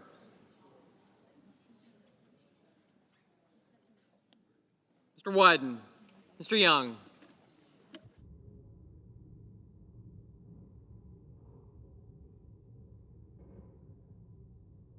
Senators voting in the affirmative: Britt, Budd, Cornyn, Cotton, Curtis, Daines, Fisher, Graham, Haggerty, Hawley, Husted, Lummis, McConnell, Moody, Marino, Paul, Rounds, Scott of Florida, Scott of South Carolina, Sheehy, Sullivan, and Tuberville. Mr. Hoven, aye. Senators voting in the negative: Baldwin, Blumenthal, Blunt Rochester, Cortez Masto, Hassan, Hickenlooper, Merkley, Ossoff, Peters, Reed, Sanders, Slotkin, and Welch.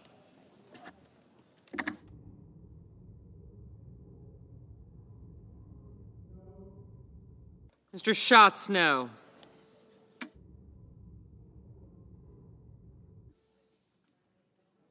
Mr. Murphy? No. Ms. Hirono? No.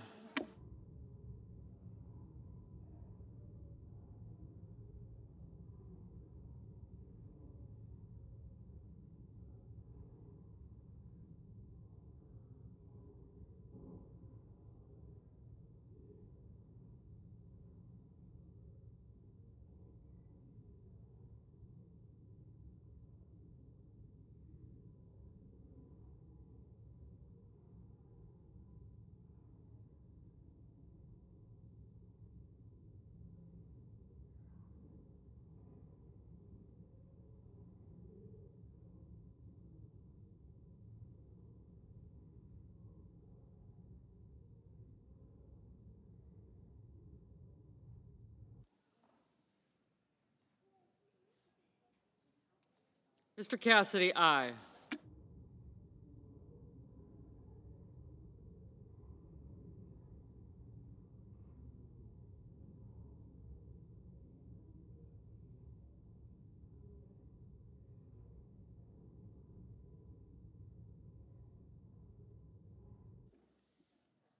Mrs. Murray?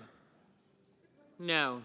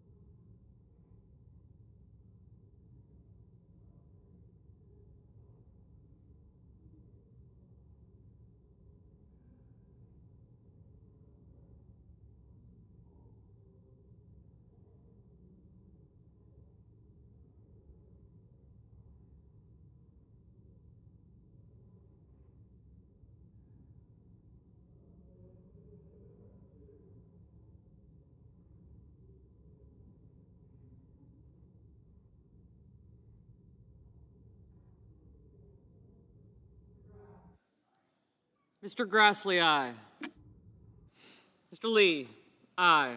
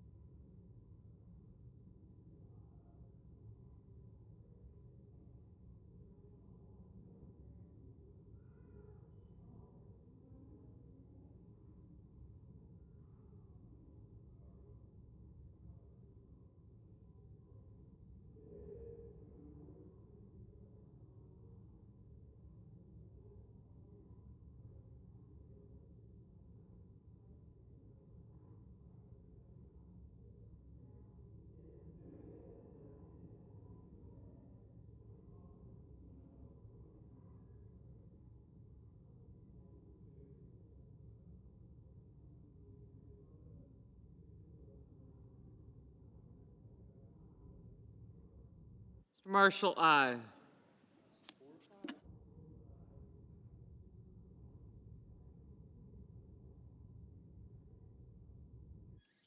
Ms. Cantwell, no.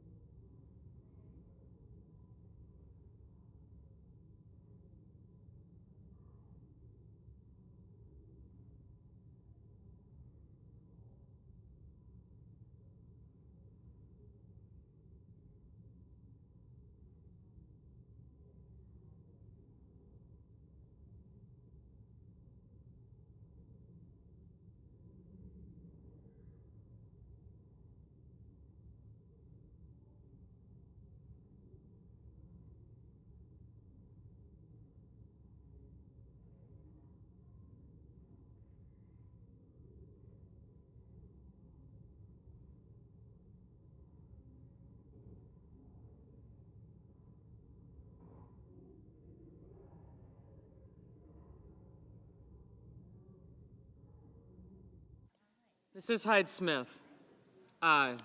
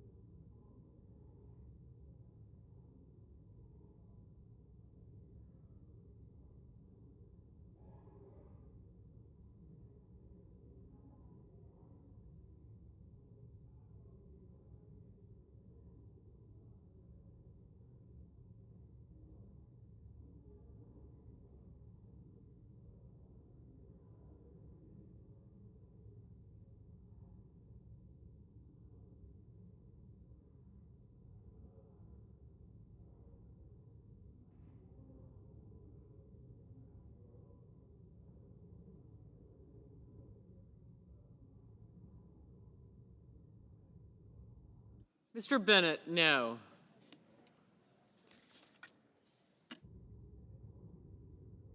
Mrs. Gillibrand? No.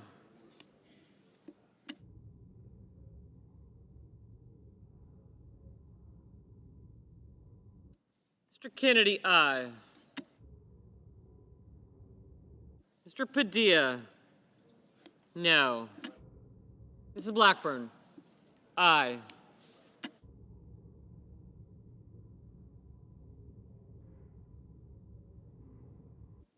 Mr. Schumer? No.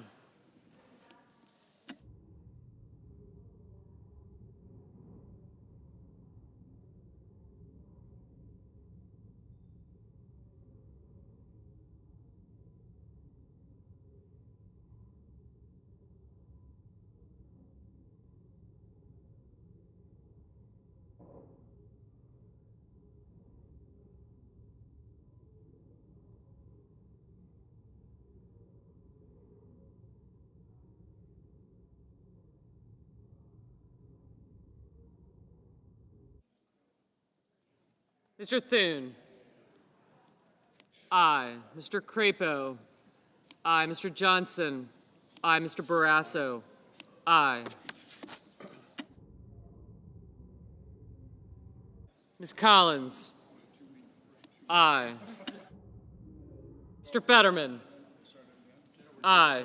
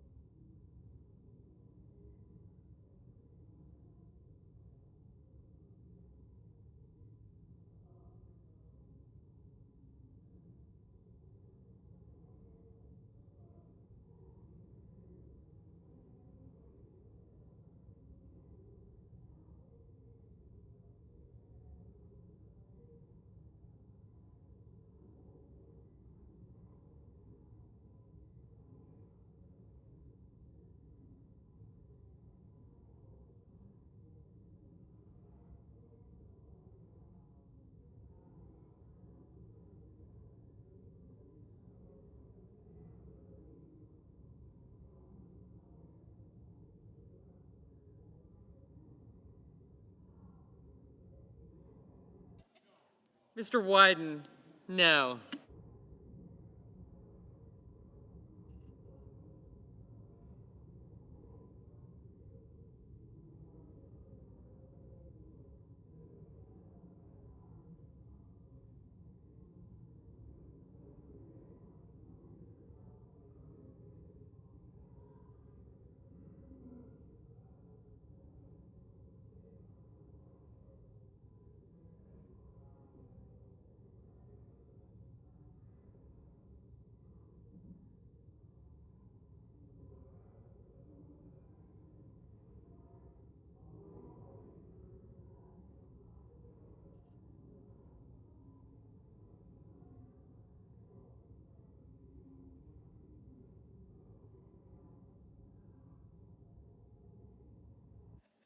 Ms. Duckworth, no.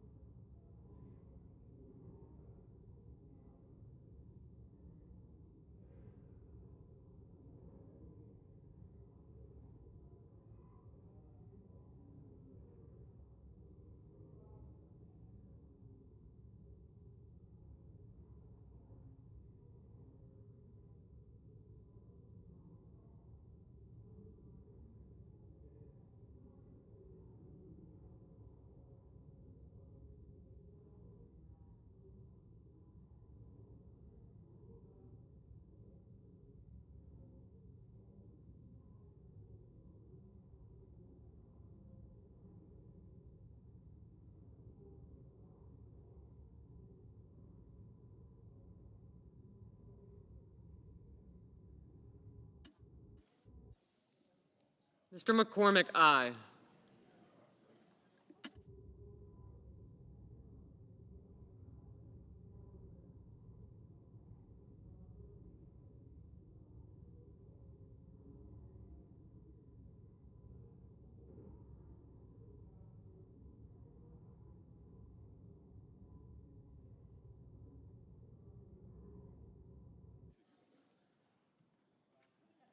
Mr. Schmidt, aye.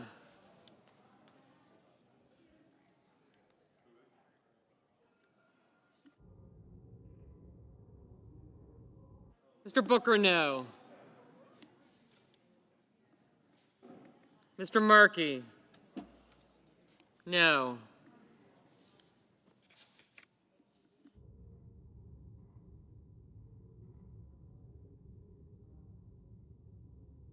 Ms. Smith, no.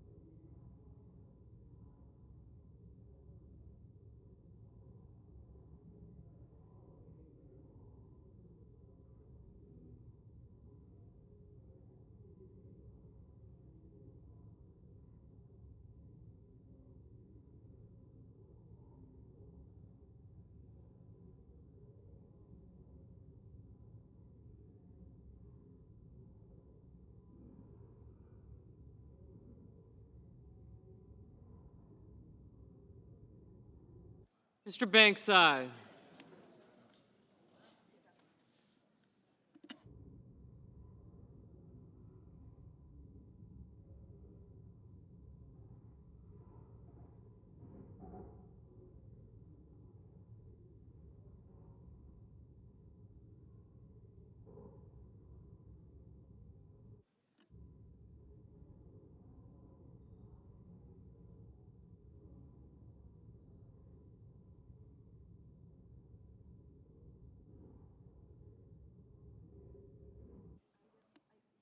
Mr. Young, aye.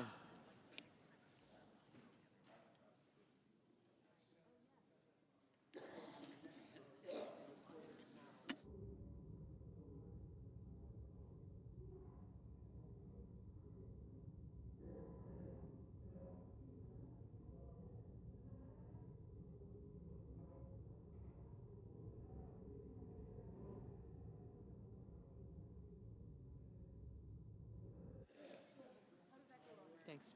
Ms. Warren, no.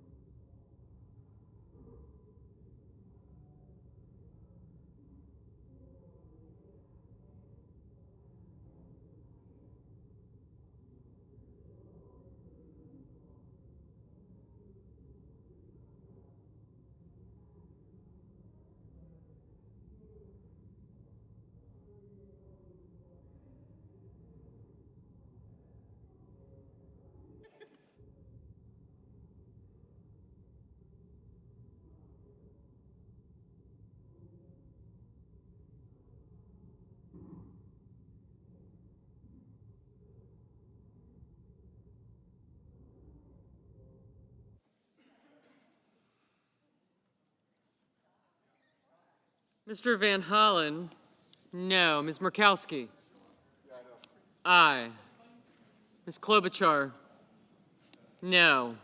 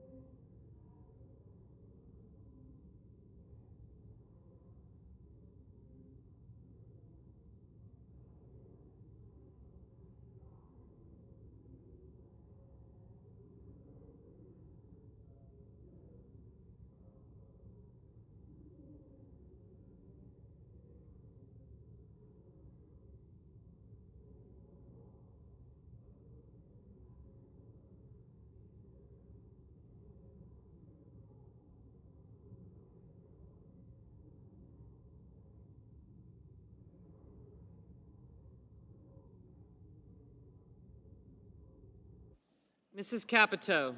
Aye. Ms. Alsobrooks? No.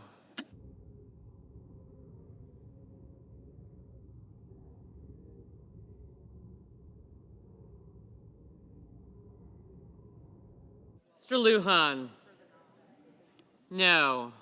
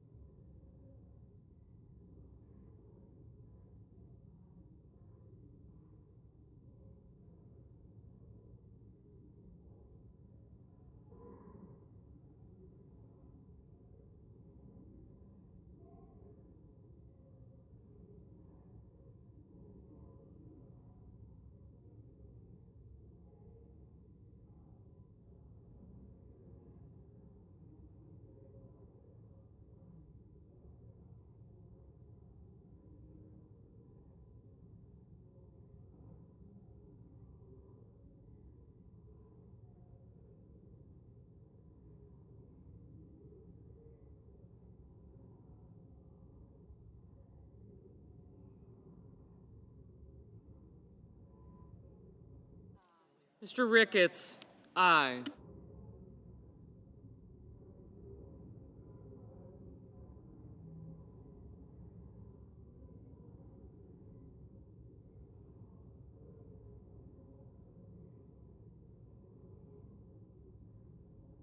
Mr. Sullivan, aye. Oh. Mr. Kim, no.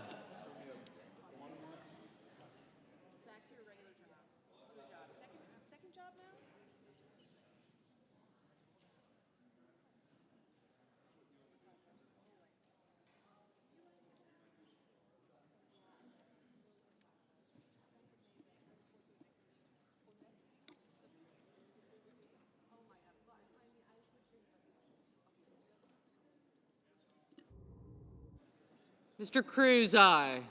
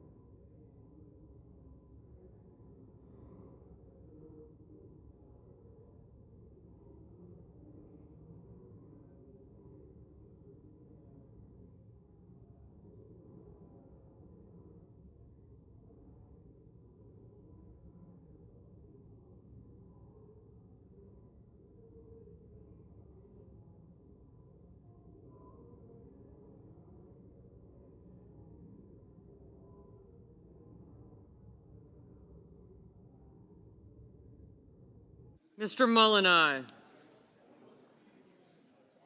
Mr. Risch, aye.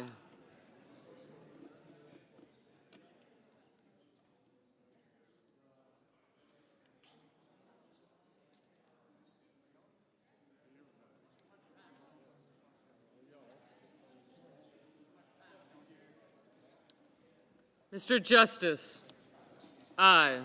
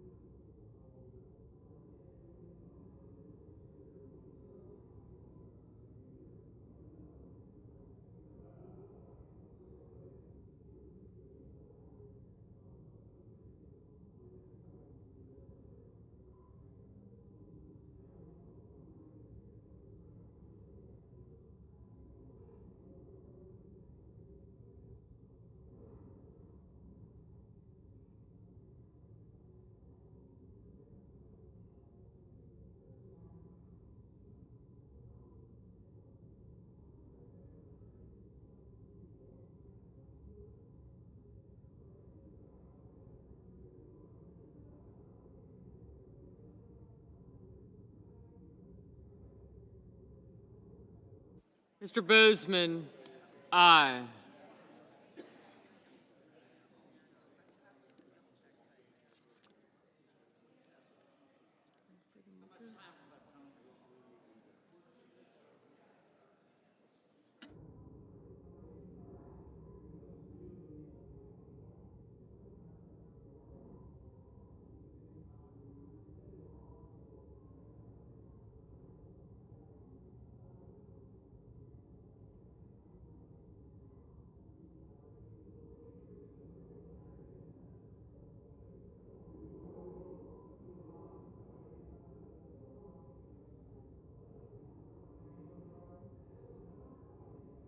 Mr. Kelly, no.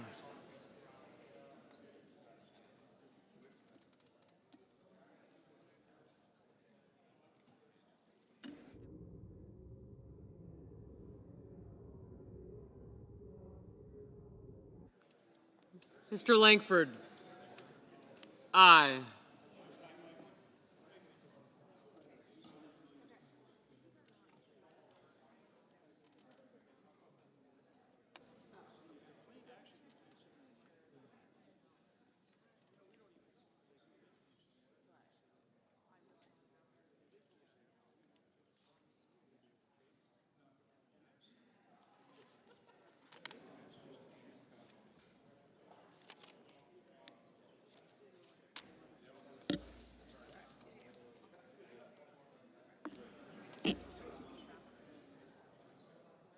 Mr. Wicker, aye.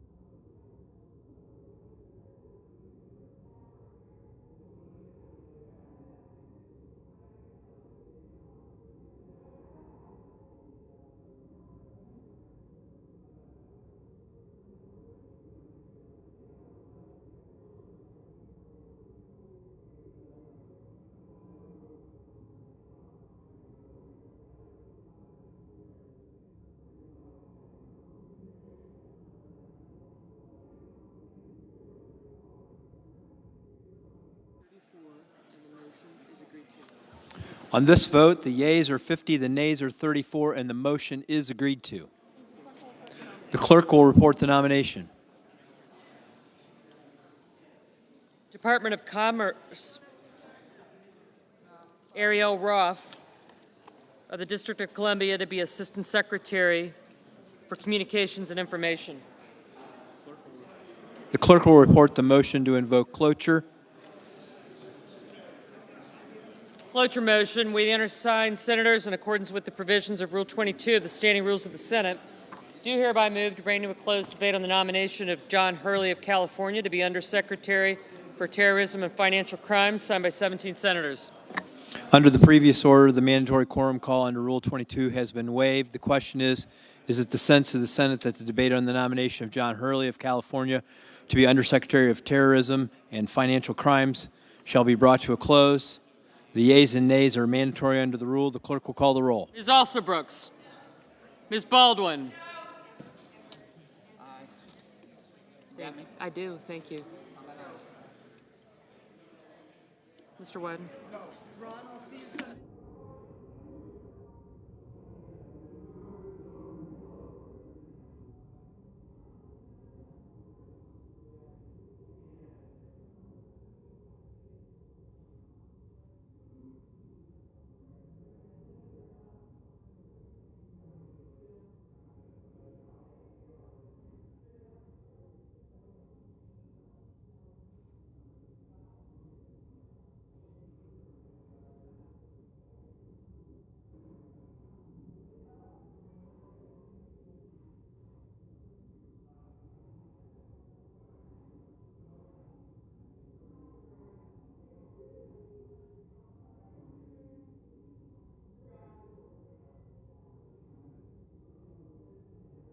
Mr. Banks, Mr. Barrasso.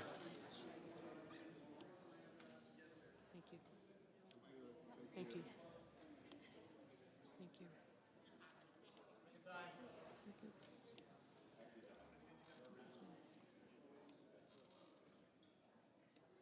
Thank you.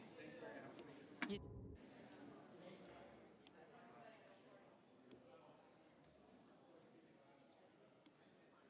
Mr. Barrasso, Mr. Bennett, Mrs. Blackburn.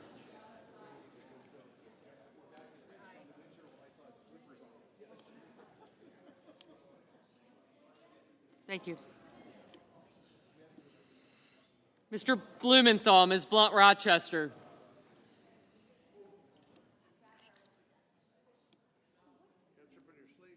Mr. Booker. Mr. Bozeman, Mrs. Britt, Mr. Budd, Ms. Cantwell, Mrs. Capito. Thanks. Mr. Cassidy, Ms. Collins, Mr. Coons, Mr. Cornyn, Ms. Cortez Masto, Mr. Cotton, Mr. Kramer, Mr. Crapo, Mr. Cruz,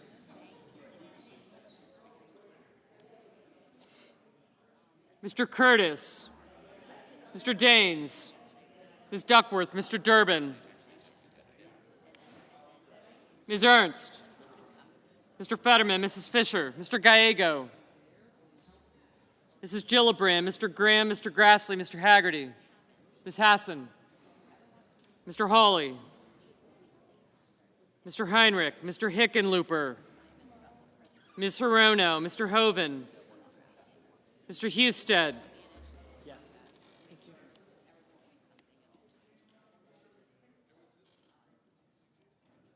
you. Mrs. Hyde-Smith, Mr. Johnson, Mr. Justice, Mr. Kane, Mr. Kelly, Mr. Kennedy, Mr. Kim,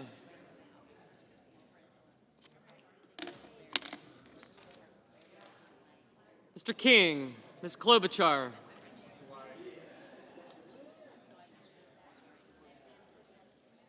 Mr. Langford, Mr. Lee, Mr. Lujan, Ms. Lemus, Mr. Markey, Mr. Marshall, Mr. McConnell, Mr. McCormick, Mr. Merkley, Mrs. Moody. Thank you.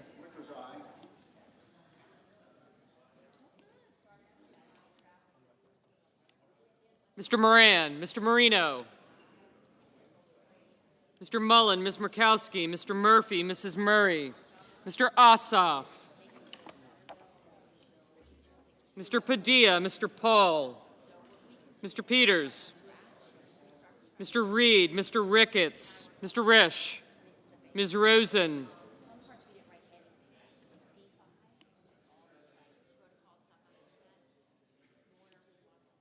Mr. Rounds, Mr. Sanders, Mr. Schatz, Mr. Schiff, Mr. Schmidt, Mr. Schumer, Mr. Scott of Florida, Mr. Scott of South Carolina, Mrs. Shaheen, Mr. Sheehy, Ms. Slotkin, Ms. Smith, Mr. Sullivan, Mr. Thune, Mr. Tillis, Mr. Tuberville, Mr. Van Hollen,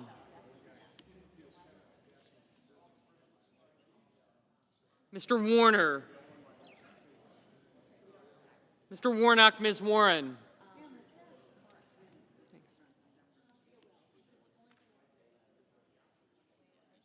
Mr. Welch, Mr. Whitehouse. Thank you, you too. Mr. Wicker, Mr. Wyden, Mr. Young.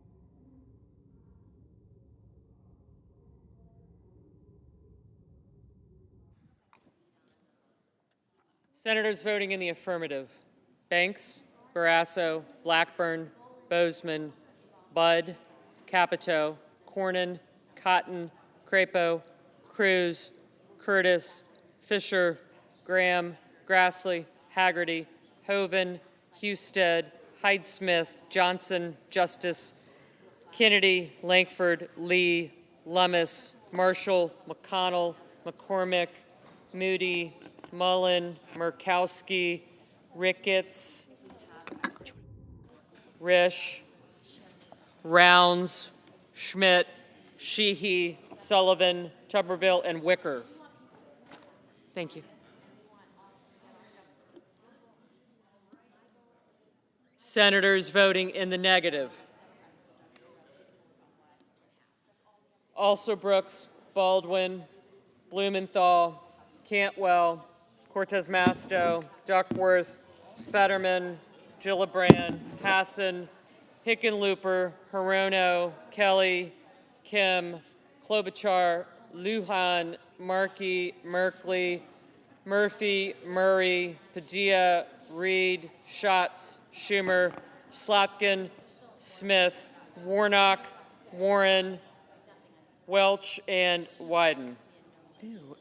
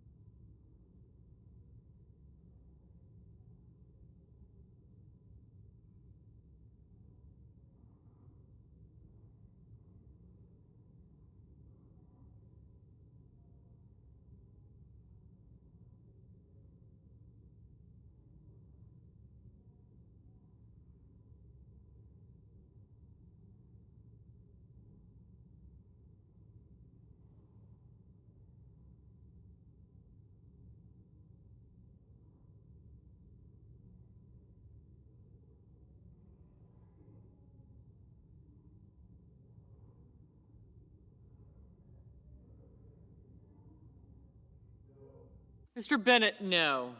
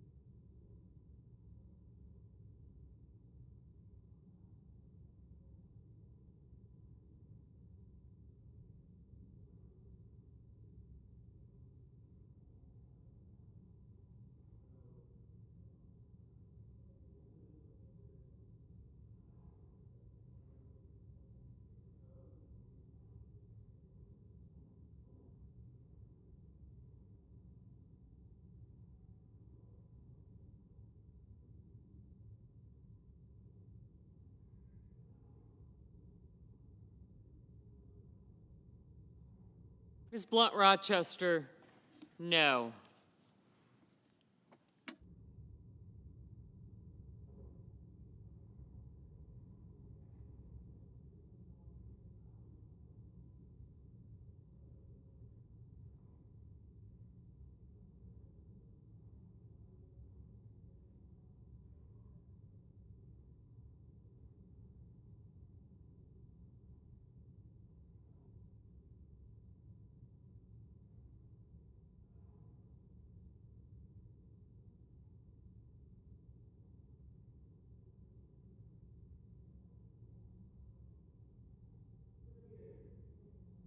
Mr. Peters, no.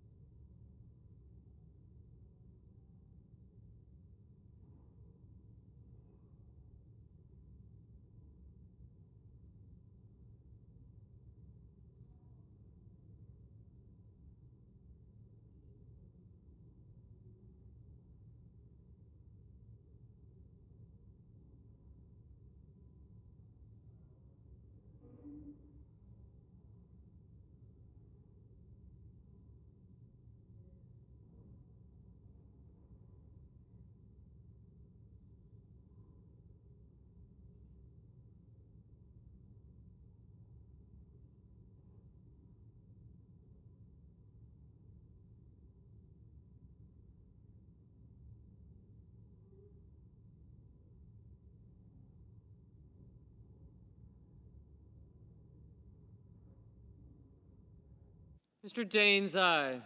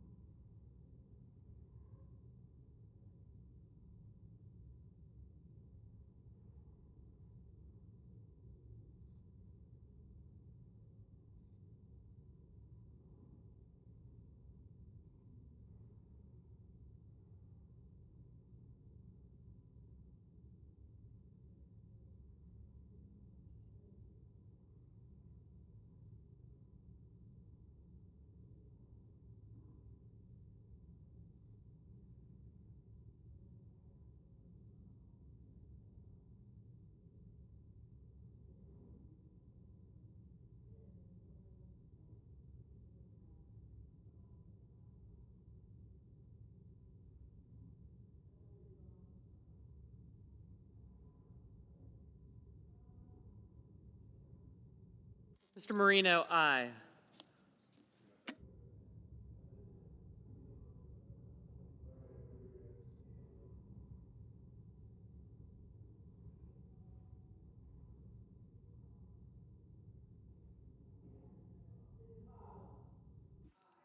Ms. Collins, aye.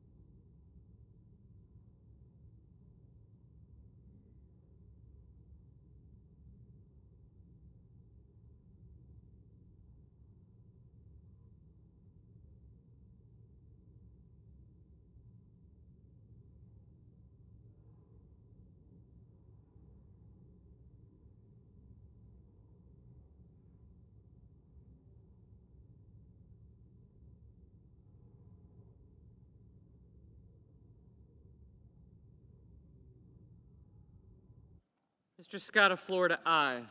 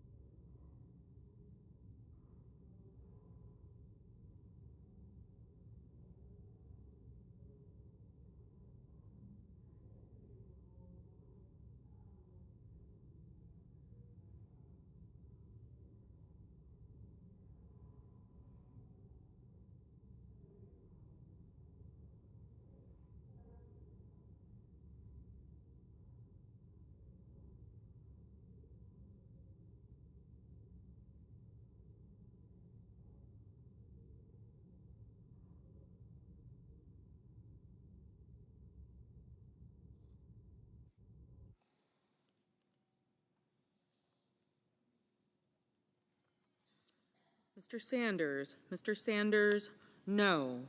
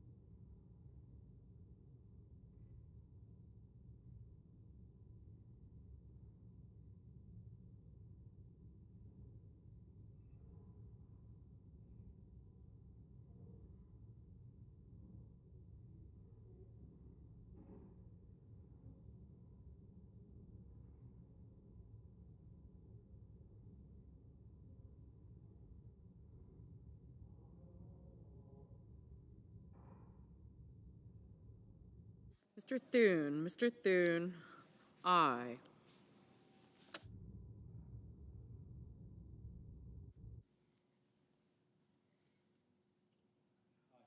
Mr. Cassidy, aye.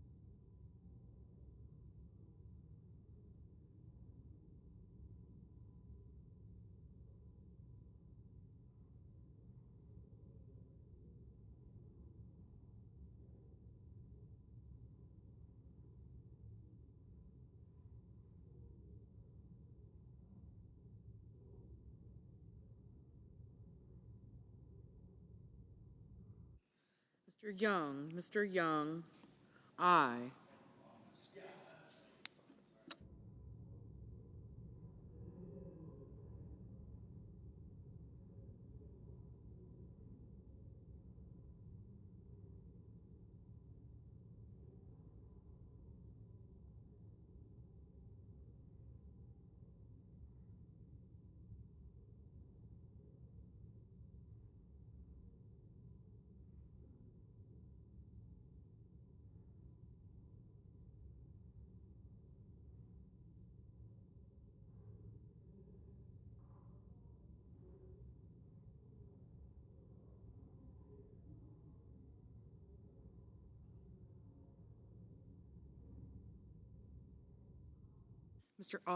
Mr. Ossoff, no.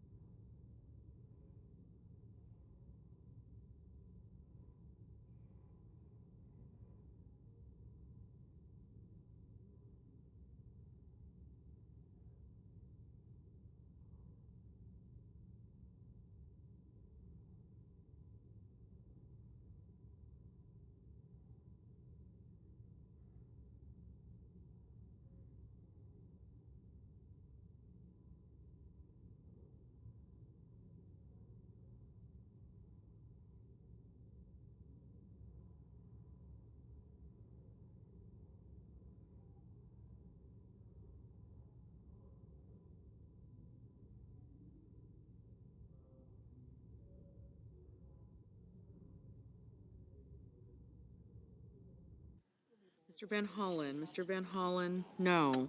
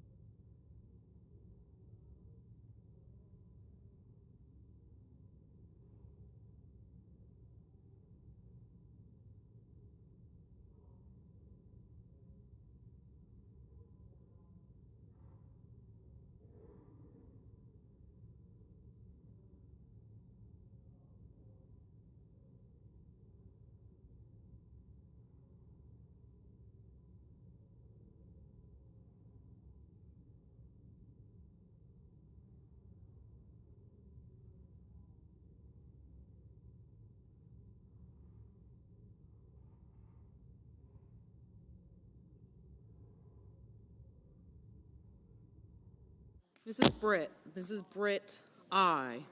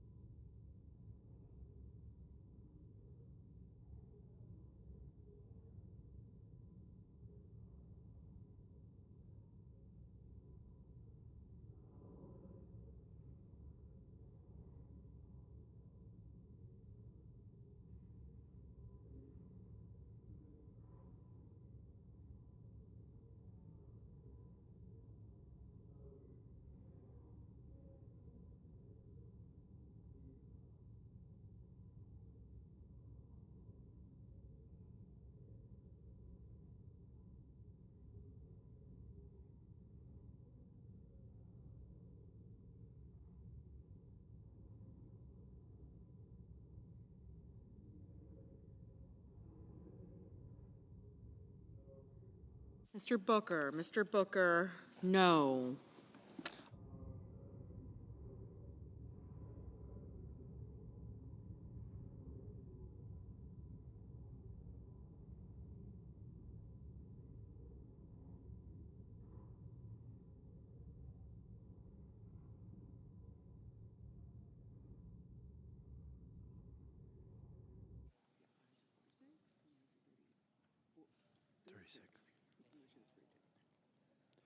On this vote, the yeas are 46, the nays are 36, and the motion is agreed to.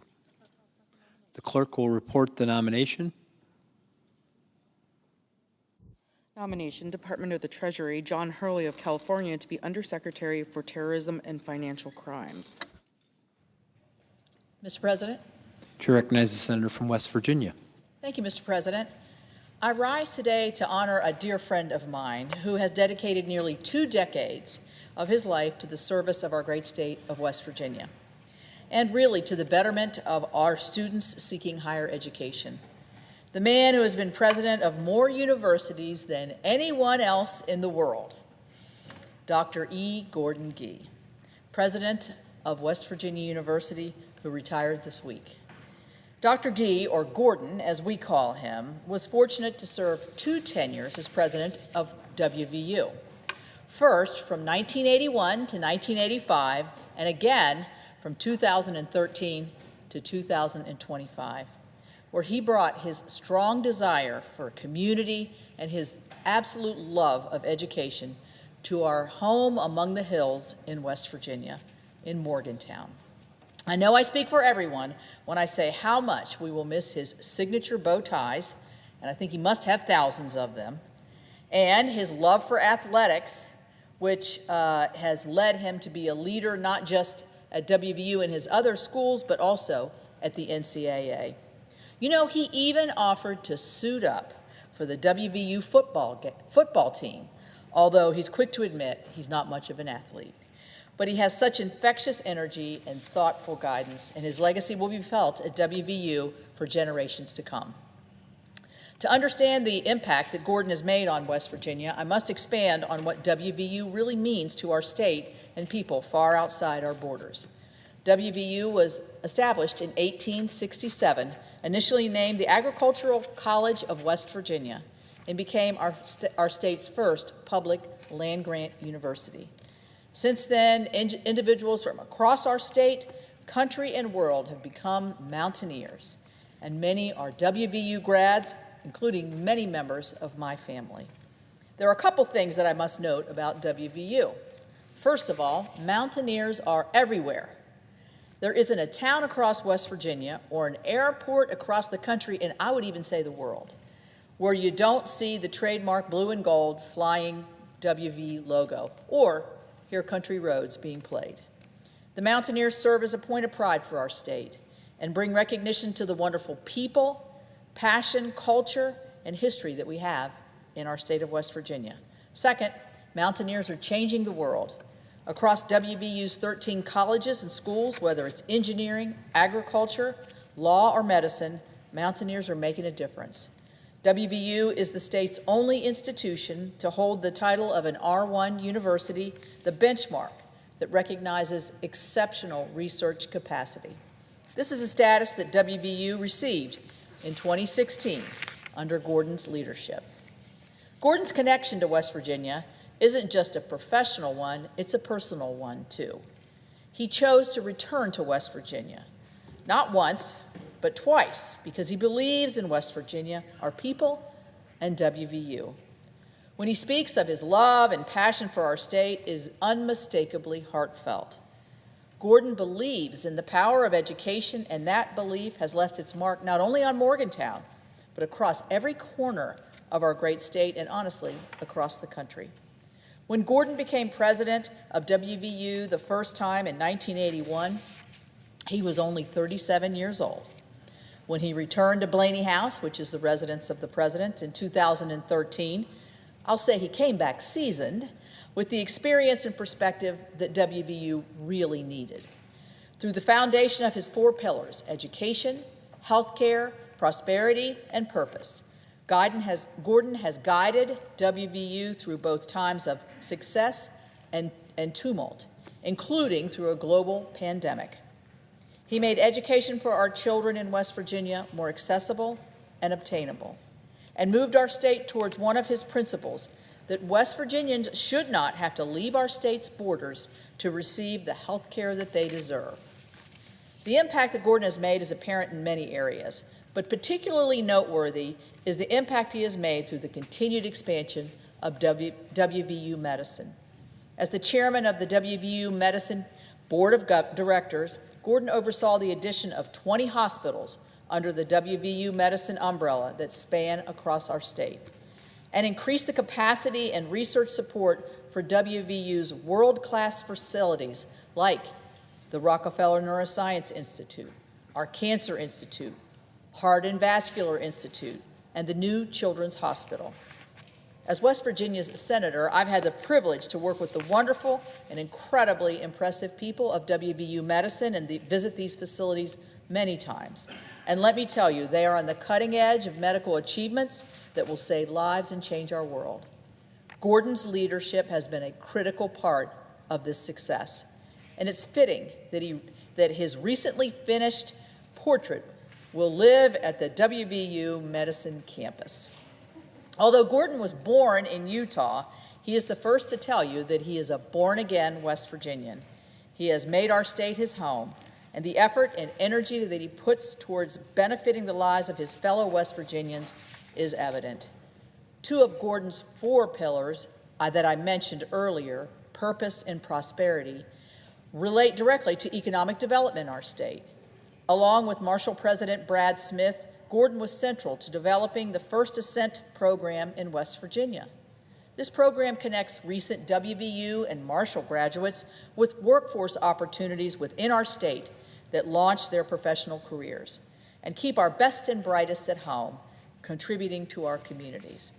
The duo, the dynamic duo I would call them, also worked together to establish Ascend West Virginia, which has been a successful effort to attract remote workers to West Virginia's mountains, highlighting the wonderful outdoor recreation opportunities that our state offers to young professionals and their family. Additionally, Gordon has made it a priority to visit and spend time every year in all 55 counties of our state, showing the excellent work of the WVU Extension Services, designed to build prosperity, enhance educational opportunities, improve health, and create purpose in communities across the entirety of our state.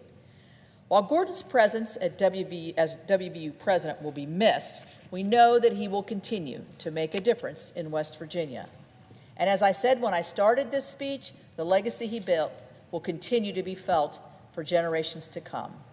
I know that I join Gordon and our state when I say we look forward to the leadership and experience that the new WVU president, Michael Benson, brings to Morgantown.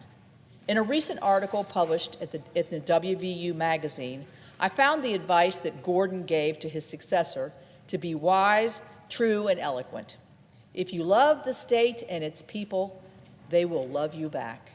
And that has certainly been the case for Dr. E. Gordon Gee and the time he has spent in Morgantown. On a personal note, Charlie and I have been the recipients of emails, texts, letters from Gordon that have lifted us up in tough times and really in good times as well. I have leaned on Gordon's counsel as I've made difficult decisions, and he has always taken the time to give me very thoughtful advice. Both Charlie and I can safely say that our lives have been enhanced by Gordon and by the friendship that we have fostered with him and Lori. Here in the United States Senate, and as I look at the president of the Senate, I know this is true of you, being from Ohio, there are many members here in the United States Senate that have Gordon on speed dial. But I am eternally grateful that we West Virginians are the ones who get to claim him. Gordon, I wish you the best in your next chapter, and I've heard him talk about his retirement, and he always reminds everybody, I have not died. I have not died. But I hope you enjoy the well-deserved time that you can now spend with your Lori, which has made it, and she has made an incredible mark on our state and the university alongside you, as well as your daughter Rebecca and those beautiful 2 young twin granddaughters that you love so dearly. Thank you, Gordon, for all that you've done for WVU, for West Virginia, for all of us, for your leadership, your vision, your heart, your sense of humor, and all that you've done for our state and our people, those of us like you that call it home. With that, I yield the floor.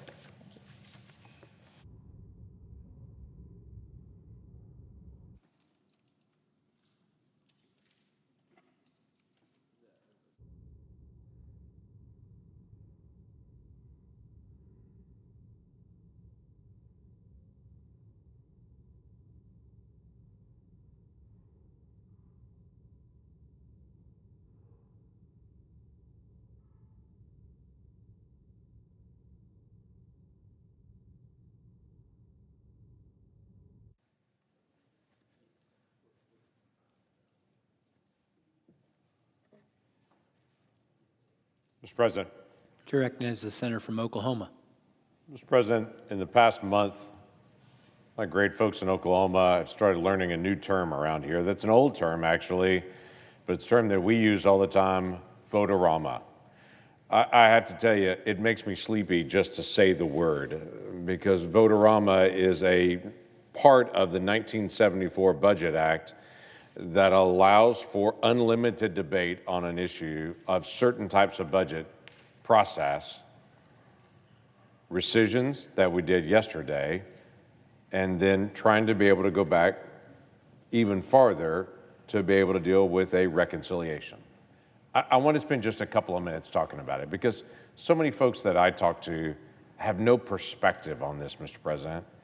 And so I think it's good to be able to just get some context. The 1974 Budget Act set out 12 different appropriation bills that are done. That's how our budget is actually done. That's how we actually spend.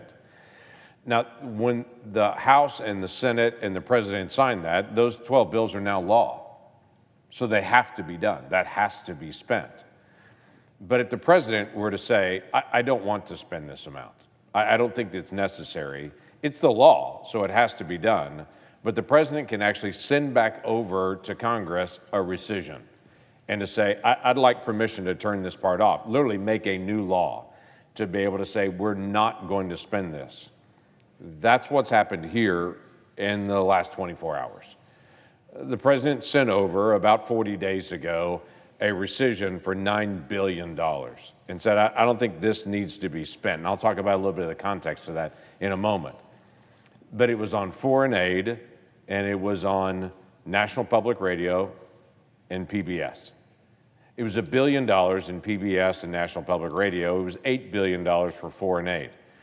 And sent it over and said, I don't think this needs to be spent. Now, what's been interesting is to be able to see the national conversation on this on social media, as if this cuts off all foreign aid everywhere. And I have to tell you, I have some of my good friends at home that they'd be fine with all foreign aid being cut off. But that's not what happened.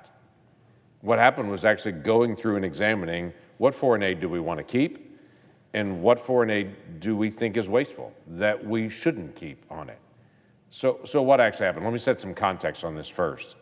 There are things like PEPFAR, which I've been very supportive of. For the last couple of decades, the United States has made one of the biggest impacts in the world on slowing down the spread of AIDS worldwide. The work that's been done in Africa through PEPFAR on AIDS, on tuberculosis, on malaria, has literally saved millions of lives and has dramatically slowed down that virus movement and the innovation that not only affects Americans that suffer with those, but also affects the entire world in the movement of that disease. It's led us to actually engage in areas like Ebola and other areas to be able to go and fight and to make sure diseases that are happening there that are highly communicable don't spread to us or to other parts of the world. All of us who have experienced COVID know full well it's better to be able to attack it early than it is to be able to fight it late. PEPFAR has been that entity that has done that. This bill that we just walked through in the rescission didn't affect that aid at all and said, no, we're going to continue to be able to do that. Programs like Food for Peace and the McGovern-Dole programs that actually feed hungry around the world, that some of my farmers and ranchers in Oklahoma even, and some of the mills that are there, actually take some of the food that is grown there. It's literally packaged in the Midwest, and it's shipped all over the world to feed hungry folks. That's still in place. That's not changed. And I know a lot of folks on social media say, oh my gosh, this is cutting off all food aid everywhere else. No, that's actually not what happened. Work through our foreign aid programs to counter Chinese Communist Party influence around the world. That wasn't affected. In fact, that was specifically isolated out, saying, no, we're going to continue to do that because we've got to push back against communism and its spread across the world. Combating anti-Semitism, human trafficking, religious persecution. No, we protected all those and make sure those were not affected. Polio eradication efforts around the world, especially for children. It's protected. We didn't make any change on that. All that foreign aid is still going out. Now, again, I have folks at home that say that's somebody else's problem, but the vast majority of Americans and of Oklahomans say, hey, we need to make sure that we're engaging in humanitarian needs in other places where we can, as we're also fighting our debt and deficit. But what are some of the areas we actually did do? Because we actually did eliminate $8 billion. Let me give you a couple of examples on that. We actually did a 25% reduction in their resettlement fund that's run through State Department. Now, why would we cut 25% of the resettlement fund? Well, 18 months ago, the United States was facing 2.5 million people a year illegally crossing our border. And there was work across all of government that the Biden administration was doing to try to manage these people in very mass numbers. Well, guess what? We have less than 200 now a day even attempting to cross our southern border. So there's not a need for this massive resettlement fund anymore because the border's under control. So this fund was cut 25%. Now, we're still involved in some resettlement efforts in other places for refugees around the world. We're still involved in disaster aid, but we don't need near as large of a fund for this because there's not near the problem that there used to be because our border's more secure. The Office of Management and Budget literally went through the State Department line by line and identified all these different line items and said, what did we spend our money on in this account last year? This went to humanitarian aid, but then they also identified different areas that the State Department took some of these funds and said they spent it on these areas. For instance, the State Department spent $2.5 million to teach children how to make environmentally friendly reproductive health decisions. Well, we cut that.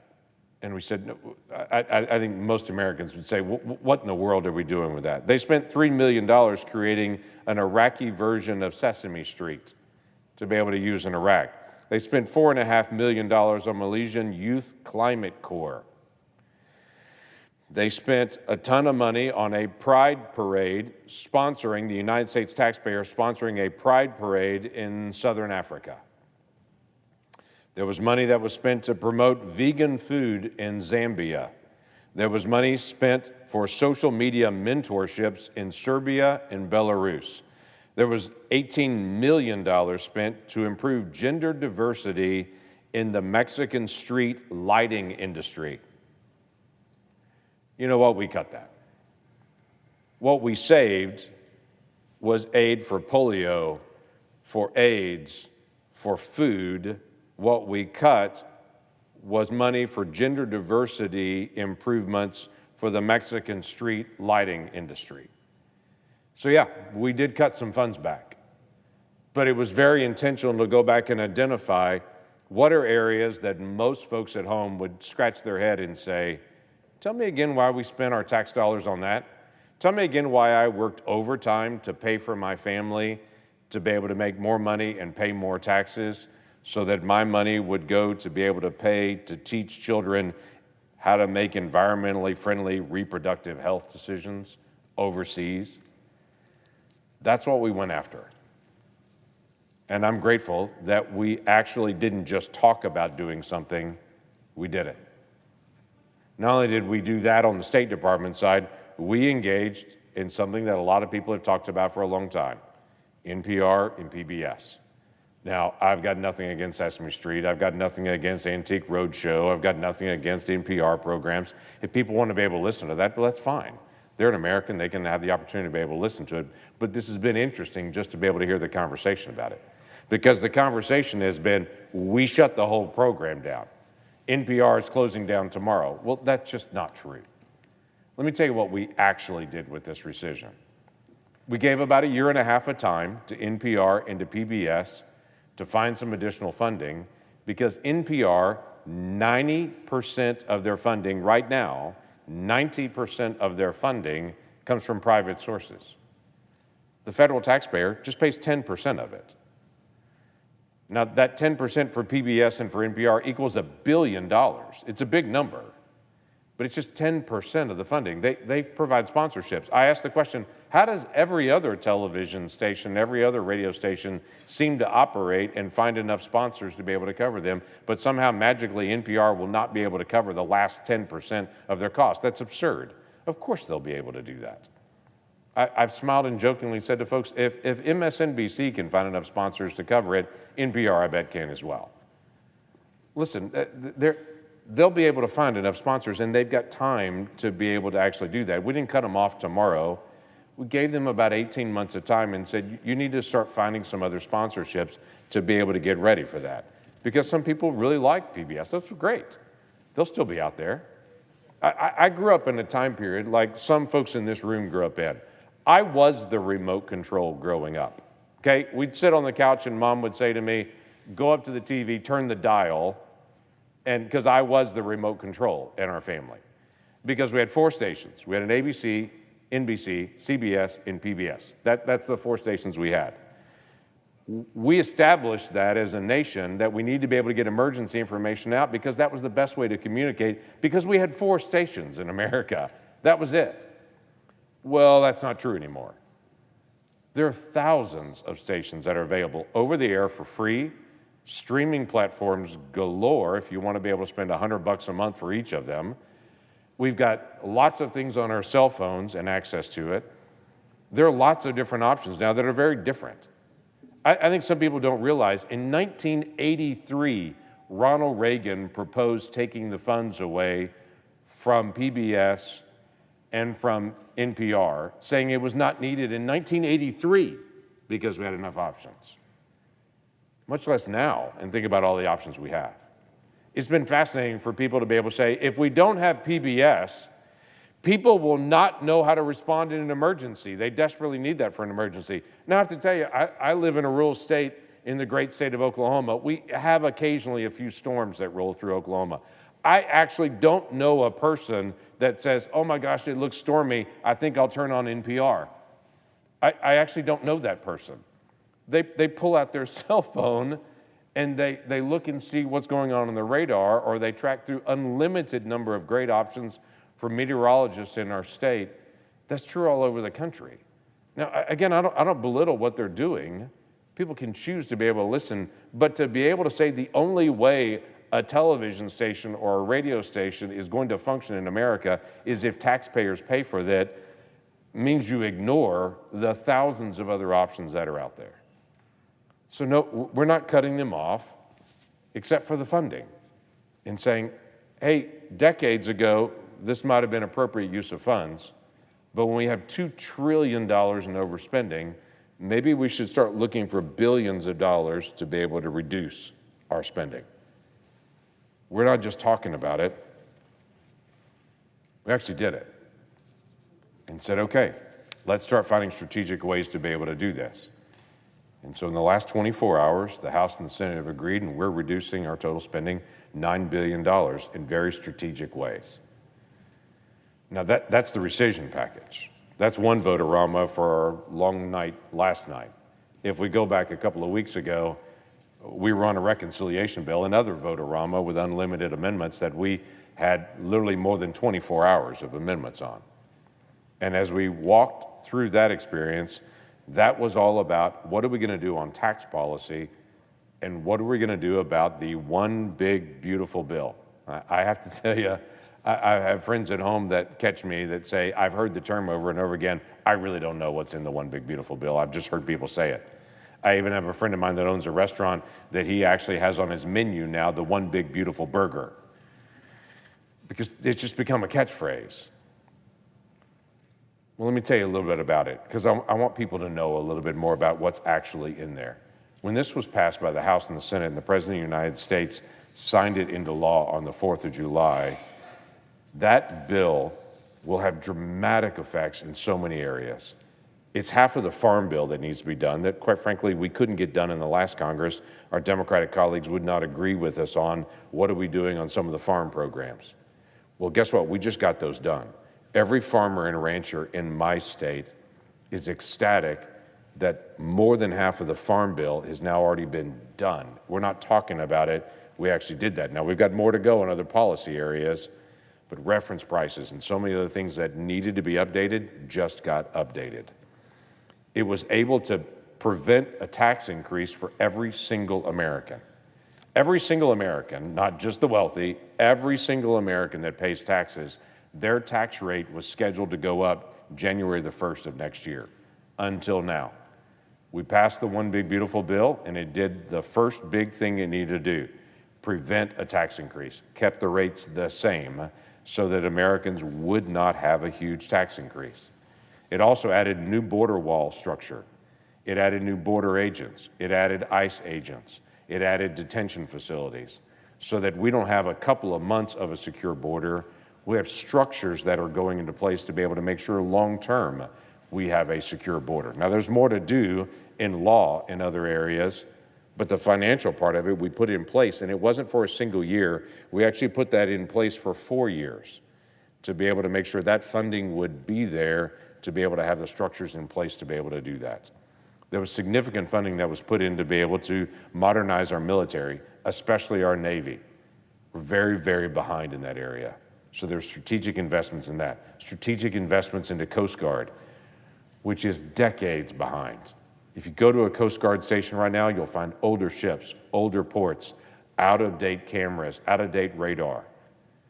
They desperately need to be updated. So for all of our coastal communities, they know how dependent they are on Coast Guard. This One Big Beautiful Bill finally puts an investment into our Coast Guard to be able to increase safety. And while I'm talking about safety, we all know we desperately need to be able to modernize our air traffic control. This bill does $12.5 billion to finally bring our air traffic control up to a modern system. You walk into an air traffic control tower, it looks like you just walked into the 1960s. It won't in the days ahead because the investment has been made to be able to modernize the air traffic control based on what is in this bill. It is one of the most significant investments that we've had in a very, very long time in strategic areas that desperately needed help. Now, I've heard from a lot of folks on this, that this is a giant deficit bill. I get that. I've seen all those things on social media. But if you went to the Congressional Budget Office, and everybody's welcome to be able to look at that online, if you went to the Congressional Budget Office and looked for their final score, this is after all the amendments, all the text changes, everything has been done. The final score from the Congressional Budget Office was $400 billion in savings. Not in deficit, $400 billion in savings was the final score where they came out once everything was all said and done. Now, I understand on social media, there are lots of other things flying around there. I encourage you to go check the last score to be able to make sure it had all the information, that everything was up to date on this. There's a couple things I had the privilege of being able to work on for a long time on this bill. Many of them took years. There's kind of a running joke in the Senate that nothing moves fast in the Senate until it does. Many of these issues I've literally worked on for years to be able to make sure that they are ready for this moment. I want to talk through just a couple of them to make sure everybody knows what's really going on. One of them is called full expensing. Now, if you own a business, you know what that is. If you don't own a business, you have no idea. But if you're a small business or a manufacturer, if you buy a truck or a piece of heavy equipment or manufacturing equipment, you have to expense that out as your business expense over several years. That's really hard to do, and typically on your first year you buy it, you have to take out a loan to pay your taxes because you had a big capital expense and you don't have enough money to be able to float to be able to cover your taxes as well. We shifted the policy permanently in this bill, where every business that buys a big piece of capital equipment, they can expense it out in that year that they bought it. Now, it doesn't make any difference on the amount of revenue coming into the Treasury, but it makes a huge difference to that individual business owner and incentivizes them to be able to buy another big piece of equipment the next year. You know what that does? That encourages more manufacturing in the country, because when they buy that truck, when they buy that tractor, when they buy that piece of equipment for their manufacturing. They get more efficient, and the business that made that truck, that makes that piece of equipment, they get more business, and it churns the economy. Every single economist, right or left, says if you do full expensing, it helps your economy. Well, guess that was in this one big, beautiful bill. That allows now, until Congress changes this, which I hope they never do, no expiration. Full expensing now is a part of our tax code, because I think that's essential to be able to be there. There's another piece that I worked on, and it's connected to this full expensing. In 2021, my Democratic colleagues did a bill they called the Inflation Reduction Act. They changed energy tax policy in that, and in that they created a new tax just on oil and gas companies to say they can't write off their expenses like every other company can. There's like a special punishment just put in, a special new tax piece put in just for oil and gas companies. It's called intangible drilling costs, IDCs, you'll hear the term used. We were able to say, if we're going to treat all manufacturing the same, that they get a chance to expense out, that should also be true for oil and gas companies. They shouldn't be punished. They should be treated, watch this, the same as everyone else. It's not a special perk for them. They would be treated equally as every other manufacturer across the country. That provision is in here. What does that do? That increases domestic production of domestic energy, and it encourages a lot of companies that are out there that have a lot of jobs that are based here in America to be able to continue to invest in their workers and in bringing more energy to the United States. It was a very significant provision that I've actually had the opportunity to be able to work on for years to be able to get that done. Another change that I disagreed with in our 2017 bill, shocking that we don't all agree on everything, on every aspect. But in 2017, we changed who could actually take a deduction for donating to a nonprofit. In 2017, it became only those in the upper brackets could, those that are called itemizers. It's the top 9% of Americans. They could actually donate to a nonprofit and then deduct that from their taxes. That's bothered me ever since. The result of that is billions of dollars less that has been donated to nonprofits. After years of working on this and talking to my colleagues, we all agree we got to be able to fix that. In this bill, we changed it. As of next year, every American who pays taxes, if you donate to a nonprofit, and you pick who it is, doesn't matter. If you donate to a nonprofit, you can write off up to $2,000 of your donations to a nonprofit on your taxes. Why do we do that? We do that because we strongly believe that the government's not the only safety net in America. There are three safety nets in America. The family's the first safety net. The second safety net are nonprofits and houses of worship all over the country. The third is government. Government can never meet all the needs. Government may be able to send you a check, but if you're going to get a mentor, if you're going to get somebody to walk alongside of you, that's often a nonprofit. Nonprofits are the ones that take care of the hungry and the homeless and the hurting face to face in every single community. Tiny little nonprofits, houses of worship all over the country that volunteer their time. This will encourage more investment in those nonprofits to strengthen our safety net for those who are hurting the most in our country, that they would be able to get help directly where they are. Quite frankly, if we want to incentivize great help towards people that are right there in their community, then let's have stronger nonprofits. We did that in this bill. We're not talking about it, we did it. President Biden put in a rule last year that many of us were shocked by, quite frankly, on both sides of the aisle. He put in a rule saying for nursing homes all across the country, skilled nursing facilities, whoever it may be, they've got to have a certain new level of staffing. Now that sounds like a nice idea to say you got to have more nurses there all the time. Seems nice if you're in Washington, D.C., but if you're in rural America, guess what? There just aren't enough nurses to do that. So in many of these nursing facilities, they have a nurse that's nearby, and when there's a crisis, they're on call all the time, but they're not physically there. But they were putting a new requirement. They have to physically be there. Do you know what that means? That means rural nursing homes could not operate because they physically don't have enough nurses in the area to do that. That meant many rural nursing homes in my state were already looking at closing and just moving operations into the suburbs and into the cities where they could get enough nurses. That makes people in my state have to drive farther to see their loved one. That's wrong. That's just wrong. We changed that in this bill. And we said, no, we're not going to have that. It sounds like a nice idea. In reality, it shuts down access in rural America to family members that are at one of their most vulnerable moments they've ever had in their life. We want to make sure families can surround people in those really tough days that happen for many people in nursing and skilled nursing facilities. Just 3 quick stories. I know I've talked for a long time, but when I say it's a big, beautiful bill, it's big. There's a lot that's in it that I think a lot of people have missed. But if I can just give you 3 quick stories, Mr. President. Let me talk about a senior adult in Bethany, Oklahoma. Her name is Marilyn. She just found out about the new standard deduction that's in the One Big Beautiful Bill for senior adults that are working senior adults. She just found out about it, and she told us, our Social Security benefits that we've paid into for all these years are key, but they're buying less and less these days. So we're really excited about maybe having some improvement on that. She said, you just never know what life's going to bring, and so the benefit of not being taxed now on my Social Security benefits and being able to keep more of my Social Security that I paid into is essential for me.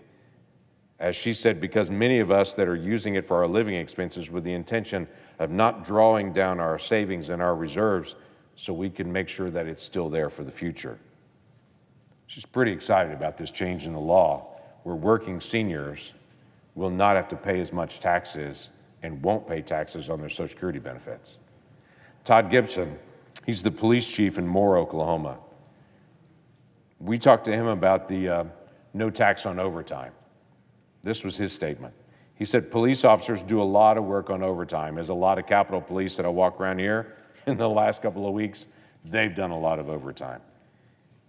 Todd said this, any bit of money that a police officer can pour back into their family and back into their home is a positive thing. He said in rural and smaller organizations, this is really going to make an impact to retain quality people in the community that provide public safety. He's pretty excited about the no tax on overtime. Finally, last story. There's a waitress in Yukon, Oklahoma. Her name is Rihanna. She's really excited about the no tax on tips. She told us this. She said, tips play a huge role in my take-home pay. Being able to take home more of my hard-earned tips means I'll be able to support my family a lot better. Not only does every hard-earned dollar that I make go towards things like my car note and a mortgage and child care, she said, being able to keep more of it and to put it towards the things that I love and people that I love, that will go a long ways. It's coming at a great time, she said. The interest rates and the groceries are going up, and that gives me an upper hand to be able to have extra cash in my pocket. Listen, we were thinking about people all over our states as we worked on the One Big Beautiful Bill, and I understand the dissension, the divisions. We don't all agree on things. But as we worked on this bill, we're trying to figure out what's the best tax policy for every American. What are the areas where we're most vulnerable? What do we need to solve? That's what we worked on with the One Big Beautiful Bill. Mr. President, you know full well, because you know this bill well, I didn't even have time to cover all of it. That's hitting the high points of it. There's a lot more there, and I think in the days ahead, as people get the facts and the information about what really happened, they're going to be grateful to have a little bit of breathing room to be able to support their family just a little bit more. With that, I yield the floor.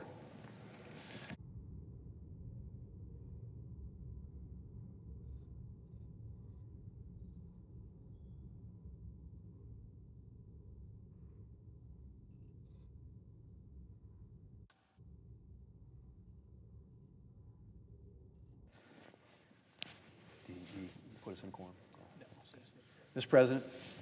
Chair recognizes the Majority Leader. Thank you, Mr. President. Mr. President, I move to proceed to legislative session. Questions on the motion? All in favor say aye. Aye. Those opposed, no. The ayes appear to have it. The ayes have it. Mr. President, I move to proceed And the to motion is agreed to. Mr. President, I move to proceed to executive session to consider calendar number 171. The questions on the motion? All in favor say aye. Aye. Those opposed, no. The ayes appear to have it. The ayes do have it. The motion is agreed to. The clerk will report the nomination. Nomination, Department of Justice, Terrence Cole, Virginia, to be Administrator of Drug Enforcement. Mr. President, I send a cloture motion to the desk. The clerk will report.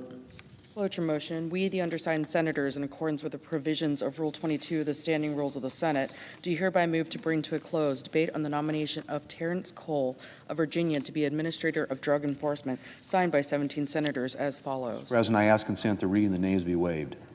Without objection. And I move to proceed to legislative session. Questions on the motion? All in favor say aye. Aye. Those opposed, no. The ayes appear to have it. The ayes do have it. The motion is agreed to. Mr. President, I move to proceed to calendar number 121, H.R. 3944. Without objection, the clerk will report. Senator from South Dakota, Mr. Thune, moves to proceed to calendar number 121, H.R. 3944, a bill making appropriations for military construction, the Department of Veterans Affairs, and related agencies for the fiscal year ending September 30th, 2026, and for other purposes. Mr. President, I send a cloture motion to the desk for the motion to proceed to calendar number 121, H.R. 3944. The clerk will report. Cloture motion. We, the undersigned senators, in accordance with the provisions of Rule 22 of the Standing Rules of the Senate, do hereby move to bring to a close debate on calendar number 121, H.R. 3944, and act on the motion to proceed to calendar number 121, H.R. 3944, an act making appropriations for military construction, the Department of Veterans Affairs, and related agencies for the fiscal year ending September 30th, 2026, and for other purposes, signed by 17 senators as follows. Mr. President, I ask consent that the reading of the names be waived. Without objection. Thank you, Mr. President.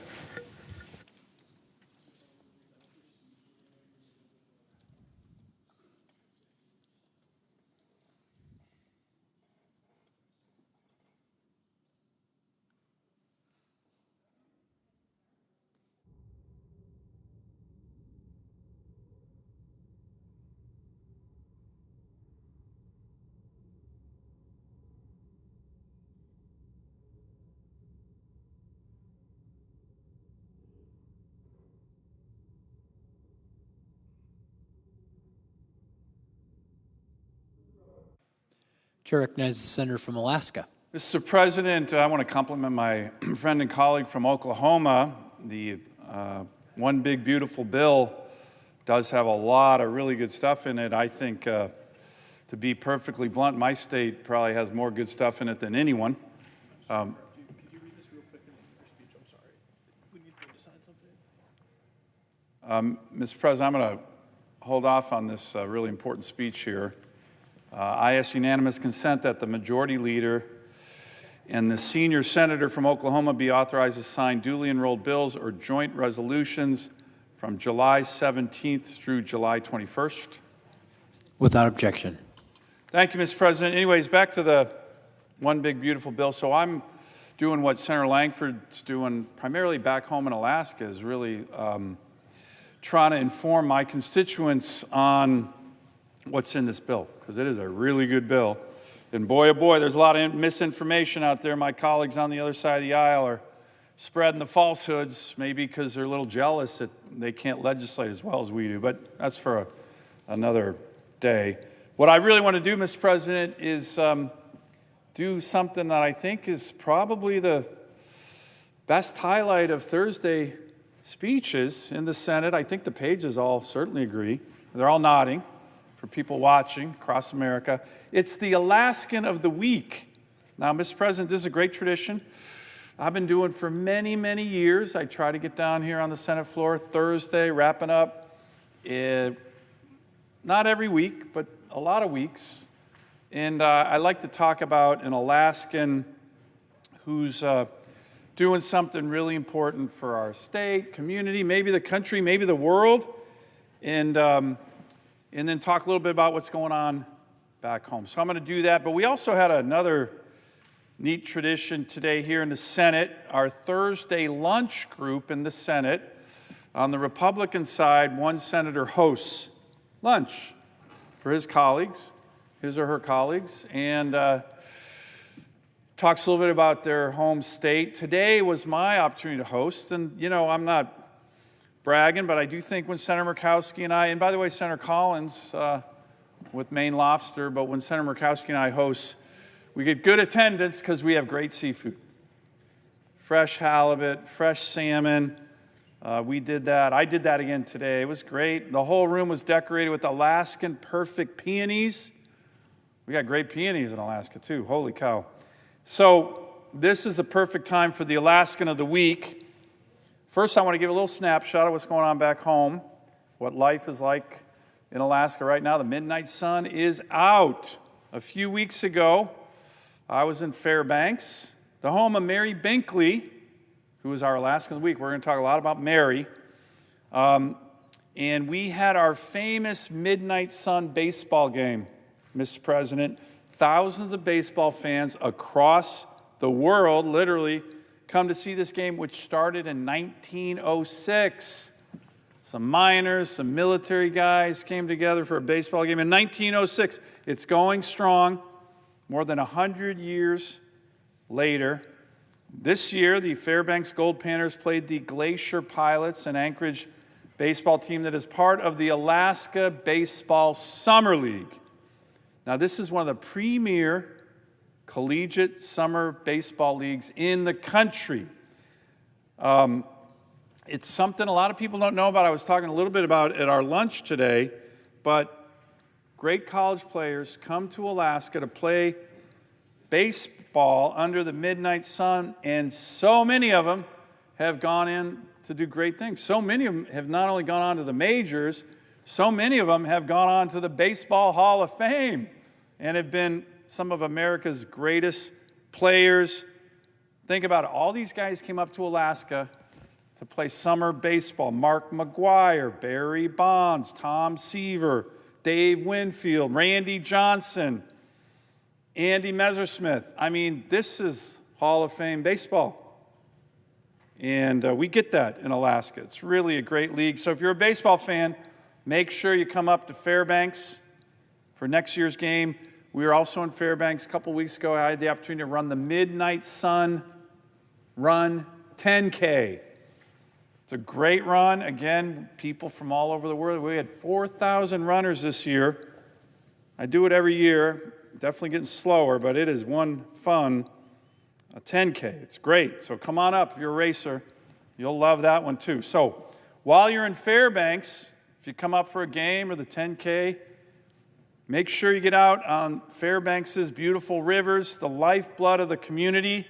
When you do so on a sunny summer day on the Chena River or Tanana, chances are you'll spot a vintage-style stern wheel paddle boat belonging to Riverboat Discovery, gliding along the channel, carrying passengers through one of the most scenic river routes in Alaska, really in the world.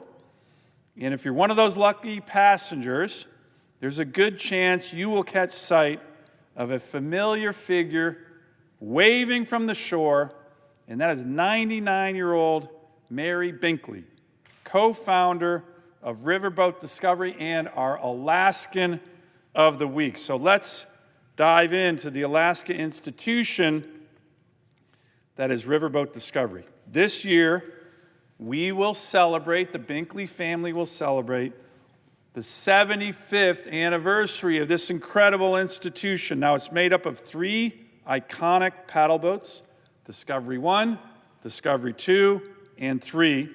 Riverboat Discovery shows off the best of Alaska's interior landscape, including a bush plane demonstration, a visit to a recreated Athabascan native village, and learning about traditional subsistence lifestyles.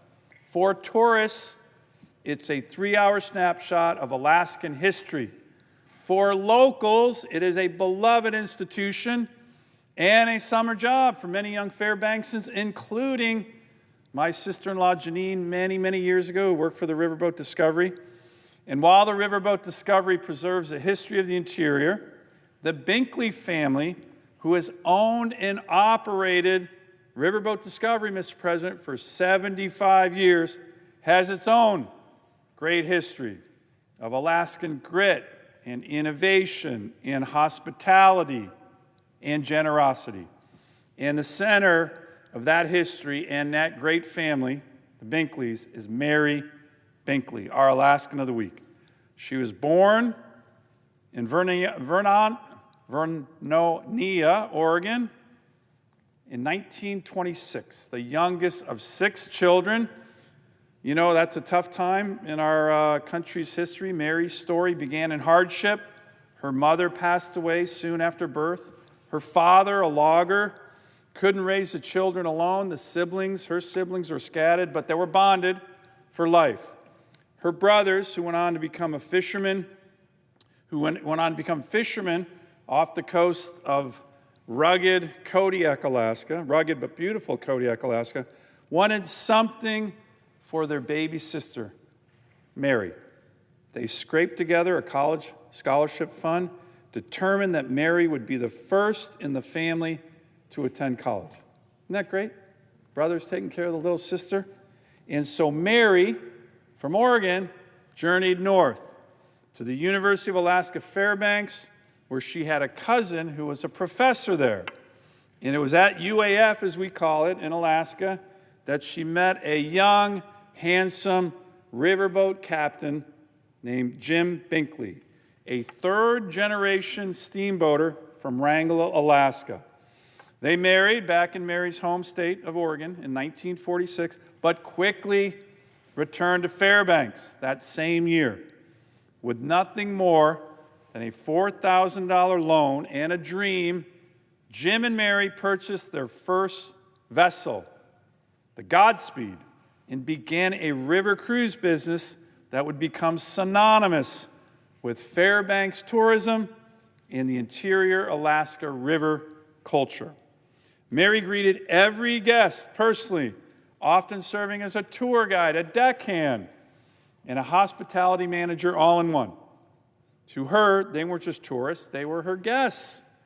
She worked alongside her husband, Jim, the captain, in the popularity in Alaska, in America, of this riverboat cruise on one of Fairbanks' great rivers grew and kept growing.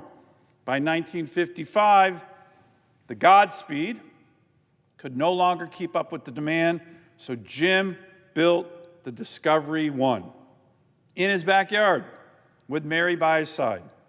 Jim called her his, quote, lifeline and anchor. Mary did it all. First mate, deckhand, ticket taker, mother of 4 kids, who, by the way, Mr. President, have grown up to be pillars of the Alaska community in so many ways. I could do whole speeches on the Binkley kids. And later, she was a grandmother while watching 3 generations of Binkleys get involved in this great family business, and they've expanded into other things really important to Alaska. Taking tickets with Mary remains a rite of passage for Binkley grandchildren to this day. As the tour company expanded, Mary remained its heart, greeting travelers on the riverbanks, hiring Alaska Native guides to share their knowledge and traditions of Native Athabascan life during Chena Village visits, and helping craft that Alaskan hospitality that guests feel to this day. My grandmother has the ability to make meaningful connections with perfect strangers. Her granddaughter, Kai, recently said, quote, she treats them not like tourists, but more like family. That's Mary. Everybody who meets her thinks she's incredible. So, Mr. President, this fleet, the Binkley fleet, would grow, continue to grow, to Discovery 2, launched in 1971, which was a converted freighter. Then Discovery 3 in 1987, a grand 900-passenger vessel launched fittingly on the 4th of July in Fairbanks. That day, as the boat pulled away from the dock, generations of Binkleys waved from the deck. Waving from the shore was Mary, and she's still waving from that same Fairbanks riverbank at 99 years young. So, Mr. President, what began in 1950 as a modest river tour on a converted missionary boat has grown into the cornerstone of Fairbanks' tourism economy. And Mary has been at the center of it all, welcoming guests, sharing the experience and setting a tone of genuine hospitality that endures to this day. At 99 years old, 99 years young, Mary is still part of the fabric of the business. Waving from the riverbank is Discovery Bend. Discovery 3 rounds the river bend. This weekend, Mr. President, the Binkley family will gather together to celebrate 75 years of operation, but more importantly, 75 years of a family legacy with Mary at the front and center. More than 500 family members and friends and guests from across America, from across Alaska, will join Mary at Steamboat Landing this Saturday for a nighttime cruise on the Discovery 3, which will be a fitting celebration for this incredible woman and incredible family behind an Alaskan institution. So, congratulations, Riverboat Discovery, to 75 years, and to Mary, congratulations on one of the most prestigious awards you can ever receive, the Alaskan of the Week from the U.S. Senate. I yield the floor.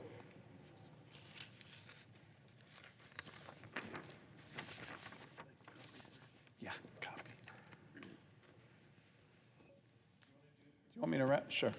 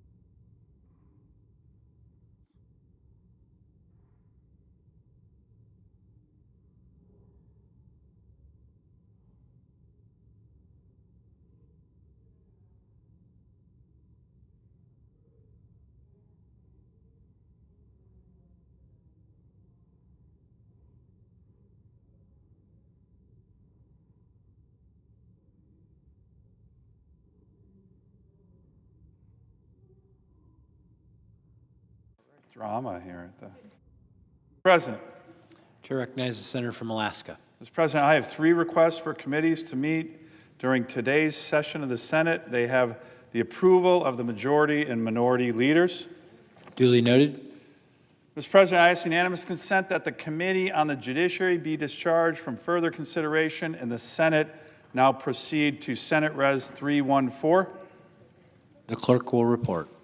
Senate Resolution 314, recognizing the importance of trademarks in the economy and the role of trademarks in protecting consumer safety and so forth. Is there an objection to proceeding to the measure? Without objection, the committee is discharged and the Senate will proceed. Mr. President, I ask unanimous consent the resolution be agreed to, the preamble be agreed to, and that the motions to reconsider be considered made and laid upon the table with no intervening action or debate. Without objection. Mr. President, I ask unanimous consent that the Senate proceed to executive session to consider the following nominations in block.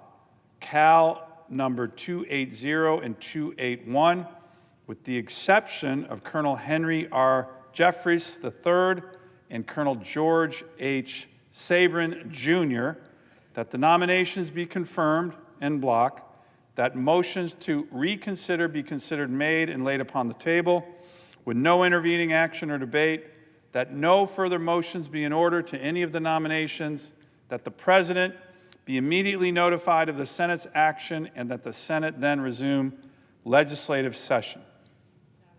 Without objection.